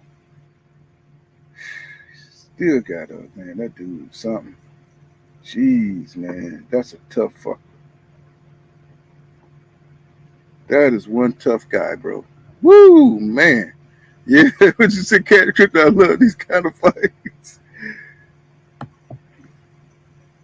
Man, get your ass up. You big and shit. He says he didn't get, he said we don't get these too often anymore these days. Exactly. So nothing to be ashamed. No, man, that dude went out on his shield, showed his skill. I wish I would have seen the earlier rounds, because it looked like dude could really fight. Even when he was losing, man, I mean, you can see him getting his shots in. He didn't panic. Real pro. He says, yeah, he says, I need anyway to take that blood test. Oh, my goodness. Yeah, man, anyway, for sure. He said, Bam more skill. He said, I don't know what dude talking about. He said, Sonny probably only went 2 rounds. He said, Sonny a good comp, though. Yeah. You know what I'm saying? I mean, he didn't see them damn body shots, man, my man was putting in. And I mean, shit. You know, Bam, man, he is good, bro. I seen Bam struggle too now, you know what I'm saying? He look like he's staying sharp though. He says Sonny is to blame for this. He said he came out fighting his fight and was doing his thing. He said he changed his style mid-fight and abandoned everything, which made him great and paid the ultimate price. Yeah, you definitely don't fight towards your opponent strength.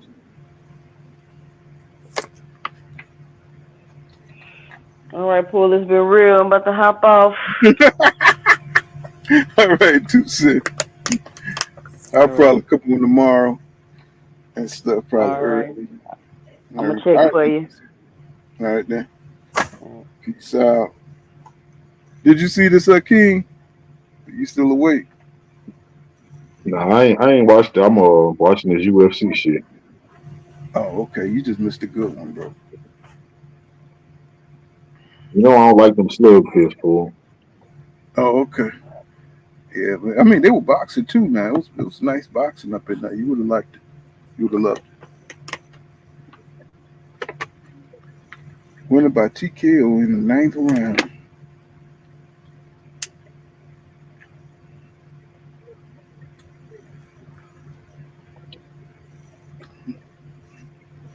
You know, I'm on the I believe in the Mexican Monster Ghost. I like Morrell, but it's something about that spirit of something about the spirit of David, who I just love. Yeah, Sonny was getting his ass beat, boxing IQ. Oh, he getting his ass destroyed. But you can see the spirit though. The dude was still in there throwing.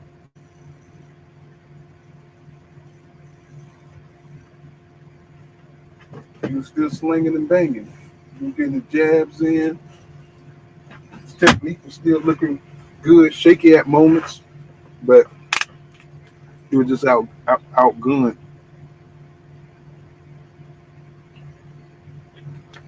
Somebody don't tell me what's the name of Snack. Don't tell me Bam with Snack.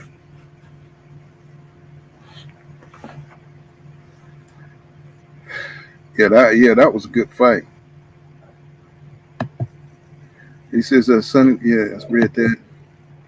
He says, bro, he says, you're gonna come up here and tell him to stop the fight. Say ain't no monsters. My boy different. He says Bam is Snack. So he was on Snack as an amateur.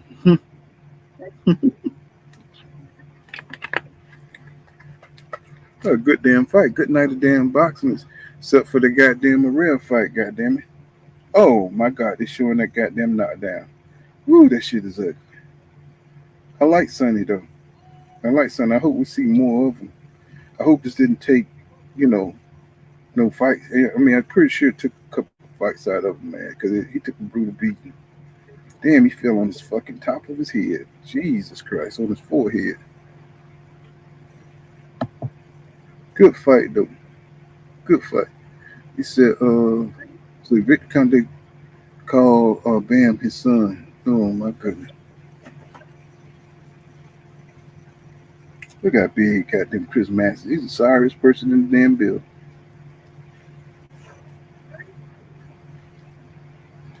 Why do he look so dead? Oh, I guess he's just been in a fight, so. Why he look so damn old?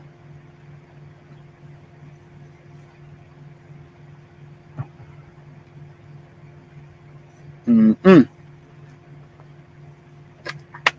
Oh, that's Robert Garcia fighter. I forgot. You keep up with so many damn fights, you forget who the coaches and the team is and all that. Man, look at Robert Garcia. That was a hell of a fighter, bro. Hell of a fighter.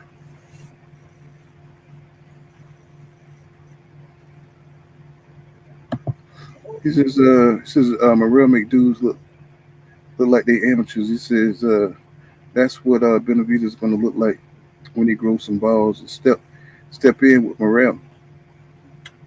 Well, I just want to see Morrell fight. You know what I'm saying? Somebody good. You know what I'm saying? From what from all the fights I saw him fighting, haven't fought nobody really, you know what I'm saying, good and shit. What is this dude saying?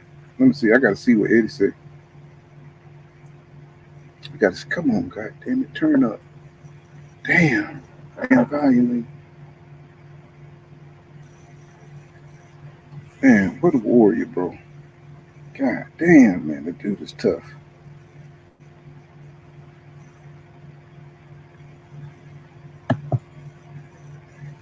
No, dog. No, David haven't fought nobody yet.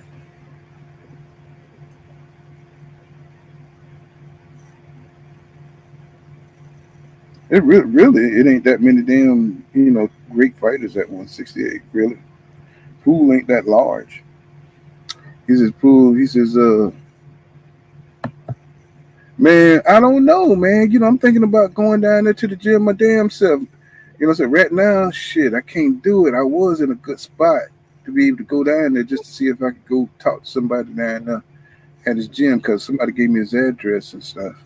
He says, man, but I don't know what the hell going on with EJ, bro. I really don't. He says, we need that get back. You know what I'm saying? They say he in shape. I saw a picture of him. He in shape, but I don't know what the hell he doing. When hopefully he's going quiet and he's working on, working on his fundamentals, working on, getting in top shape. Hopefully with Blu-ray.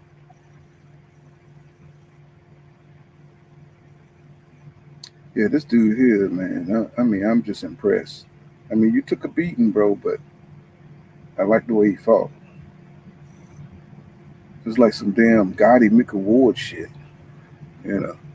He says Lennox Allen ranked top 5 at the time when Morrell schooled him with one hand. He says Adios was ex-Olympian who was a monster and ducked. Let's see. He says Ghost Benavidez hasn't been nothing like Morrell in his life, and when they get in the ring, it's gonna be too late. Yeah, y'all big on Morrell. I hear you. You know what I'm saying? I hear you. You know what I'm saying? I understand what you're saying and everything. You know.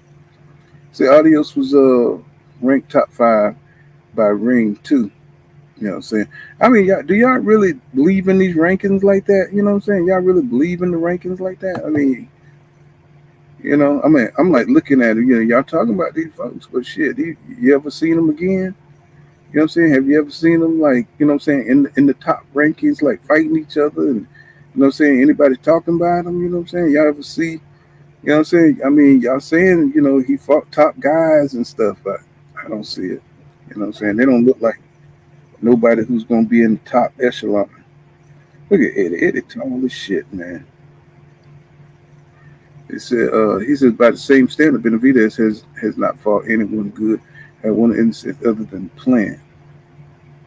Shit, he just beat goddamn Boo Boo Andre. Boo Boo Andre good. You don't think Boo Boo Andre good, Ghost? He said, why Benavidez fighting dudes who moved up in weight? I mean that's a good little point, but shit, I mean Boo Boo Andre got that talent, bro. You know what I'm saying? I mean, he, what I'm saying, but I do believe the weight difference and his age and shit like that. You know what I'm saying? I think it would have been a better fight. You know what I'm saying? Boo Boo would have been younger. He said Morrell has been a world champion since his 3rd fight. He cannot fight anyone outside the top 10. He says Ryder declined him. He said Benavidez declined him. Even though they declined him, he still got to get in the ring. You see what I'm saying? You still got to get in there and fight somebody. You see what I'm saying? Even if they, he got to get those fights. He got to go dog David. You got to go to the interviews, and just like Keith Thurman did Paulo Malignaggi, you tell him, you better not duck me, son. That kind of shit. Some kind of Rocky 3 type of situation.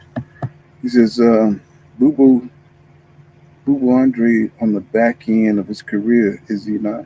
Yeah. I agree. Canelo wouldn't fight him. You know what I'm saying?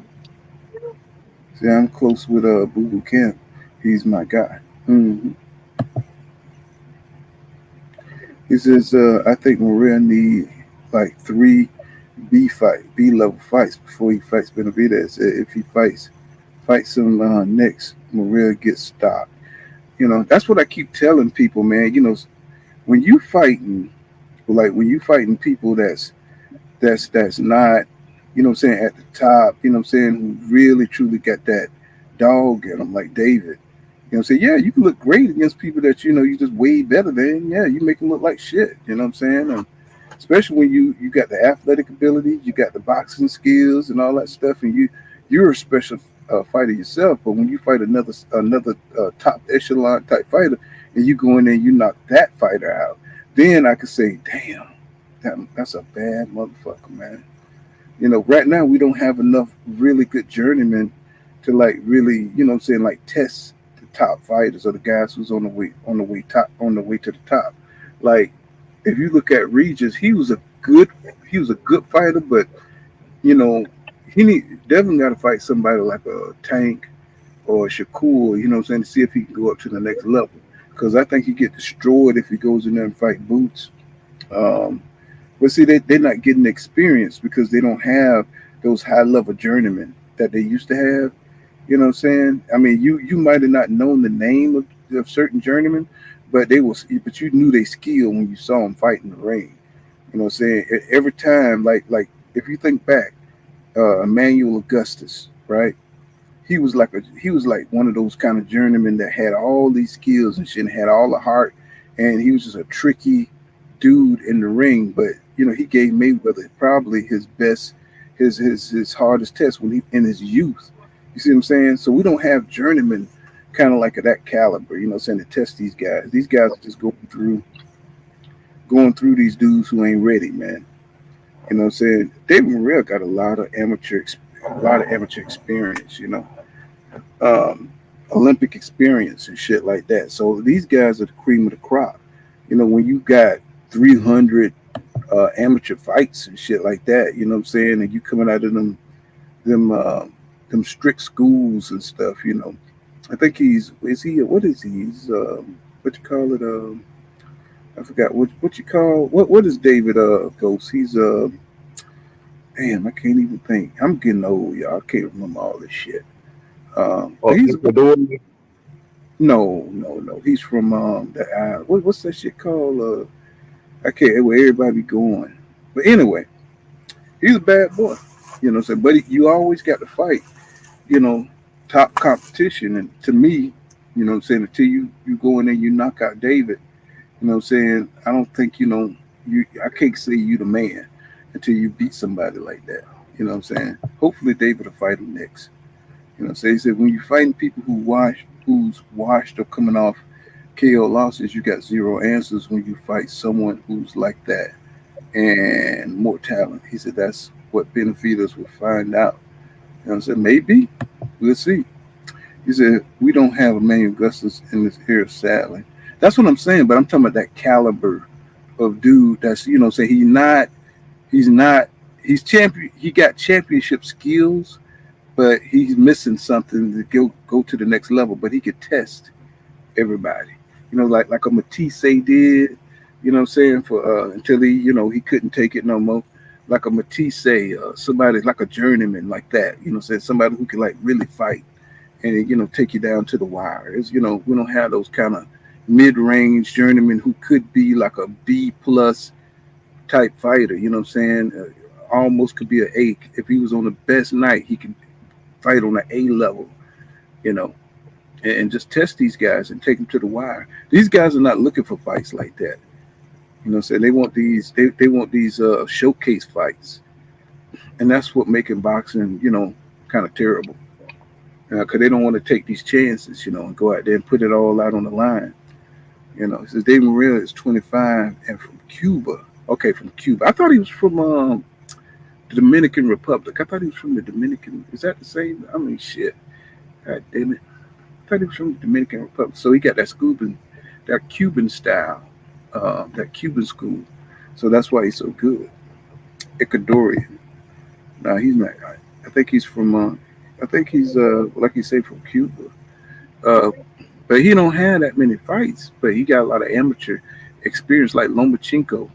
You know, when they be in the amateurs and they fight all them damn fights, they be good because they done seen a lot of styles. And, you know what I'm saying? So they used to coming, they're pros. You know, to me, if you fight that many goddamn amateur fights, you're a damn pro. You know what I'm saying? And when they come into pros, it ain't shit to them because they got so much experience. Look at Andy Cruz, how he looked. You know, Andy Cruz looked like a, man, I mean, he looked so smooth in his last fight. I was like, damn. You know what I'm saying? He says Cuban amateurs who won the gold medal in his youth champion in school, the two-time gold medalist De La Cruz. You know what I'm saying? He just said, we need, man,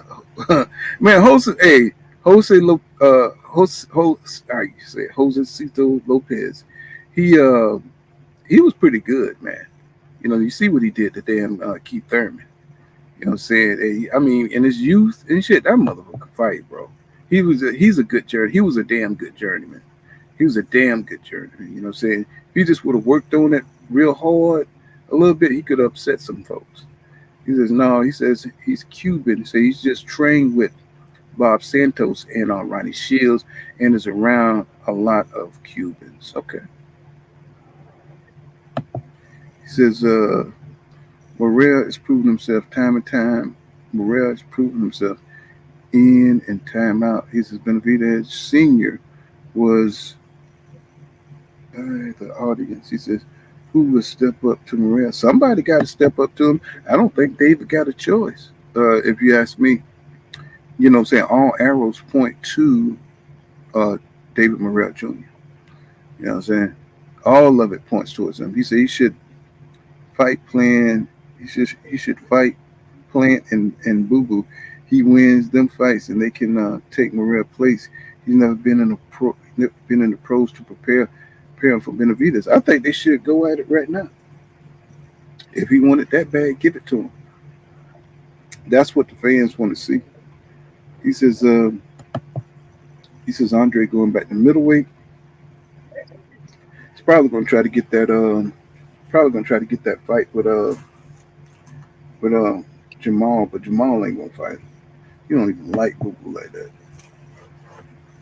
He says Morrell accepted the fight against Benavidez. It says time for the people to ask for these fictional fictional monsters to give him a shot and show him he ain't shit. Oh my God! Did he just say the Mexican monster ain't shit? Oh my God!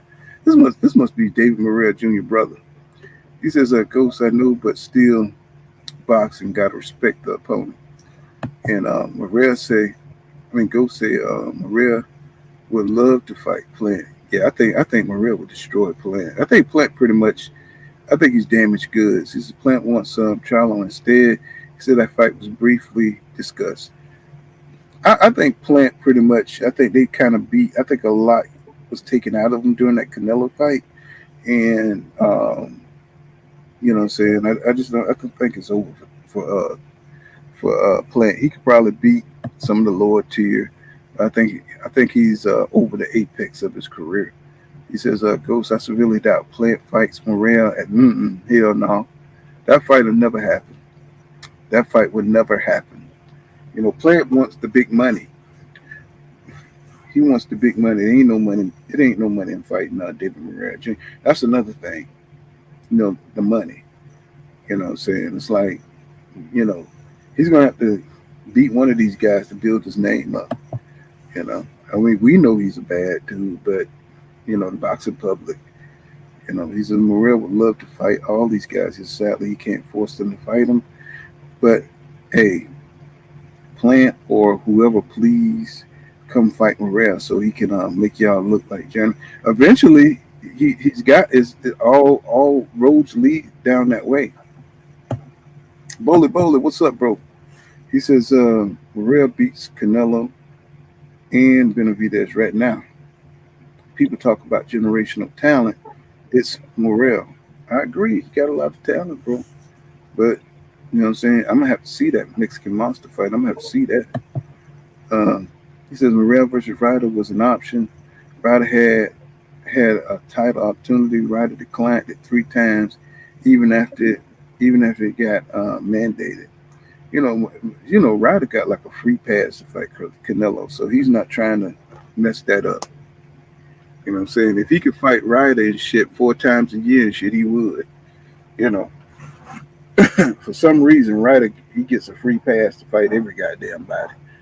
You know, you got to be beatable. You got to be beatable. But yeah, I'm gonna come on in the morning. Probably come on about 11 o'clock, and you know what I'm saying, we'll get back so we can talk about some more of this boxing. We missed a lot to talk about. You know, we got Carissa Shields acting crazy out there, getting knocked out and sparring. Then, you know, so we'll go through this back and forth with Tank and Devin. We'll go back over that and see what's happening, look a little bit closer into that. And let's see what's going on with damn Jerron Boots Ennis, man. What's happening? You know, then we got the, I think early next year, I think Russell Jr. and Terence Crawford are supposed to be fighting again. So we'll talk about it tomorrow. You know what I'm saying? I'm on my 34-hour reset. So, you know what I'm saying? We'll be back talking about it say about 11 o'clock tomorrow. Say, what'd you say? Say, bro, you said you would have seen Morrell versus Benavidez, but Benavidez don't want it. Sadly, he's moving up to 75 unless he gets 68. This is Morrell ran him out of 68. This is one more loss. Caleb Plant become a stepping stone. Yeah, he's quickly becoming a journeyman. Says Ryder declined the Morrell fight 2 times. He said 3 years back. Yeah, but you know, John Ryder ain't shit. He said put Morrell in with Canelo and Benavidez now, and he's going to be another Erickson Lubin. Man, don't do that. Don't do that, bro. Don't do Eric Lubin like that, bro. You know what I'm saying? He said they're going to try to slow roll Morrell versus. Yeah, he said they know Morrell beats Benavidez, but he said Benavidez is just starting to sell tickets. Yeah, they got to build that. They got to build up the business of it. He says, "Oh boys, get worse." He says, "You see how comfortable he getting now." He says, Wait till he gets 2 or 3 more fights. He said it'll get more and more one-sided. God damn, boy, this dude love Morrell. He said he's gonna make Benavidez look like Eric. Oh my God, bro. Y'all got that fight. Oh my God. Hey, we'll see you guys tomorrow at 11. Pool counter boxing. What's going on, Ghost Light? Love the input, my brother. He says, J-Box, he says, no, this is different. Lubin is still a really good fighter, world class. I think so too. He just makes some bad decisions, you know what I'm saying, when he winning. He said they forgot Morrell almost killed a dude in the ring too. Yeah, dude. Yeah, talking about that guy with the bald guy with the comb over. Yeah, I saw that. You know, so he went to the hospital. He says, y'all got to know when it was accepted as a super mandatory fight by both sanctioning bodies. Could have gone 2 belts, 1 fight, but dudes rather duck. Hey, you know what I'm saying? It's a duck until they get in the ring, bro. He says, see y'all in the AM. Yes, sir. We'll be on tomorrow by 11. I see you guys. I got to get some sleep, man. Peace out, y'all. See you guys. Thanks for coming through.